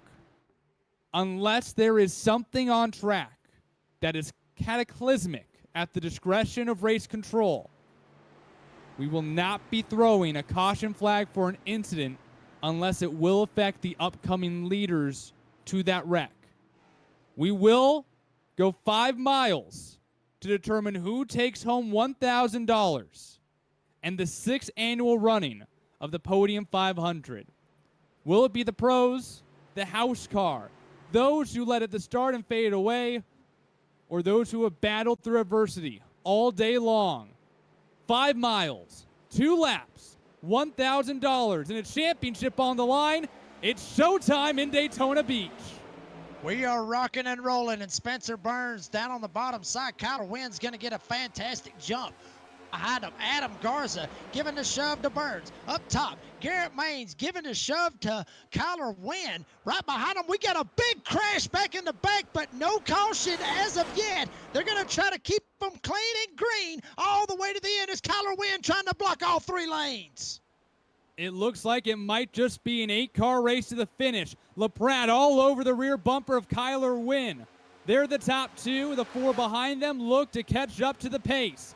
This time they go through turn 4, coming to the white flag with $1,000 dangling in front of them. 8 cars, $1,000. Here comes the run on the inside. Jack Mace trying to get it going. Here goes Adam Garza. The podium cars trying to hook up. White flag is out. Final time around from Daytona. LaPrade staying to the bumper of Wynn. For right now, Garrett Maines in the popcorn seat as they lose lots of ground with a side trap for 4th. Maines continues to look around. They separate themselves from Conrath, Garza, Mace, and Carruth. Wynn, LaPrade, and Mays looking to settle this on their own. It's an 8-car dash. They're coming to the final mile here at Daytona International Speedway. Garrett Maines right behind him, and there's Brian LaPrade trying to see if he can get this win. Garrett Maines, he has been close so many times trying to win here for the Podium 500. Kyler Wynn coming off of turn 4. Here comes Garrett Maines. He tries to jump down, put the block. Brian LaPrade at the line. They doorbang coming to the line. Kyler Wynn. Photo finish. Kyler Wynn gets it by 4/1,000 seconds. Cement his name in the history books and $1,000 richer. Kyler Wynn takes home the Podium 500 by 5/1,000ths of a second. And how about that?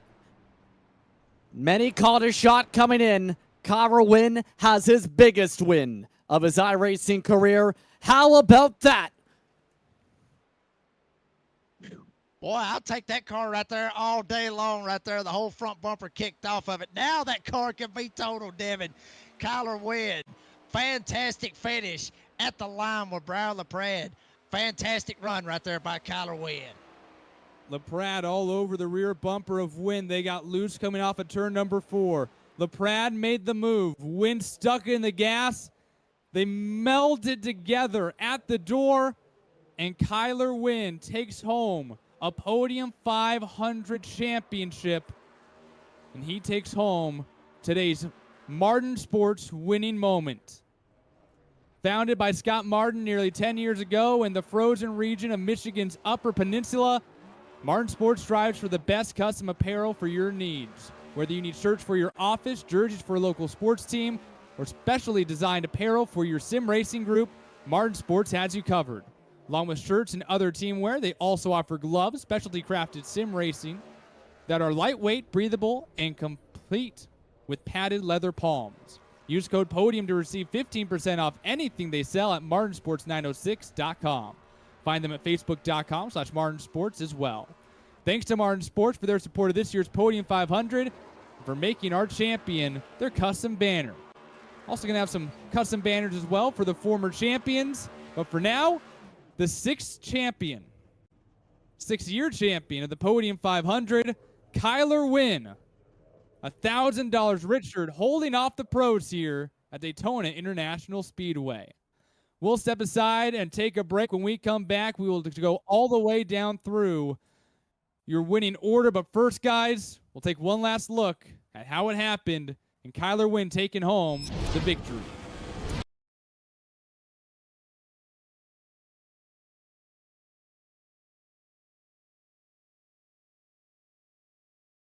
So taking a look at Brown here, this is where the first incident occurs. Just one little tag, and this is what separates the field, Justin. Yeah. And remember, Race Control had emphasized several times they would not throw it on the last restart. And this hurt a lot of drivers, obviously. At the same time, this created that 8-car breakaway from then on out. Everybody wanted to go to the front after all.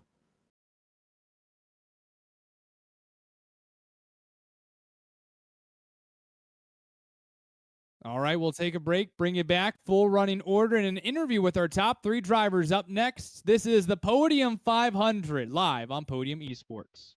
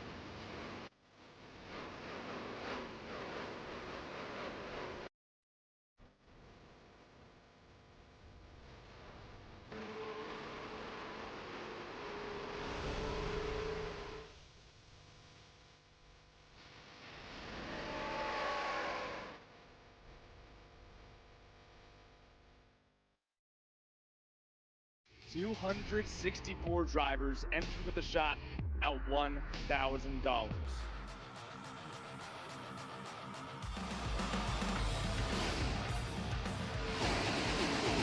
Driver sideways, that is Daniel Holloway at the exit of turn 4.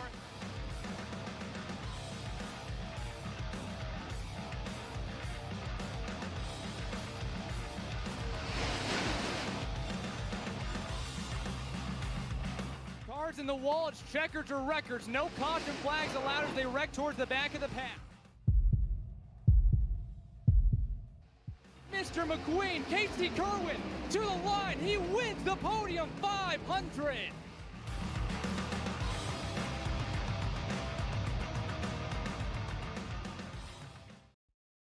Racing isn't easy, but experiencing it is. iRacing puts you in the driver's seat with the industry's leading sim racing game. Drive on laser scan replicas of the greatest racing circuits from around the world. Go head-to-head against other drivers chosen by skill-based matchmaking to ensure competitive racing at every level. Compete across all your favorite series. In officially licensed cars, engineered to deliver the most accurate driving experience possible.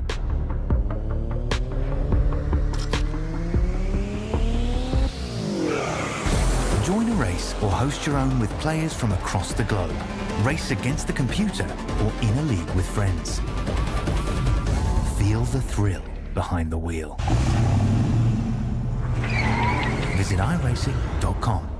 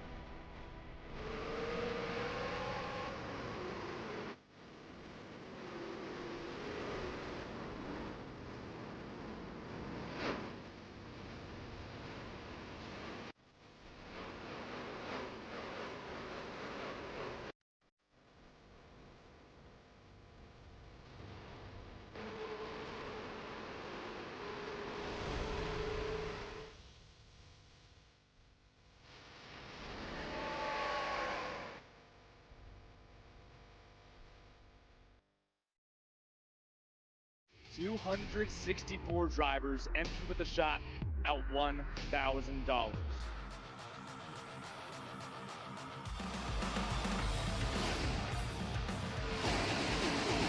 Driver sideways, that is Daniel Holloway at the exit of turn 4.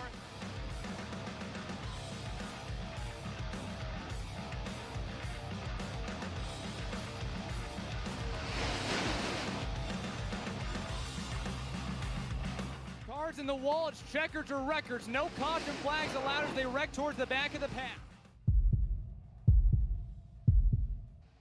Mr. McQueen, Casey Kerwin to the line. He wins the Podium 500.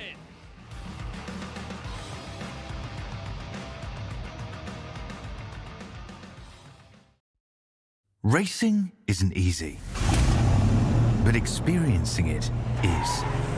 iRacing puts you in the driver's seat with the industry's leading sim racing game. Drive on laser scan replicas of the greatest racing circuits from around the world. Go head-to-head against other drivers chosen by skill-based matchmaking to ensure competitive racing at every level. Compete across all your favorite series. In officially licensed cars, engineered to deliver the most accurate driving experience possible.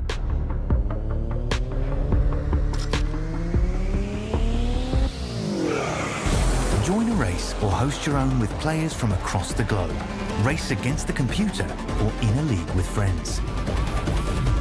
Feel the thrill behind the wheel. Visit iRacing.com.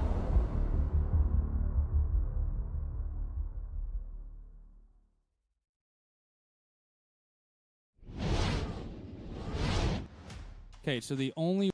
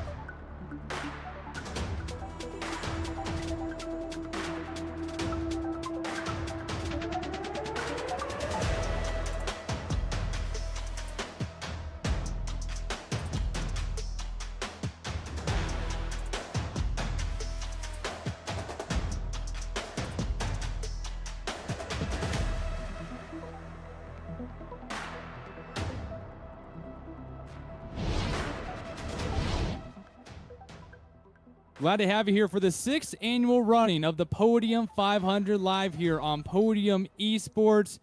Take a look here at our finishing order and $1,000 richer.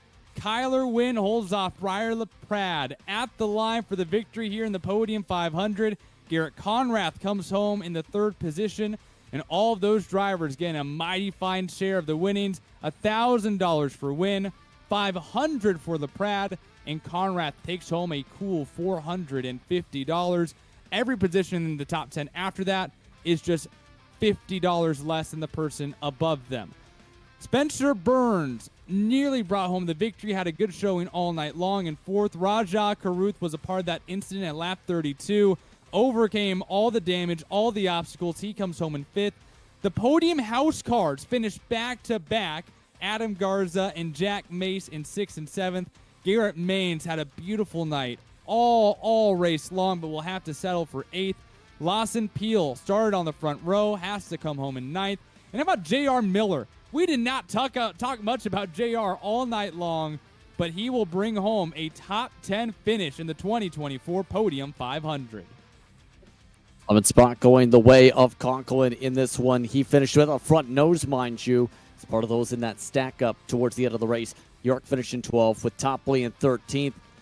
The Russian Rocket finishes off in 14th. Parkman, Reel, Nagels, Brown, Lee, and Pierce amongst those who are part of the several incidents to close out the race. They finish in the top 20, though.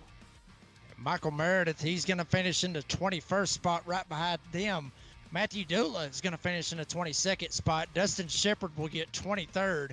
Randall Nichols, saw him up there a couple of times. Looked like he was going to be able to get the win here in the Podium 500, but unfortunately he'll finish 24th. William Hale will finish 25th, with Derek Fulton finishing 26th. He's the last driver on the lead lap. The rest of these guys all the way up to the top 30. Justin Champagne, Zach Novak, hate it for him, started on the pole. He will finish in the 28th spot. Austin Green will finish 29th, and Jason D. Maines will round out the top 30. And everyone else beyond here, 2 laps or more down. Brian Hennings in 31st, Andrew Teff in 32nd. Brian Noel, 33rd. Cole Larson, 34th. Jaden Carter 35th, Matt Quick 36th, Matt Booza 37th, Anthony Alfredo 38th, Patrick Gitter 39th, John Ward, Justin Rideout, and Anthony English round out the 42-car field of the 6th annual running of the Podium 500. Well, we had, of course, all that intensity to conclude the day, but boy, what changed up everything was that near 100 lap green flag run, and then come lap 32, the cautions bred cautions as everyone was searching for that $1,000 payday. But Justin, your biggest takeaways from this 200 lap feature at Daytona, the 6th running of the Podium 500 that got the finish that was quite wild. Yeah, an extremely wild finish yet again. We've seen that so many times when it comes to this. Honestly, I was showing in my chair thinking Jack Mace was about to come back and win the race, because it seemed like if there was that stack up good to think what I thought was about to happen, it would have opened the door straight up for Mace.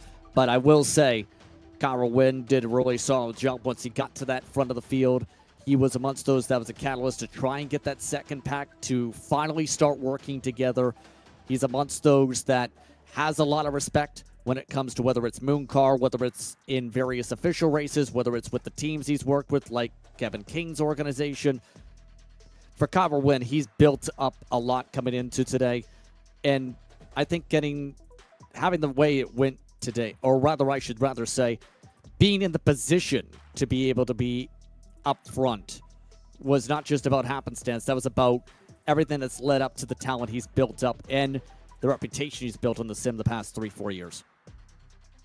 And Jake, obviously, I think everything, once we had that caution lap 32, we knew what was going to happen. We knew that the intensity was going to be through the roof. They were going to race on lap 30 like it was lap 1 to go, or 30 to go to 1 to go. So I think that's kind of what we saw. But at the end of it all, those guys in that last green-white checker, those were the guys who were there for a long amount of the time with that final kind of caution stretch there. So at the end of the day, the game was played by the players who put themselves in that position.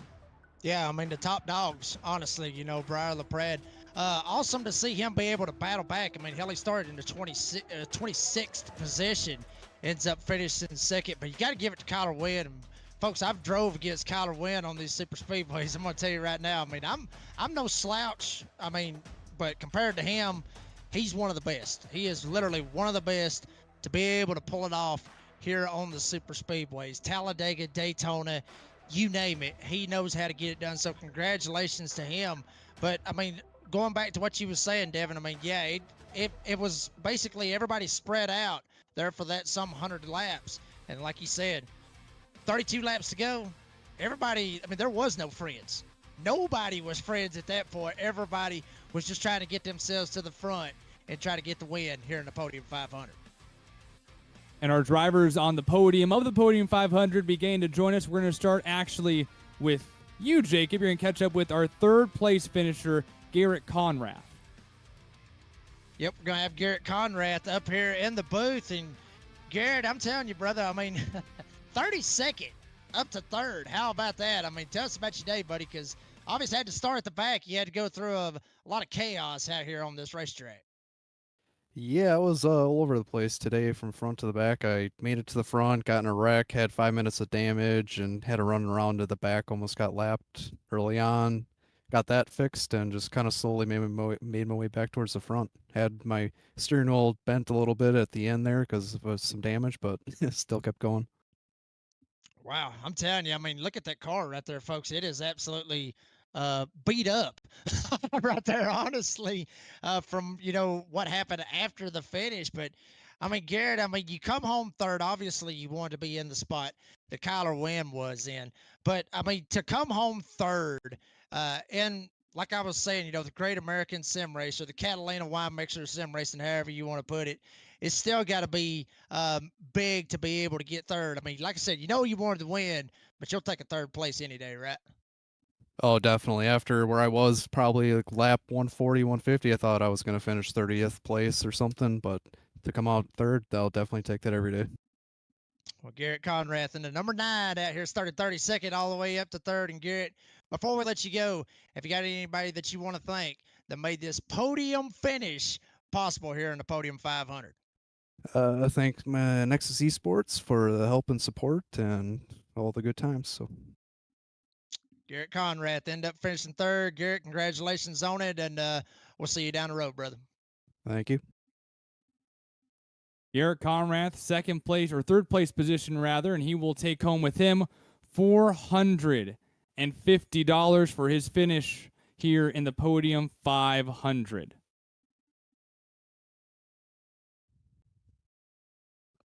We'll now catch up with Justin Prince. He's caught up with second place finisher Briar LaPrade. Yes, indeed. And let's have the chance here to speak with Briar LaPrade. Briar, talk us through that final green white checker from your perspective here tonight. Honestly, man, it's just a lot of nerves. There's a lot of money involved. Big event, you want to win it, of course. Start off your year pretty good. That was a pretty good high note that we could have ended that race on, but started our year off with a bang, especially before Tuesday with the Coke Series race being at Daytona. But yeah, congrats to Kyler. I just tried sticking with him till the end. I think that was my best shot. It ended up actually being my best shot. I thought Garrett might have had something to do with that ending of the race, but it just ended up being us two. And I mean, it is frustrating losing it like that, and especially that close. I mean, it was 4/1000ths of a second. Couldn't ask for much closer of a finish, honestly, besides an extra 3/1000ths. But yeah, it sucks. I wish he didn't turn as hard, as aggressively, and I don't know what the yellow line rule is or anything. I'm not gonna be dramatic and worry about it, but I tried holding my car above the yellow line that way. Because I'm pretty sure it's a yellow line rule, so didn't want to go below it and cause drama that way. I think either which way there's a little bit of drama, but it is what it is. It's a good payday. It's a second place finish. I was in the picture of the finish, so it's gonna be everywhere anyways. But yeah, just happy that I made it to the end. I've raced this event in 2 years, and first time doing it, we come back with a P2, and yeah, that was fun. Congrats, Kyler, again. Well, again, glad you had fun there this evening. And in turn, it seemed like the strategies seem to come down in layers. I'm curious on the green flag strategies because you, Alfredo, Roger Carruth, I think was a part of your group, a couple others. Was that a planned strat for all the Coke drivers or majority and the railroad drivers to work together, or did it just happen happenstance? The original four was me, Matt Busa, Anthony Alfredo, and Rajat Carruth there. The other group, they actually planned their own thing, and we just ended up getting connected together. So ended up working out really, really wonderful. Some notes to take for Tuesday, but yeah, that was fun. Our Ledford Billiard Supply Machine, I got to thank my sponsors real quick. Cameron Ledford, of course, for supporting me for a very long time. Ledford Billiard Supply, check them out at ledfordbilliardsupply.com. Raceface Digital, Rod Wortham, make sure you check them out at racefacedigital.com. But yeah, it was just a great strategy, honestly. I didn't think it was going to work that well, but we ended up flying. And it was nice being able to cruise through majority of that race, just carefree and just kind of riding the whole time. So at the same time, we were flying. So had fun doing it and, just took care of the car all the way to lap 200. With that being said, what's the mindset now that you've raced for 500 miles at Daytona and you start the Coke Series season in a couple of days and your return back to Coke with Junior Motorsports? Yeah, it's like I said, it's going to be a good start to the year, whether we won or we didn't. Second place at Daytona. You got to get pretty lucky with it. It takes a little bit of skill, a little bit of luck. So we had that. We just need that for Tuesday. But yeah, we're returning to the Coke Series again. This is going to be a sophomore year for me. Back in the number 88 with Junior Motorsports and Ledford Billiard Supply. Bringing along Raceface Digital as well this year. So should be fun. Looking forward to Tuesday. Looking forward to getting this race going. And then working with Team Conti and Team Conti Sim Performance. So, if you need some speed over in the open setups, go check them out, of course. But, yeah, it's going to be fun with those guys and looking forward to getting the year going strong. Thank you very much for your time, Briar. Thank you, guys. It's Briar LaPrade coming away second by a couple 1,000s, Devin. 5/1000ths of a second turns out to be the difference of $500. Briar will still take home $500 in total, but the $1,000 grand prize will go to Kyler Wynn. I mean, the last name works out right, but gotta talk to you about that last restart. You start outside, front row, and then you put yourself in position to win that race. As you are coming off of turn 4, What is going through your mind when you have a guy like Briar LaPrade right up on your rear bumper and you know that move is coming at any moment? Man, I like everything worked. Like everything happened perfectly. I think I did basically what I did to Briar's, what I did in the heat was I like to call it a speed match. You know, get along his door and slow his momentum down. Did that to Briar. I hate to do that, but for $1,000, I think it's worth it. Worked perfectly. Slowed his speed down to mine, and man, $1,000 richer. Feel pretty good. And during that long green flag portion of this event, it looked like as long as there was no caution, that top 8 group was going to be the group to win the race. Meanwhile, towards the end of that little green flag stint, you were the one leading that second group. You were the one putting yourself in that position to continue moving forward if that caution did come out. As you guys were sitting there waiting for a caution, hoping that something was going to happen where you could have yourself in position to win that race, what were you thinking sitting back there 12, 16 seconds behind that lead group? I was pretty demoralized, to be honest. Like I thought it was over. I thought we were going to go green.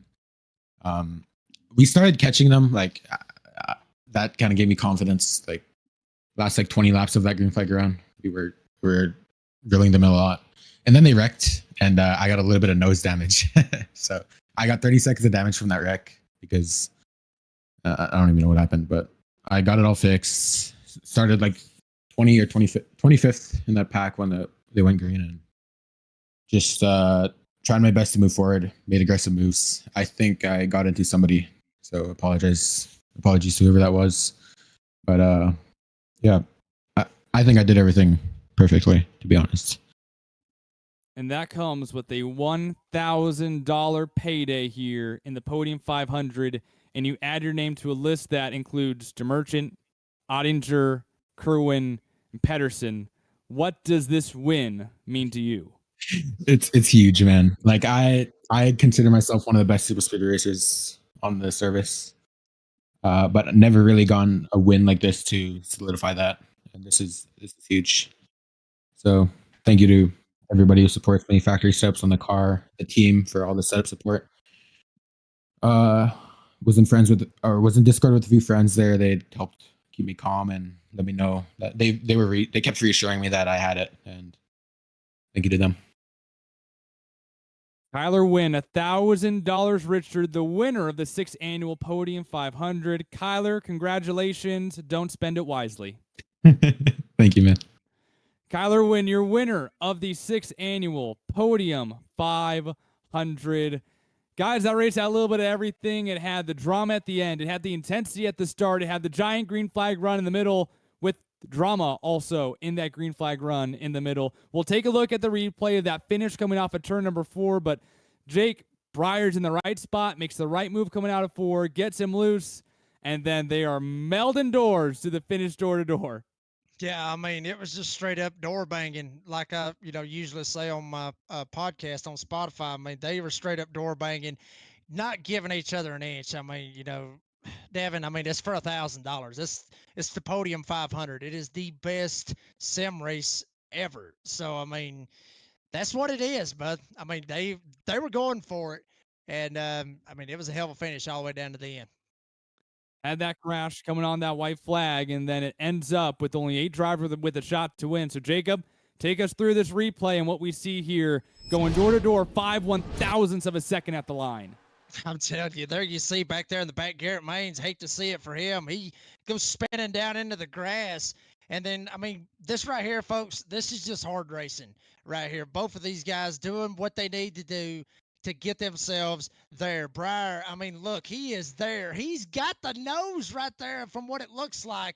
But then you see it from the different angle. Kyler gets him by 4 or 5/1000ths of a second, however much it was. But it was right there. I mean, you can't even blink your eyes that fast, folks. So congratulations to Kyler Wynn and also to Briar LaPrade. Both those drivers for finishing and putting on one hell of a show and a fantastic finish here to a long week, honestly, of Podium 500 action. And yes, I must correct myself. The iRacing official timing says 4/1000ths of a second. Granted, I don't I don't know how much that actually matters in the grand scheme of things, but an impeccable number and an impeccable race. Glad to have all of you guys with us for the Podium 500. Justin, your final takeaways from our 6th annual running of the event. I really enjoyed the long run and how the strategy played out in terms of the race. Yes, there was a lot of attrition towards the end, but in the end, you have to play in terms of what happens on the racetrack, if that makes sense. As in, you never know if there's going to be a caution. You never know if there's going to be a big crash. You never know if you're going to lose your fender. You never know if you're going to get left out to dry in the last lap, like we've seen with a couple drivers. There's so much that goes into getting a win at a 500-mile race at Daytona, and to do it all right. And when you get those check boxes all hit, you end up going to victory lane. If you miss those check boxes, you end up being amongst those in the 30s. So it's the difference of, did you execute? Did you have the luck? Did you have the strategy? Did you have the track position? And as we've seen, did you have the friends to help you get there in the end? Jake? I mean, pretty much that's what it is right there. I mean, honestly, you know, a lot of those drivers out there that work themselves into, I'd say the top 10, because I think they got a pretty good payday out of it. So you may have some of those guys just wanting to try to work themselves to the top 10.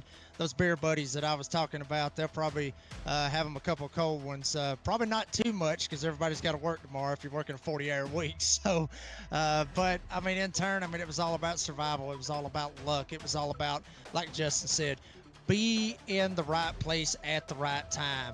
And fortunately for some drivers, they was able to be there in the right place at the right time. Some just got caught up in the accident at the end. So, I mean, fantastic race, but it was all about survival and luck.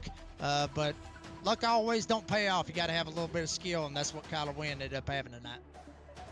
It took more than 500 miles, but we did get our winner of the 6th annual running of the Podium 500. For Rachel and Ryan Bauer at Podium Esports, our camera builder, Dougie Beard, our producer today, Christian Hill and DJ Lyon, Cameron Aubernon on social media, and for my colleagues here in the booth today, Justin Prince and Jake Reeves, I am Devin Henry. Thank you so much for watching today's broadcast of the 2024 Podium 500. We'll see you next year. Congratulations, Kyler Wynn, taking home $1,000 in this year's Podium 500 championship.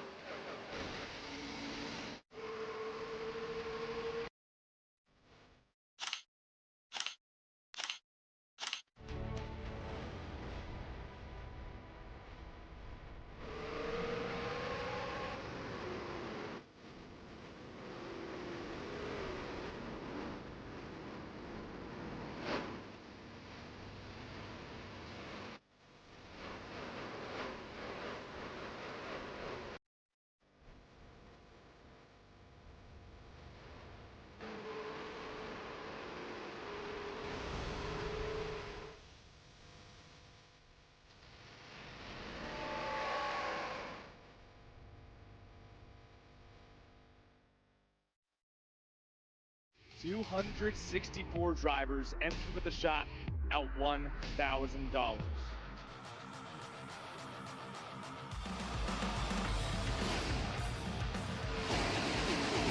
Driver sideways, that is Daniel Holloway at the exit of turn 4.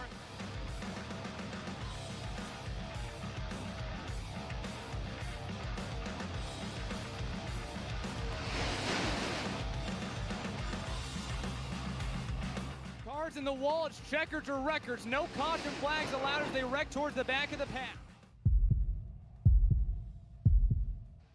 Mr. McQueen, Casey Kerwin to the line. He wins the Podium 500.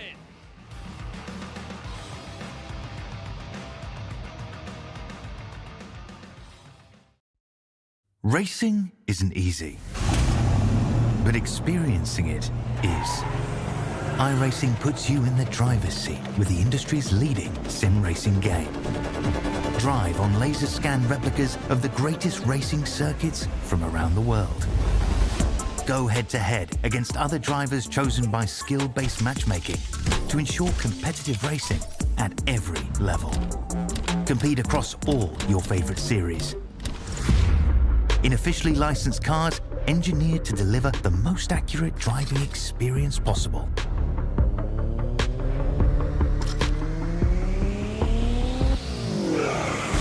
Join a race or host your own with players from across the globe. Race against the computer or in a league with friends. Feel the thrill behind the wheel. Visit iRacing.com.